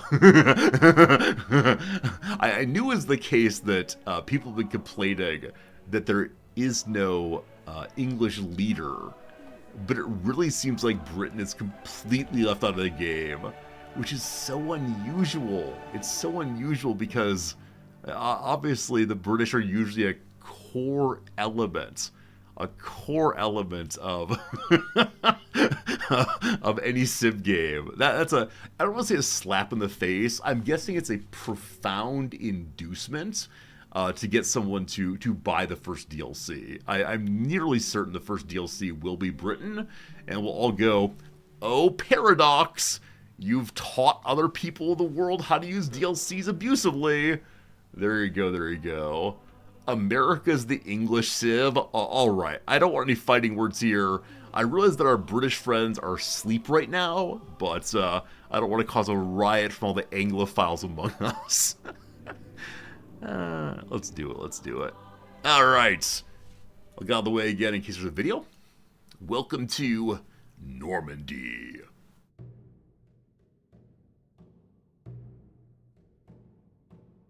The winds rise. And the Normans crossed the channel of history to seize the world for themselves and hold nothing back. Well, that's all. I always wanted big videos, but no, for right now, we're instead just doing... Instead, we're just getting a little bit about what Normans do. They cross the channel of history. What channel is that? Is that the channel of America? No, better yet, we're playing Lafayette. Is that the channel of France? I don't know. No, I know where the Normans went. I don't mean to say like the Normans are not English. It's just usually there's like some English culture, English character at central of the game. It's just a decision. That's all I mean to say. I'm not saying the Normans are an unworthy people, but here we go. From distant shores, the Normans sailed with conquest on their minds. Originally from Scandinavia, they sat unquietly in northern France for just over a century before seizing England in 1066. They brought court culture, French language, and weapons of war. Knights were out from stone castles, pursuing the values of chivalry. The Normans never truly disappeared, but merged with local populations, creating the amalgam we call English today. Well, the Anglo-Saxons, I suppose. I need to look up Zone of Control and see if it's new to this era, or if I've been playing very, very poorly. So, unique settler that makes walls. Very cool. Build these together and get a free cavalry unit. Fascinating. Fascinating. How do they tie the last civ to this one tell a story? Yeah, the age transition is narratively a little bit strange. Like, what do I imagine happened in the narrative transition? I mean, obviously, Rome fell. But the spirit of Rome, that proud tradition of flags, of horses, was taken up again in the spirit of the Norman people, because they used flags, they used horses. I don't know, but yeah, this transition's a little rocky. It's a cool mechanic, but one you have to kind of squint at and take on the suspension of disbelief to say that man, it just doesn't quite make sense. Can't have a country without a flag? I wasn't even thinking of that. I was thinking about the Roman legion banner, as well as the French Norman knights with their banners too. Everyone gets banners. It is a rocky transition though. Yeah, I don't know. I want to think more about the transition thing, especially as we push go here. I'm so curious to see what the state of our world would be. Roman Legion banners? Didn't they have, like, banners? Wasn't there some, like, special banner that if the Legion fell, was a profound mark of disgrace, and at some point, one of the legions may have gone out to get their banner back? I don't recall, but like, banners were a big deal in history of Rome, as I understand it. Not said, my wife teaches Roman culture and history, or has taught it, and so I should probably ask her about this, but I think banners are a thing in Rome. You have to look into it yourself. And it's not like banners say, like, happy birthday. It was instead, I believe, banners that had the mark of the particular legion. I don't know. All right, what happens next? Welcome to the Exploration Age. New adventures across the sea await. The Exploration Age brings many new opportunities. Explore the great oceans in search of distant lands. You'll see in the bottom left-hand corner that the map has gotten bigger. Wow, other continents somewhere. My naval units can heal in coastal waters, so not out in the middle of the water, but along the coast. Establish settlements on distant lands, meet some new civilizations, and gather new resources to enrich the empire. Embrace religion by building a temple. With a religion in place, you can train missionaries to spread your faith across the globe. I feel like we should maybe choose the standard religion of France. I mean, I guess revolutionary France throws out religion, but before that, maybe Christianity for a period. Okay. Building our legacy.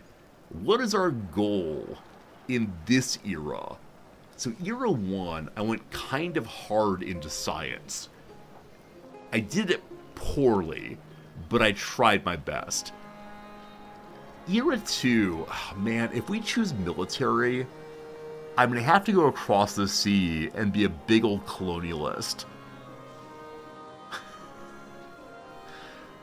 The same thing if I go economic. Oh boy. Well, your military advisor is here to guide you on the path. Yeah. Okay. Now, I'll mention again, in the ancient era, I did not have any boats researched. So I wonder if they will give me boats going into this period, or maybe not. Objective: research the cartography and astronomy technologies, the first step toward establishing non-CivVII orbis. Military legacy of the exploration age. Cartography allows your units to traverse dangerous deep oceans, and astronomy will unlock the powerful fleet commander, which can organize the naval units. Oh, cool. Cool that we're going to have both simultaneously a commander for the land and for the sea. I wonder if he'll still be running around in Roman attire. We'll see. Remember, legacies improve performance in later ages, but you can choose to pursue one, multiple, or none at all. Sure. Alright, this is the point where we learn about what we did last era, I believe.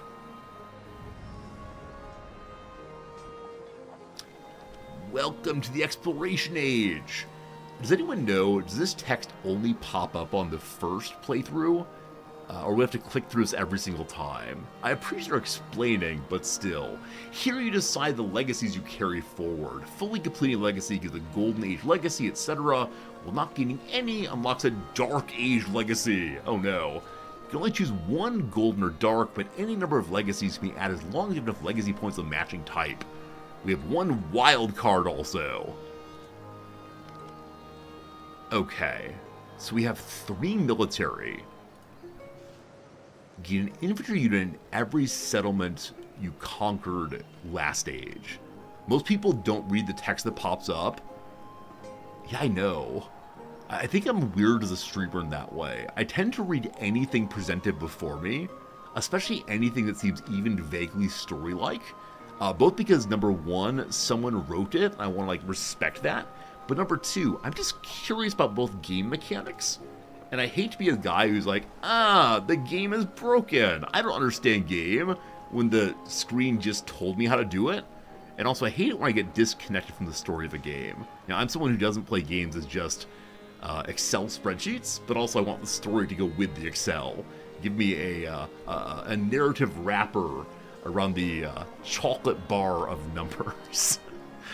Get 3 free units for the settlements we took before. 1 production for any excess happiness in settlements I conquer. So this is looking backwards, this is looking forward. Fealty, 2 more settlement limit. We are at 7 out of 8 right now. Expansionists gain 1 attribute point, or militaristic the same. Okay, so we can take one of these and one of these, unless we wildcard it.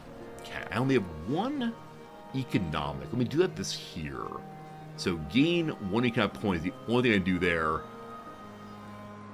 Cool. That's done. Fealty seems very good, I agree. So we have 3 science points. So 10 science points because of all the codexes I got. I almost had 11, but I think this makes sense. The Golden Age seems really, really, really cool, but I only have the 1 academy, which suggests that I'm playing the game poorly.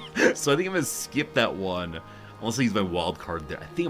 I think we are belligerent despite my disappointment in doing so.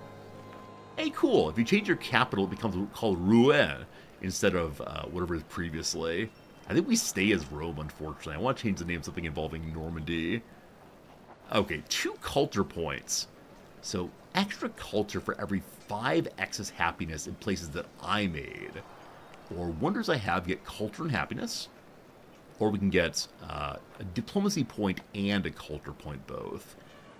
I mean, attribute points are very, very strong in some cases. But bonus culture can be cool too. I'm going to take the attribute points right now. They feel more sensible to me. And then, I believe we take both of these. Definitely we take fealty.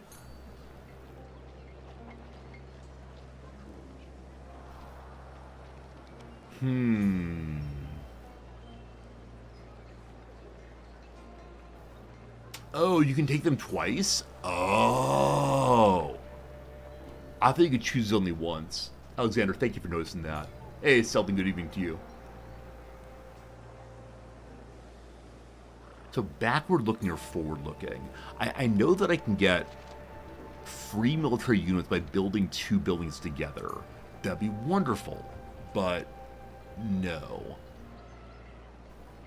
This is so hard for me. I'm going to take the Golden Age. Yes. Okay. That's all the spending. We get 3 units to get started. I wonder what level they're going to be. We confirm the legacies. Welcome to the Age of Exploration. So we keep the same towns as before. Everything's looking kind of old. But the cities have leveled up. Like, the city parts, yeah, now look like, what, Renaissance, I suppose. Like, elite Renaissance, not the average peasants, I'm guessing. We have the Colosseum. So we know now that... some of the buildings will not produce as well as they used to. We could possibly upgrade. As the Norman people have plans for new buildings, you may not want to create more urban quarters. In Exploration and Beyond, you can choose to build atop an existing but outdated building by overbuilding. So, replacing lower production buildings with new ones. It doesn't have any particular benefits now. There might be social policies, etc., that make overbuilding more efficient. Got it. Hey, Not Leech! Thank you for the resubscription for an unspecified number of months. It's good seeing you, Not Leech. Thank you for generosity and keeping this place going for so darn many unspecified periods of time. It's good seeing you, Not Leech. And everybody else, thank you so much for your generosity and subscriptions today. And the gift subs and all the rest have been very cool. Raven, thank you for that resub also, my friend. I really appreciate that.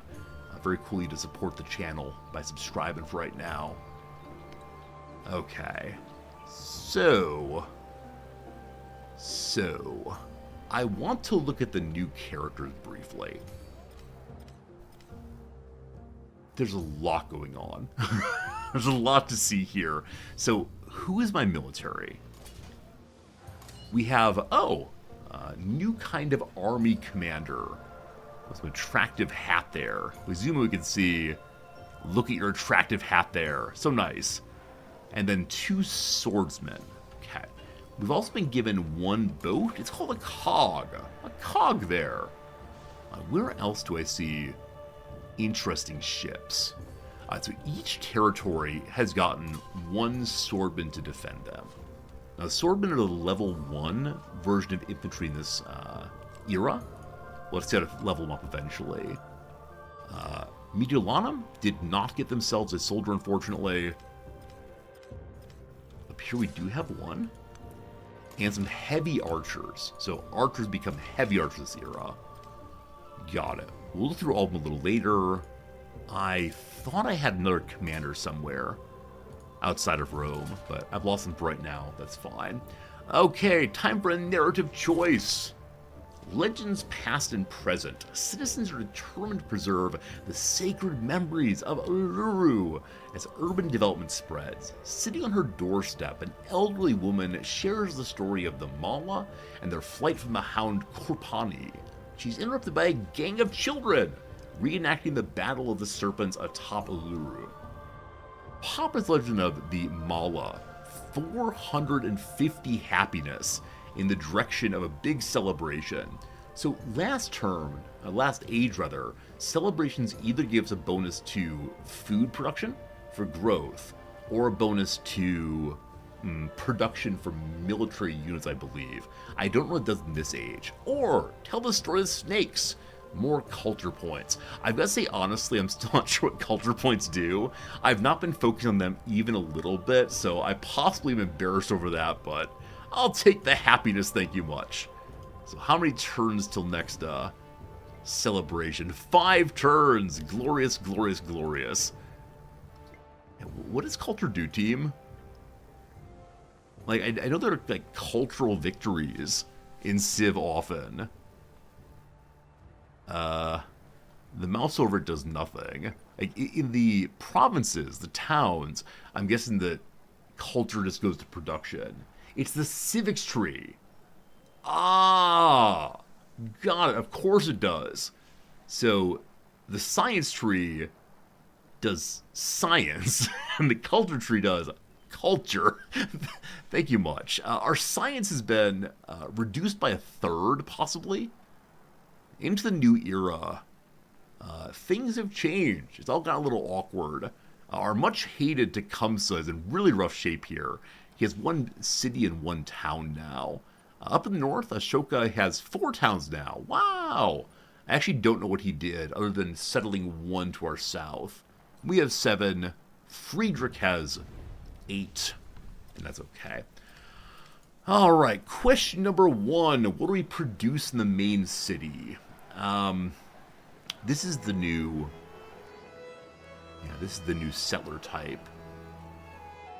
I guess I want to send this settler across the water. And we don't quite know how the map works now. But I'm guessing wait. Hello? Hey, Creepy, what's up? Nat, good seeing ya. Hello? So, I was ready to say, oh goodness, the continent must be a long way away. Is this the English Channel? Wait, also, why is this unclaimed? Oh, this is where Babylon was previously. I should rush and take Babylon's things. There's niter here now for making explosives. There's furs here now. Okay. The city-states vanish, so I knew that they, like, vanish for other people to build on top of them. I assume that the city-states will be changing over to a different function and to a different name, possibly. Cool. That means that is gone in the north also. Was right here. That means that Tico, whatever it was, is gone also. And there's one, I took Pompeii, right? My friends. Exciting to be in the new age. Absolutely delightful. How much does the new settler cost? Too much. New settler costs 760, good lord. Friends, I should mention briefly, it's time for an ad break. Once every hour, we do it for 57 minutes of gaming and 3 minutes of ads. What a good exchange is that? If you don't want to deal with the ads, consider subscribing via the Prime sub, the normal sub, whatever you want to do. This time, I'm going to run and get some water during the ad break. I'll be gone for just a minute or so. So I got to go to the next room and fill the old water glass. We got about an hour left on stream. We'll be here for another 57 minutes or so, and then I got to go teach, unfortunately. Between now and then, though, quick ad break. Thanks a lot. Selton says game looks pretty. I've encountered the UI issues people talked about. I mean, the UI is clunky. The UI is definitely not as well developed as one might like. But as someone who plays Paradox games, I don't mind at all. Like, it's just not a huge deal for me. I think some people have been... if this is you, I don't mean to be mocking. I think that some people have been coddled by good UIs. I think some people are thinking now about how good Civ 6's UI has become over the course of the game. But for me, as long as I can figure out what I'm doing in general, I'm good, thanks. Now, I don't play at the highest possible difficulty. Maybe if I did, things would be very, very different for me. But yes, again, as a Paradox player, I'm good, thanks. Back in 1 minute with some water in hand. We'll then have a, I don't know, we'll then have about a minute of crossword time, possibly. Thanks for being here. It's so lovely to see so many of you hang out with me. Always a really nice day when we play a newer game. And yeah, see you in just a moment. I thank you much.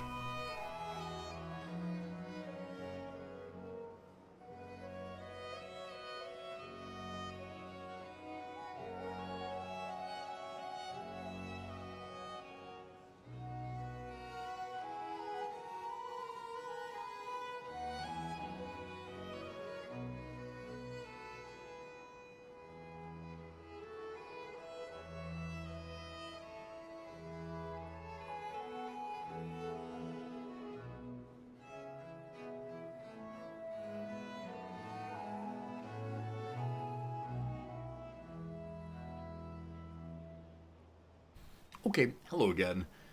People are spoiled to expect interaction with the game to be pleasurable. That's right. I mean, as a Paradox gamer, I've long believed that if you are not struggling to understand what the game is asking of you, you're just not having a good time, right? Clearly, if you're someone who understands the pretty pictures and knows what to do as soon as you start playing, pure nonsense. Pure nonsense that. Anyway, I return. We got about 56 seconds left on the ad break. Let's do a quick bit of crosswords, see what we can do. But thank you for being here indeed. It's a lovely, lovely time as always. I'm having a great stream. Having a great week. It's good seeing you, Game Merchant. Good seeing everyone. Wild King, don't mind the UI so much. You grew up playing older games. Yeah, I mean, I don't want to be overly back in my day, but sure. We've all played a lot of games that were not as well presented as this one. But I think the difficulty, of course, is there are some numbers that would be very, very useful to have at hand that just aren't there. And so one digs through different pages trying to find just the thing you're looking for. I get it. I get the feeling, but I'm still having a good time. So if you're someone, I guess, who can only have a good time if you see every single number you want, hard to go. The Greek counterpart of Aurora is Eos, I believe. A site for a stud. A site for a stud. I mean, a barn, surely, for studying horses. A stud is in a wall, often, when you're, like, building a house. A stud is a kind of poker. Studs can be on the bottom of one's shoes. Stud. Well, on your Twitch stream. Oh, boy. This place sucks. That's great. Let's get out of here. Nope. Let's blow this popsicle stand. I'm going to do 3 downs and back to the game, I promise. Bread used to make a fata. I don't know what that is, but probably pita anyway. Technical abilities, so to speak. One's chops. I've heard of chops primarily in terms of blowing on the trumpet, but lots of things indeed. Last one for now. Part of a comic strip, a panel. Alright, very good. I hate it here. Yeah, fine, I guess. Alright. Grey Mantle, you say you own YouTube chat. It's true. Though all of my chats tend to be a little bit lurky, the YouTube channel is the lurkiest of them all. Let me take a brief moment and say, hello YouTube, I'm glad you're here. And Twitch folks, I guess you're pretty cool too. We got 1 hour to figure out the mechanics of the next era. Civics number 1. So, it looks like you get the same Civics page no matter what you unlocked last time. I'm glad for that. It would have been much, much better if I'd done a good job with unlocking more science. I would absolutely love to have some kind of bonus technology. And I know you can get there if you do a good job with your research. I didn't do a wonderful time with piling together my buildings. I have some inefficiencies in building placement that if we start again at some point, we'll do more of that. Hey, Darby Cat, thanks for the lurk. Big emote. Thank you for the 100 bits. I appreciate it. One of the Norman Civics here. Oh boy. Consuetudines et Justki. Cool. So these are the buildings we need to have to cause the big happiness, and then also the free character, the common law, the Domesday Book. A lot of strange pictures. Isn't the Domesday Book the one that has maybe not. There's some book from that era that it's uninterpretable. It's written in a weird code, know what it means. I don't know what this is, though. You have to remind me. Or is the, like, I'm not going to guess it.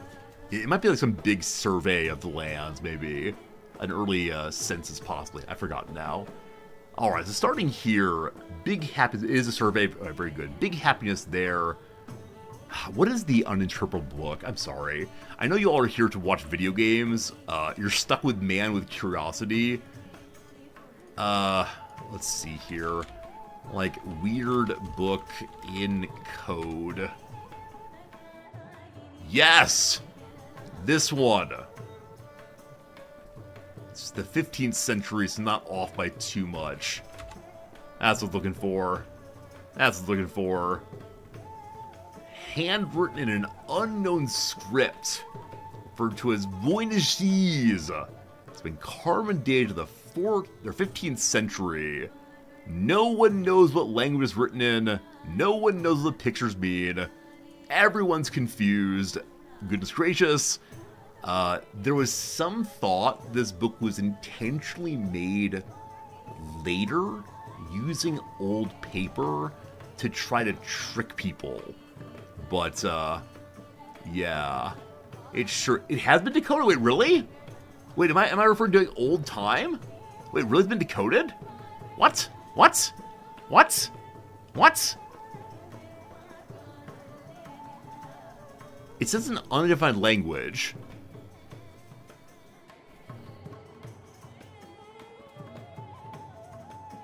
I'm trying to figure out if this is true. It's been decoded. In 2014, a team by Diego Mancio published a study using statistical methods to analyze, instead of trying to find a meaning, look for connections in clusters. Okay. Statistics. I don't know. I guess I can look via decoding. Like, am I actually just wrong about the world? Decoded in 2024? No! It has not been decoded. Alright, so according to the AI thread, it's not a real thing. But Ars Technica says it has been decoded. Mostly a plagiarized guide to women's health. Scholars have now debunked these claims, knowing the translation makes no sense. I don't know.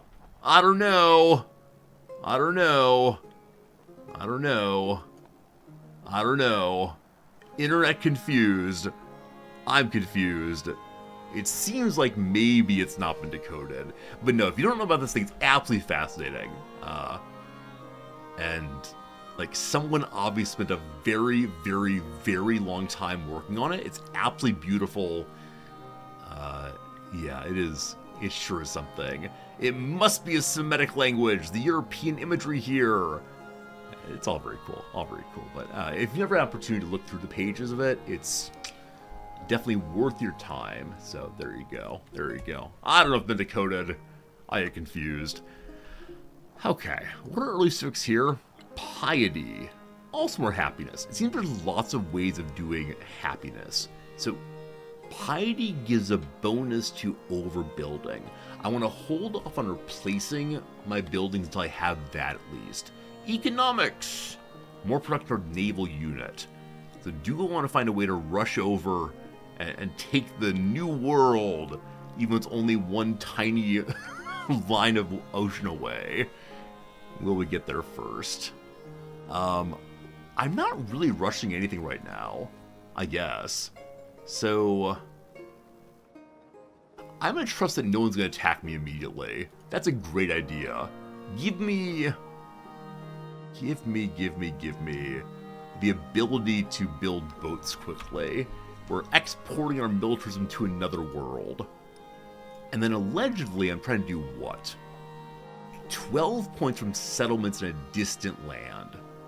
We have to have higher settlement numbers to be able to do that. Okay. Things are happening. Production. I would like to have one of these Sokomons to take the territory right here. Oh, the only issue with doing that, though, is that then I won't have additional settlement points for expanding this way. Only 3 cities left.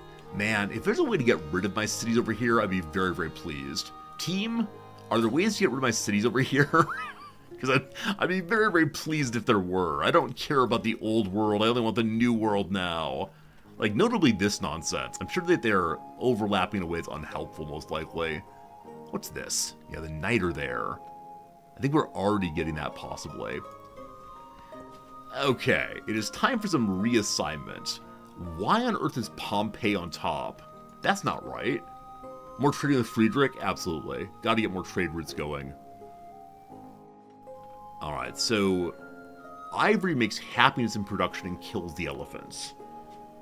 Rome has fewer sloths than it did last time around.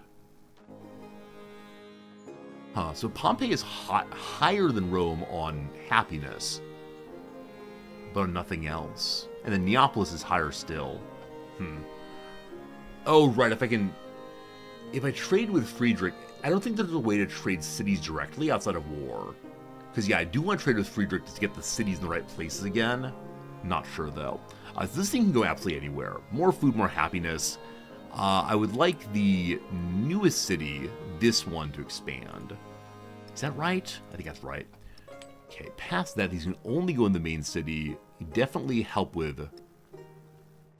yeah, +6 food for distant land cities. We definitely want to move that to a different city in the future. More culture, more gold. For right now, I'll take gold, absolutely. Cool. What shall our first technology be?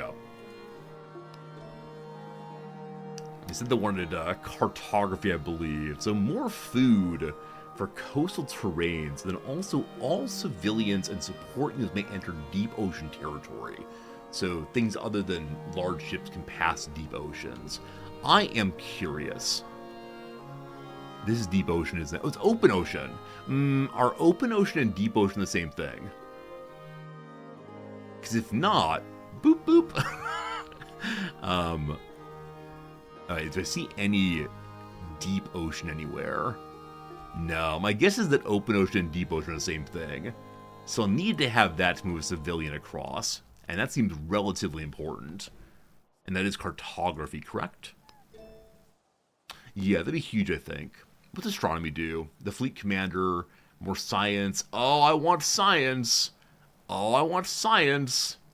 Just take some damage crossing. You won't die. This says that they may enter deep ocean. So I'm guessing that if it's not researched, then they can't enter, etc. I'll take that first, though. I'm not sure it's a good choice. We'll see eventually. The policies. So we move forward with the policies of Rome. That's pretty cool. That's pretty cool. We have... do our cities stay specialized, I wonder? Let's look real quick. Neapolis. So they're not specialized yet. And I guess I could re-specialize them, as there's not too much more growth to do. Let's see here. 1, 2, 3. Yeah, we can't touch the incense or the truffles here. Truffles? Wait, why does truffles give a bonus to production for units?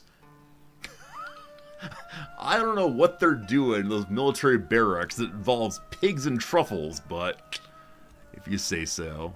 So it is 1, 2 to here, so Lingapur expanding makes some sense. And then Necken can get the horses, possibly. Cavalry gain combat strength, additional against infantry and ranged units.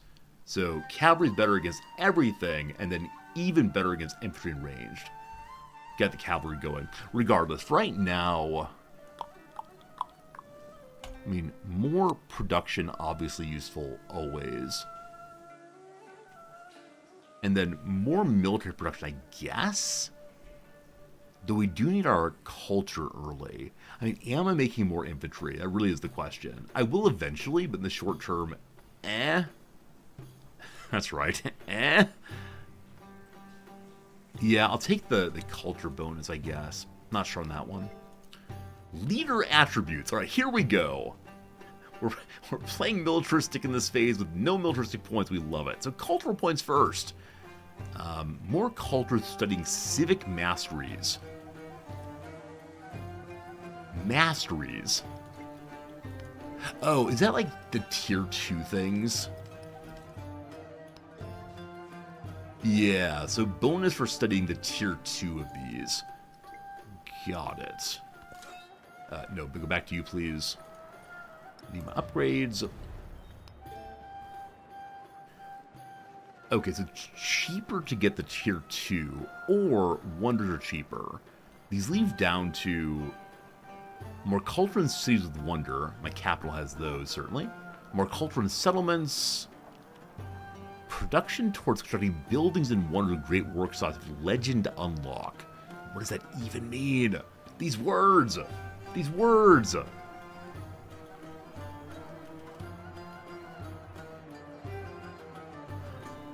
I'm gonna go this way. Is that a good decision? I don't know. In-raid diplomacy. Either more happiness per age, or cheaper diplomatic actions and cheaper friendship time. I'm gonna say we don't need happiness this early, but I'd like to work on making friends with the other Western powers. Golden age, or gold per age. Let me take sure rather. And lastly, science time. More production towards buildings. Glorious, glorious, glorious. All was spent. Now we command units. One moment. Ashoka is hostile towards me. So they hated me in the previous age and they hate me now also. Likewise for Tecumseh. Our friend here is neutral. I need to keep Frigid on our side, as he is the biggest of the powers around. So, what leads to happiness? I mean, more trade, I think, makes the most sense right now. Yeah. He accepts. Glorious. Alright, what else we got here? The civilization has once again discovered Uluru. Can you believe it? That place was not here before. Now it's here. Yeah, we're very sad to have only found one natural wonder in the early exploration. Surely there'll be more across the sea, and surely they'll be mine. I gotta fix the relationships. I don't have enough influence points to attempt to mend relationships with the other folks, unfortunately. A new civics tree, fine. Colossus built. And lastly here, natural wonder. Good. Commanding units. So, I'm not sure I want to go to war right now. I mean, we may have to go to war across the way. And it is the case that the two weaker powers are still the weaker powers. Commander, let's grab our troops. Is that everyone, really? So, disappointing number of troops. Let's head this way. Who'd I move? Oh, there's actually two commanders here. Is that right? A weird graphical bug. There actually are two commanders here. Amazing. I guess I'll move you to up here? Or maybe let's hang out here for a while and possibly pick up more troops in the future. Or I send all of my military power across the ocean. Here be dangerous. The ocean is navigable but dangerous. Naval units traveled by sea will move slowly in deep ocean tiles and take damage as they end their turn there. Okay, so naval units can move across the deep water. Got it. Again, deep ocean versus open ocean. Cartography of non-military units take dangerous voyages. Shipbuilding remove dangerous effects. Mastering shipbuilding allow units to embark. So, did y'all embark? Or is it in a canoe, maybe? I'm going to use my cog to go searching around if I can. Yeah, they got in their own boat. So I wonder if the military can go across here especially. And there appears to be some deep water. It's coastal, actually, so any coastal's fine. It's just darker. Got it. For now, I guess leaving archers in my bases makes a good deal of sense. They still have no walls, so we'll probably fix that at some point. So for now, I'm just going to hang out here in case the enemies. The same with out here archers. Well, for right now, the same with you fine folks. Post up. Up here, just same thing. Post up. This troop is unconnected, as is this one. So I'm going to move both of them. I should probably keep someone... Oh, they already have 2 up here. My goodness. Such a nice army with which to begin. Okay, you all are going to walk through the middle here, ideally. And then you all head over this way. We'll see what we find. You all post up. That is the turn number 1 of the second era. Baghdad. So, Friedrich moved his capital of Baghdad and renamed it as such. I believe you can only rename places when the capitals move. That's too bad. I'd love to name the capital of Rome something else. What shall our government be? The question of the day. So, celebration choices. In feudal monarchy, more food or more production towards cavalry and naval units. In the first phase, we had bonus production to any military units. Now it's cavalry and naval, not infantry or ranged. Plutocracy, more gold for 10 turns, more production when we're overbuilding, so replacing the old things. Or theocracy, more culture and thwarting production towards civilian and support units. So I know that you can make settlers. I know you can make missionaries. I don't quite know what the missionaries do yet. Do they say Wololo? Maybe. Is it Wululu? I don't know how to say that word, but they say that word. Old memes with good memes. How many plutocracy? In this era, we love Pluto. Why is that? Because below the ground, where all the gems are.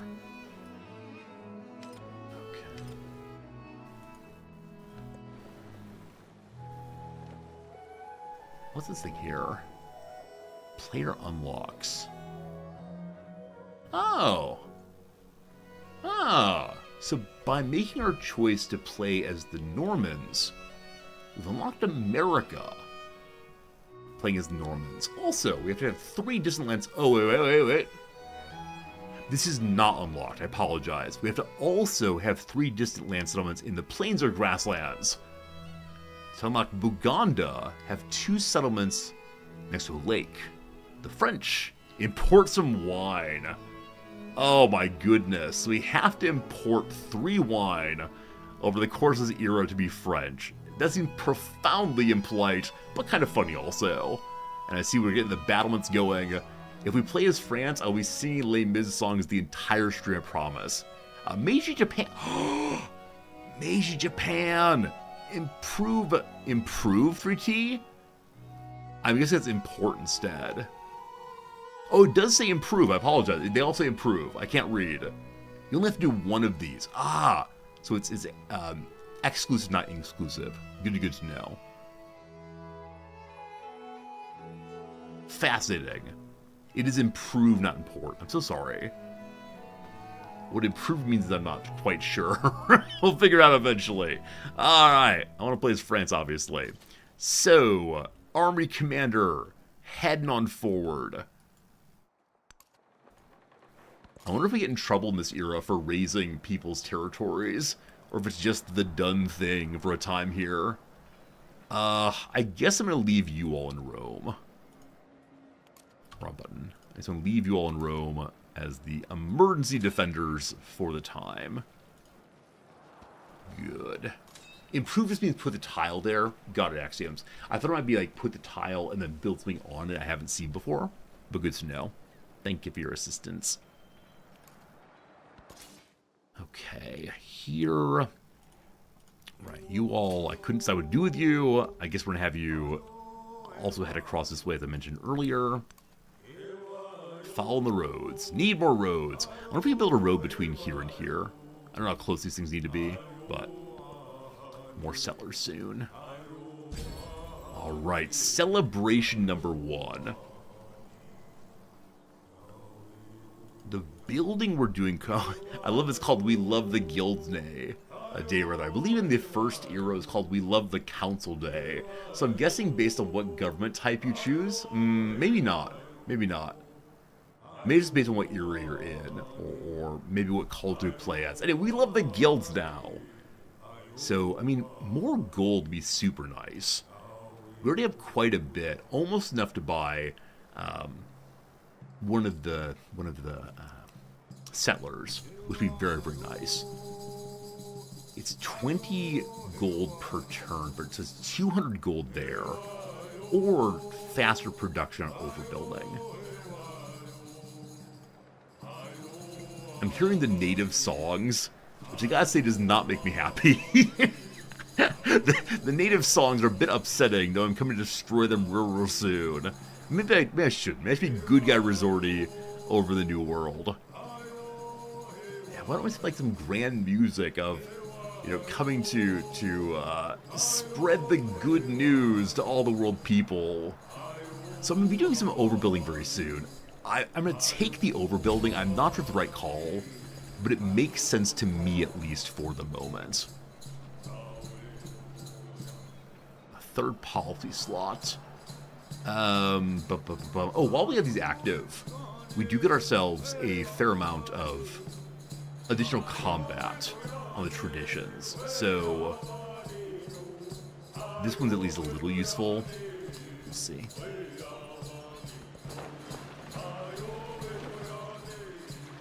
We need to spend that money on something pretty soon. Oh! Wait. No, it's fine. I thought it was the case that these fine folks had already been colonized. But no. This is the replacement culture for the Babylonians.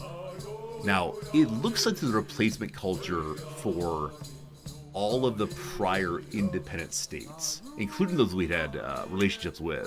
So this is previously. Down here was Pompeii.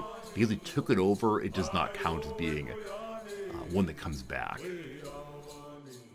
What may I do with you? May I just attack them?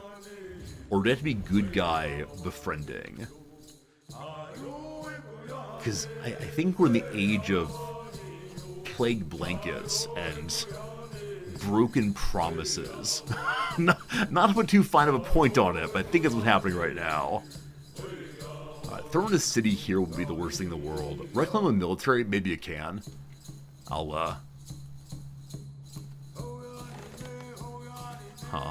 My main army's here. It is a good place for city. I'd like to have it very, very much. So, we'll head that direction and see what happens. Cog, you're going to explore for a while. Uh-oh. I see someone else's troops are moving. I feel like I might be in a bit of a race right now. Rome, I'm going to have you empty your troops out again. Let's go. Let's go, Rome. How are you such a monster? Like, I was insisting, hey, I'm Good Guy Resorty. Y'all like Good Guy Resorty? Good Guy Resorty likes you. What ends up happening, Good Guy Resorty goes and kills the natives. It feels horrible. Ugh. There have been a number of articles recently published on, playing the colonizers in games like this where you always just win. Does it make us not feel as bad about colonization as perhaps we should? And I laugh, but at the same time, I feel something about it anyway. 3 turns with our first economics understood. I do kind of miss, like, the rush for the codices. It's pretty cool. That's an open ocean there, coastal there.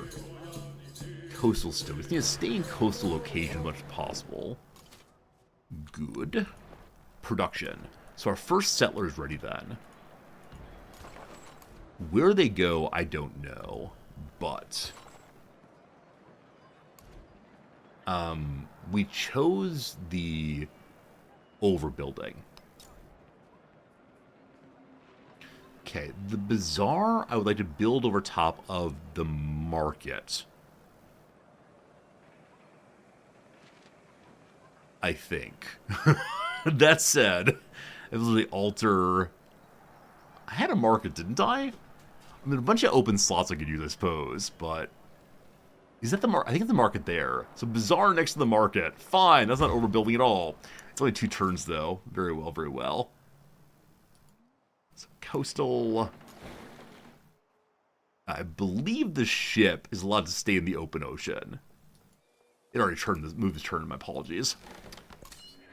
So you all are heading to go do the bad things. The game Spirit Island is good if you want to play against the colonizers. Yeah, I've mentioned before, there's a game called CivVII. CivVII that is set from the perspective of those being colonized. And it's a fascinating idea. I keep saying I should play it on stream at some point, and I never quite do, so I don't know. Oh gosh, we're a moving team. It's definitely a misclick there. I kind of want to go across the ocean with them. So I'm going to cancel that move and say instead, I'll move each turn, fine. Now with 700 money, how much does a merchant cost in this era?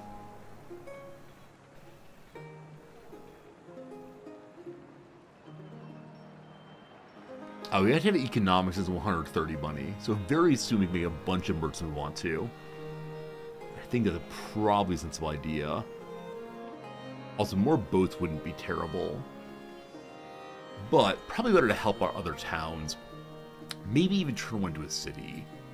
So, like, Pompeii out here has a bunch of mountain stuff. Which means, like, one mountain stuff. And some flatland. Team, if you look at the cities I have right now, which of them should be a city? Like, Yashinapura here, I believe was once a capital. And it's got a lot of pretty cool stuff, including libraries and such. So does it make sense to make Yashinapura into a city? Or what? I think it does. Oh, it's only 200 money now to convert to the city. They're 300.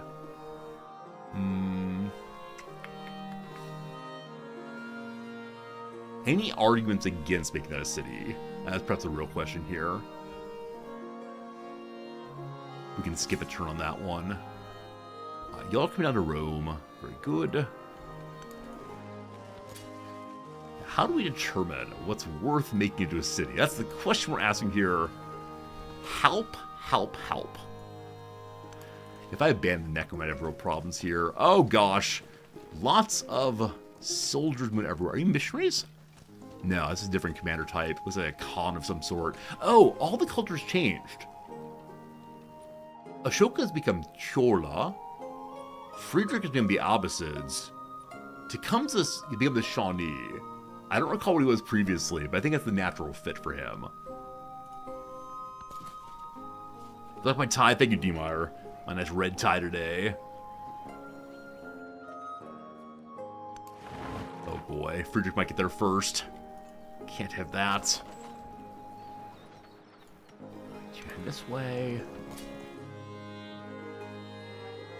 Such a slow move. There are too many armies here. Not that I necessarily want to hold on Snekin, but I feel like I have to give it a good attempt at defending it. Wait, who's this? Whom are you? It's this group here. It's March home. March home, thank you. Good. Alright, so you are also in this way. This is coastal, fine.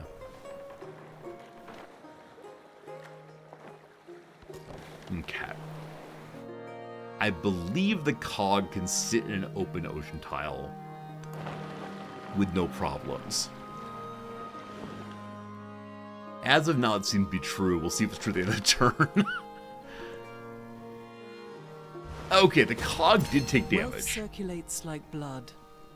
All parts partake. Alright, so it's the case that the cog can stay there, but takes damage. I believe that non-cogs, as of right now, can't even pass into them. Very well.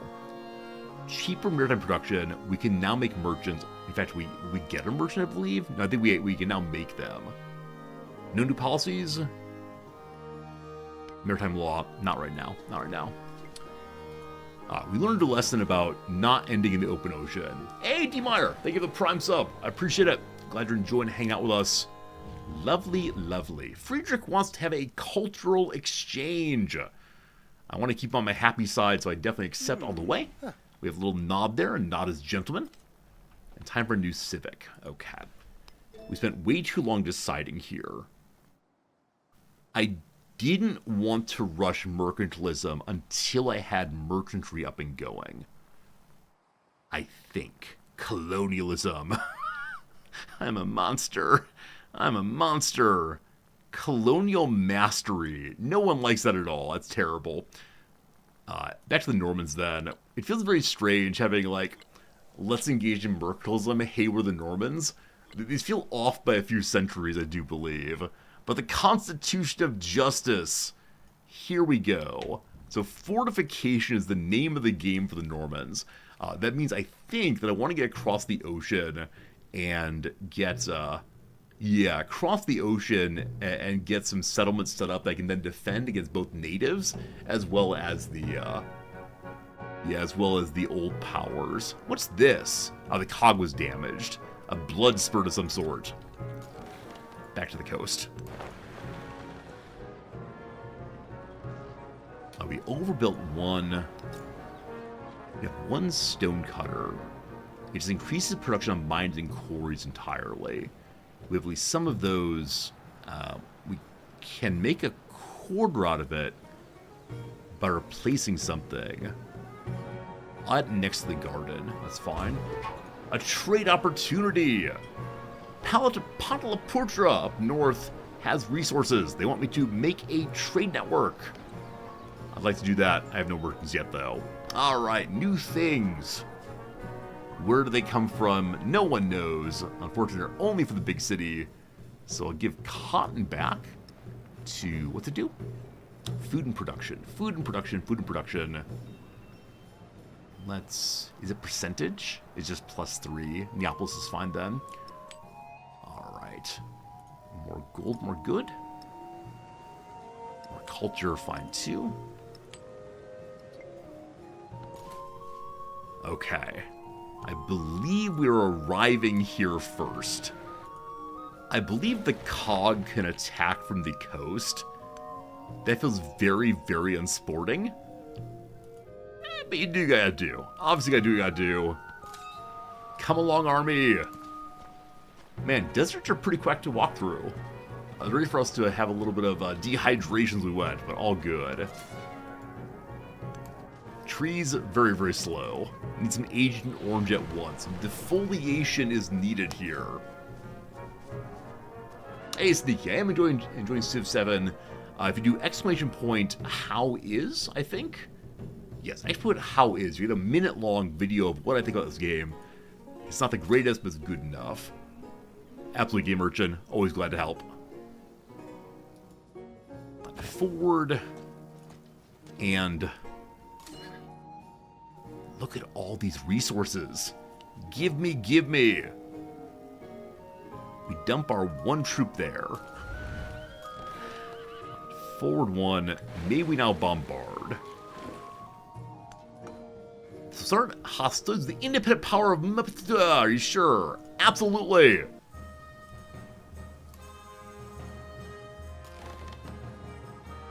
that a range? Hello? Please shoot. It's showing me the major victory. Huh. Huh. Well, huh. Maybe next turn. We'll see what happens. Oh my goodness. It may have to be right next door. Fine. Forward again. We'll get you now. Aim and ignite. There we go. It didn't sound like cannon. It sounded like archer's bows instead. The snap of the same. Oh, there's a scout here. Whammo. I'm so sorry. This poor scout. I shouldn't laugh, I know. I know I shouldn't laugh, but still. Alright. Good job, good job. Up here. You're just going to hang out in our territory, which this is almost one step forward.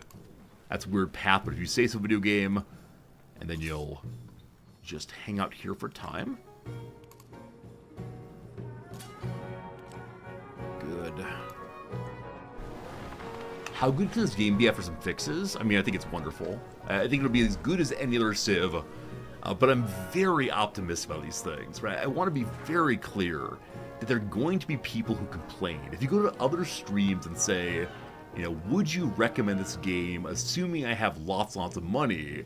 You know, someone asked that yesterday in one of the other streams I watched channel, and they went, I'm not so sure.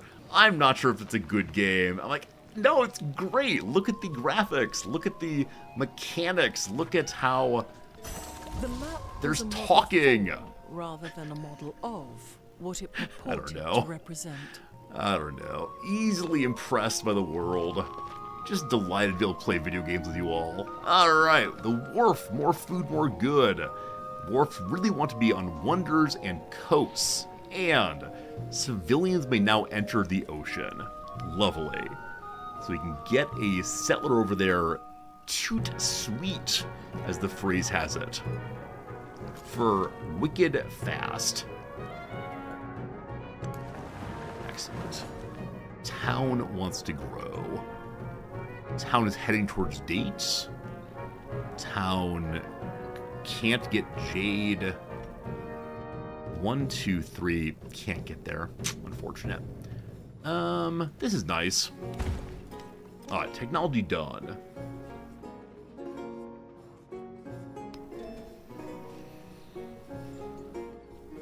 The mastery is more food.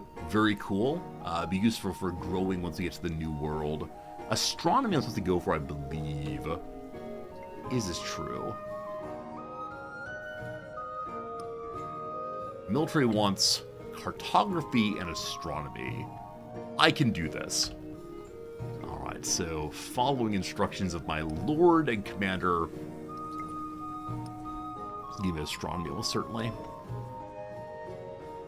Serpent Mound. More influence, more science, more production. Production on every other settlement. Must be a grassland. Also, observatory. We look upon the sky. Love it.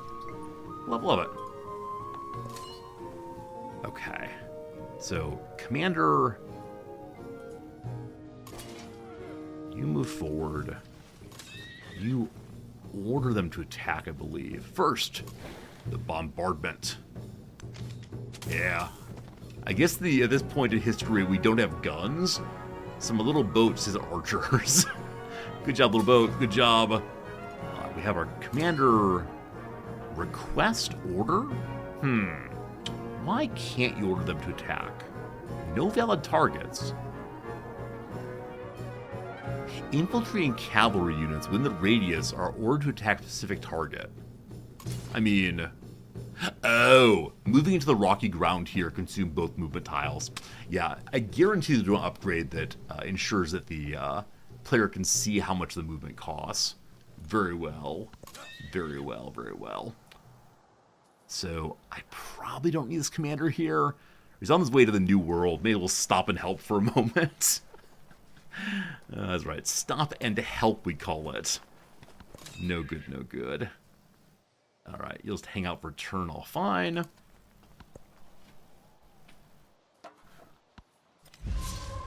A choice for us!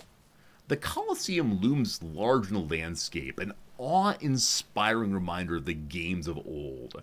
These days, artisans petition to use the space for vast workshops, but displaced communities are already sheltering its vaults. Oh no. We can't make it a tourist trap yet. What should we do with the Colosseum?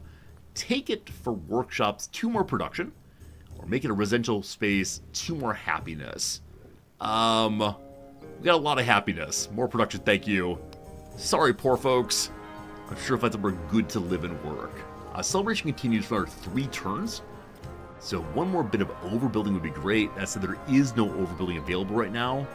So I did waste 2 turns. Okay.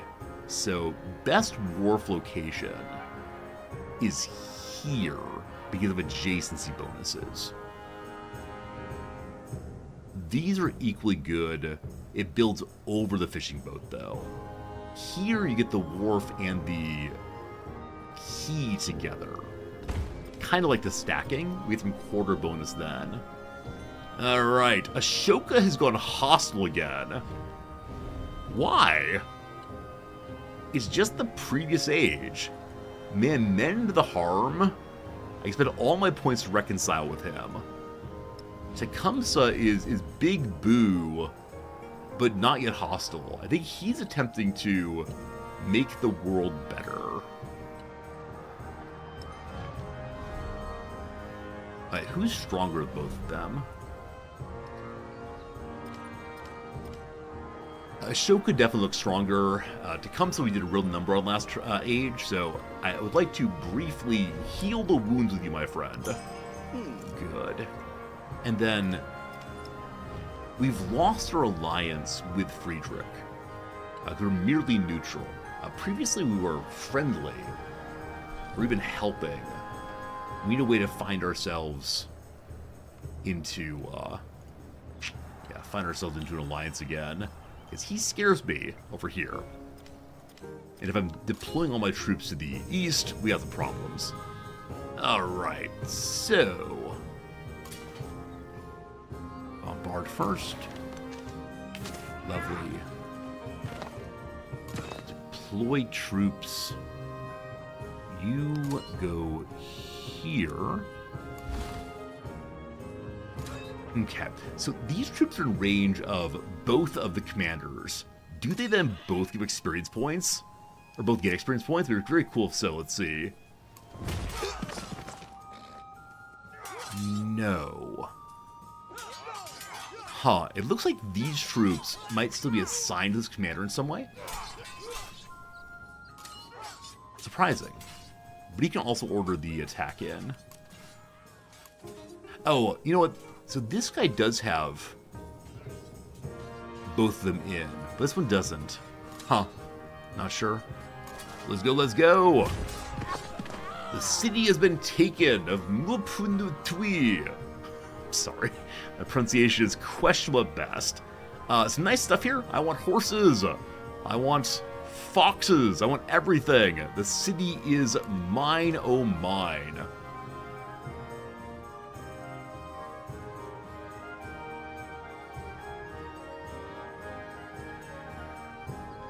Oh, you can only disperse them. I apologize. I've got to build my own city now there. Okay. So my city maker is on the way as fast as can be. We'll have to hold the tiles, but some good stuff coming very soon. I'll probably build right on the coast exactly where they were. That'd be neat. Okay, team. We want to get ourselves across the deep blue sea now and see what's going on over there. Excellent. Troops, keep coming up.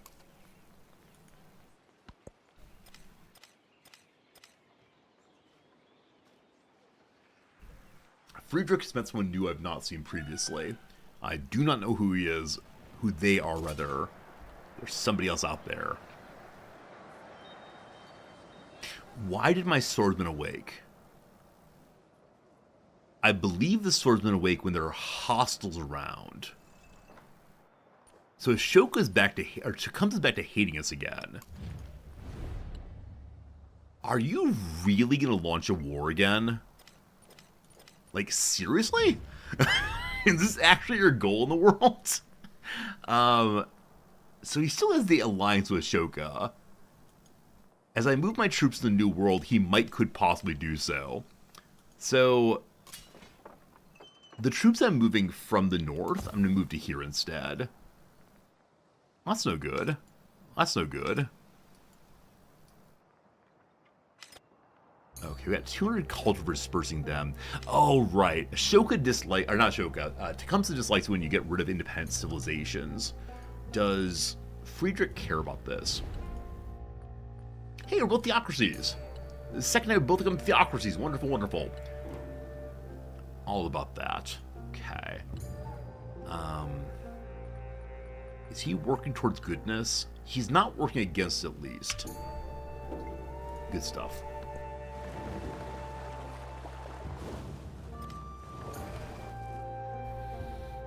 Okay. Didn't see much happen this turn. Almost arrived. So video game would prefer me to build right here. Is there a... Right, the river's actually right here. There's a hidden bonus for building on a river. Now let's do some counting. So 1, 2, 1, 2, 1, 2, 3. I believe that building here would let me activate everything we'd see right now as time went by. I got told there's a happiness bonus for settling on a river, so we're gonna try it next turn. Cool. Alright. We're gonna take some damage for ending here. I should have stopped here and then here.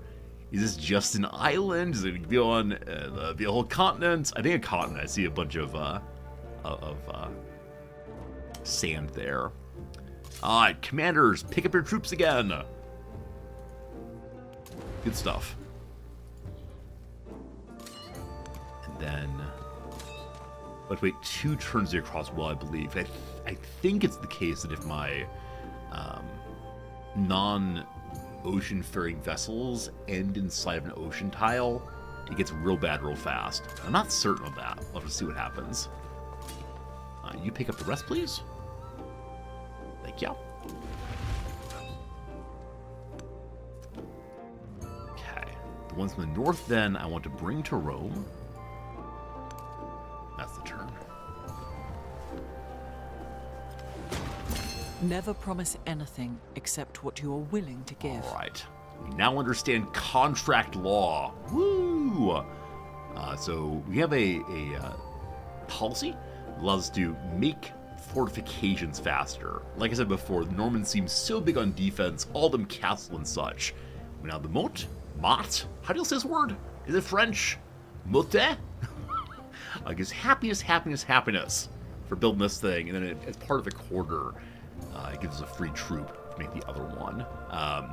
So the question is, do I want to start making them very, very quickly? It is a cultural bonus, tradition indeed. So we're going to get rid of this one and move to that one.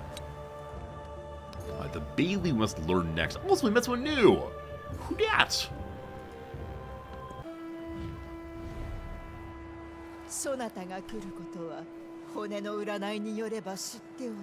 We have met the Queen of Hawaii, High Shaman Himiko. Hello. Is Himiko Japanese? Like, those characters could indeed be Japanese characters. Or Japanese name, rather. I'm sorry. We're going to war. We'll see how strong your forces are, but war's coming real soon. But Hawaii across the sea. Or somewhere. Where'd I meet her? She isn't right here. Oh, they are islands. Possibly. It's still coastal. The reef there. Curious. Do we see her somewhere? Ah! She came from the other direction. No! India must be this way. Someone find me a way to India at once. Interesting. I incorrectly assumed we could only go one way at this point in history, but no. Time for the narrativity choice. Architects gather to plan the construction of defenses and find themselves with more lumber than they expected. They debate whether the surplus should be used for the construction of additional walls, or if they instead preemptively strengthen existing bastions with wooden hoarding in case of war. So, cheaper medieval walls, or cheaper French word here. I want to build the fancier hoardings. Diplomacy time! Friedrich wants more of friendship. I can't afford it, but I accept your offer. Thanks for the gold. Oh my goodness, we have 1,500 gold. Holy cow. We're rich. I actually didn't realize how much money we had. I wish the game would give me a little warning about, hey, your Majesty, you're filthy, filthy rich. Alright, so Master lets me build the other half, the Bailey side, which we need to have for the great glory of building and getting free troops. Okay, I give you the city of Caim. Caim. Is that the name of a Norman city? Huh, I had no idea. Again, it starts with walls right away. How cool is that? You grow immediately to take foxes, and foxes give 3 happiness for the capital and more gold in the celebration. So that with plutocracy could stack kind of nicely. Now that 10% more, I don't know if it's additive, leading to 20% bonus along with plutocracy, or instead multiplicative, in which case a little less interesting. I hope it's additive. We'll see. Okay. You got your troop. Trying to go over the sea now. So curious on this way. There's so many resources right here that I wonder if we should make an island paradise. With not much land to expand to, I don't think we should. But whales are production, fish are food, camels give more resources. Oh, that's it. I need to make a merchant. We made commerce fun, and I didn't actually get the merchant. We're still not the merchant. Where's the merchant? Where's the merchant? Oh, that's economics for merchants. There it is. Hello, merchants. Merchants. I need to make trade routes. So many possible trade routes. Look at them all. Oh my goodness. I can't believe I missed that. All right, we're going to Tecumsehen trade routes. Lead to war? Possibly so. We'll try our best though. And I think I should make another merchant. So they have gold there. Can't believe I forgot this at all. Is music random? I believe it is, yeah. I'm not entirely certain on that, but nearly sure. Okay.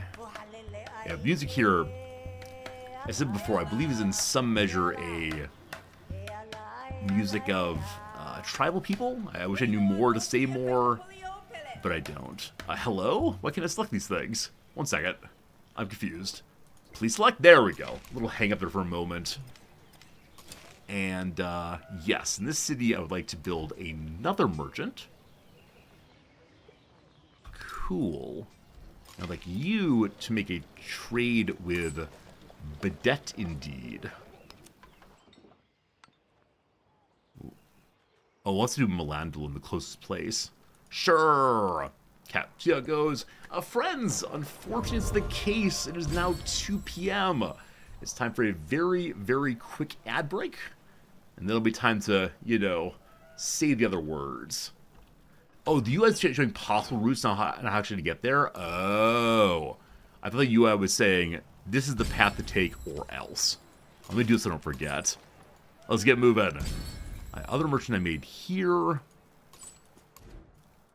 Other merchant may be moving. During this ad break, we'll go ahead and do a little bit of a game we call the crossword. Let me pause one real quick. It's been a fun stream. Live now for 5 hours and 31 minutes. I'm playing what? Civ for now about 4.5 hours or so. And I just want to keep on playing. Oh my goodness. A palindromic parent, either mom or dad. Not helpful at all. Elixirs or tonics. Italian fried rice balls. I'm sure I've had them. I forgot what they're called though. What's the down here? I grow old, I blank wear, the bottom of my trousers rolled. I should wear, or shall wear, the bottom of my trousers rolled there. Italian fried rice balls, not gonna get yet. A Pennsylvania port, the port of Erie. That's ire. Sorry, port of Erie. You're not gonna get it. Illuminating observation. Illuminating observation. Exhausted to tire. Ecce homo. Oh, this is a word. Is it an I? This is probably French. I don't remember though. I think it's French. I think it's I. We'll see. Performs on stage without making a sound. Performs on stage without making a sound. Like engages in mime act. Lip syncs. There we go. Lip syncs. Cool. Blink paralysis demon. This is horrifying. Sleep paralysis demon, a creature seen during a hypnopomic hallucination. Yeah, apparently there's some people who wake up halfway and like their eyes open and they become conscious, but they're not yet over the sleep paralysis thing. While you're sleeping, your body makes it so you can't move, so you don't like roll over and hurt yourself. Yeah, these people imagine demons in front of them while being in like a half dreaming, half awake situation. It is terrifying. Tennis players do-over. It's called Let's. Bronze and iron for 2. With the uppercase there, they're bronze iron ages. Very good. Not ditching. Not ditching. Oh, in class. Ditching like a school thing. Meat salad in Lao and Thai cuisine.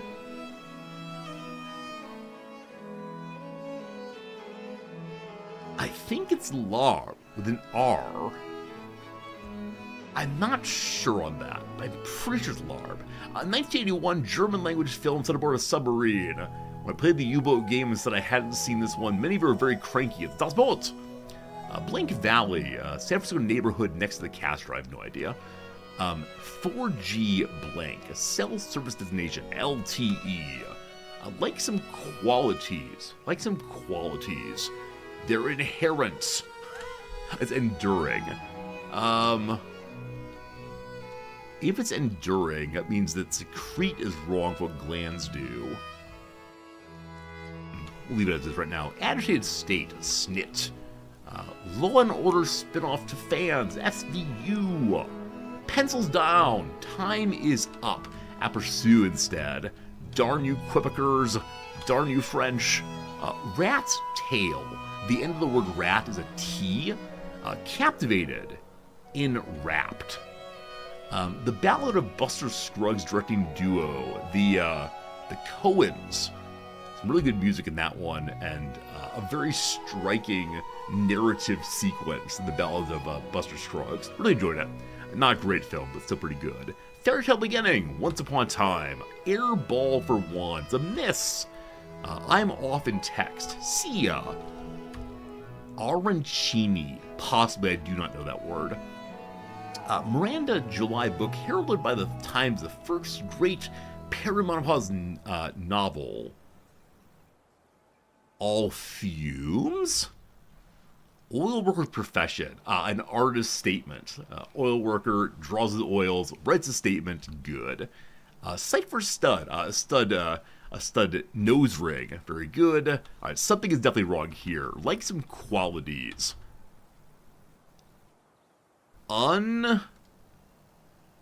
That seems wrong. I misspelled statement. That's part of the problem. Redeeming qualities. Mom is upheld by parent. All fours. Nam's actually read this book. All fours. There you go. And apparently this week there's a behind the scenes how it was made video. If you want to learn more about Cruciverbally or about how crosswords are made, you can see it right there. That was a good one. That was a fun puzzle today. We still have this week's Monday to work on again. Mostly done. And then last week's Monday to do, which I've made almost no progress in, like 5 ad breaks. It's been rough. But we'll see more of that tomorrow. I want to say thank you. Hope you had a good day today. It's time for me to go get ready for teaching. Today, teaching contemporary Confucianism and the part of Confucius that the state of China doesn't want its people to know. Oh, how exciting. Let's find someone to ready host real quick. Someone playing Civilization VII. Not sure if you heard of the game, but it's a pretty fun one. Hey, look, it's me. It's me. Who's playing that we know? Where did Burke yesterday? Burke's absolutely grand, but let's go and raid someone else today. Trump SC. I think it's someone who used to play quite a bit of Hearthstone, I do believe. Arvius is a good person, though. We like Arvius quite a bit, so we'll raid Arvius and see how it goes. When we get there, please say hello if you would. I'll be back tomorrow with a little game called Civilization VII. We'll have a nice little conversation first. It'll be a lovely time. For now, thank you, I appreciate you, and I'll see you again real soon. Goodbye, friends.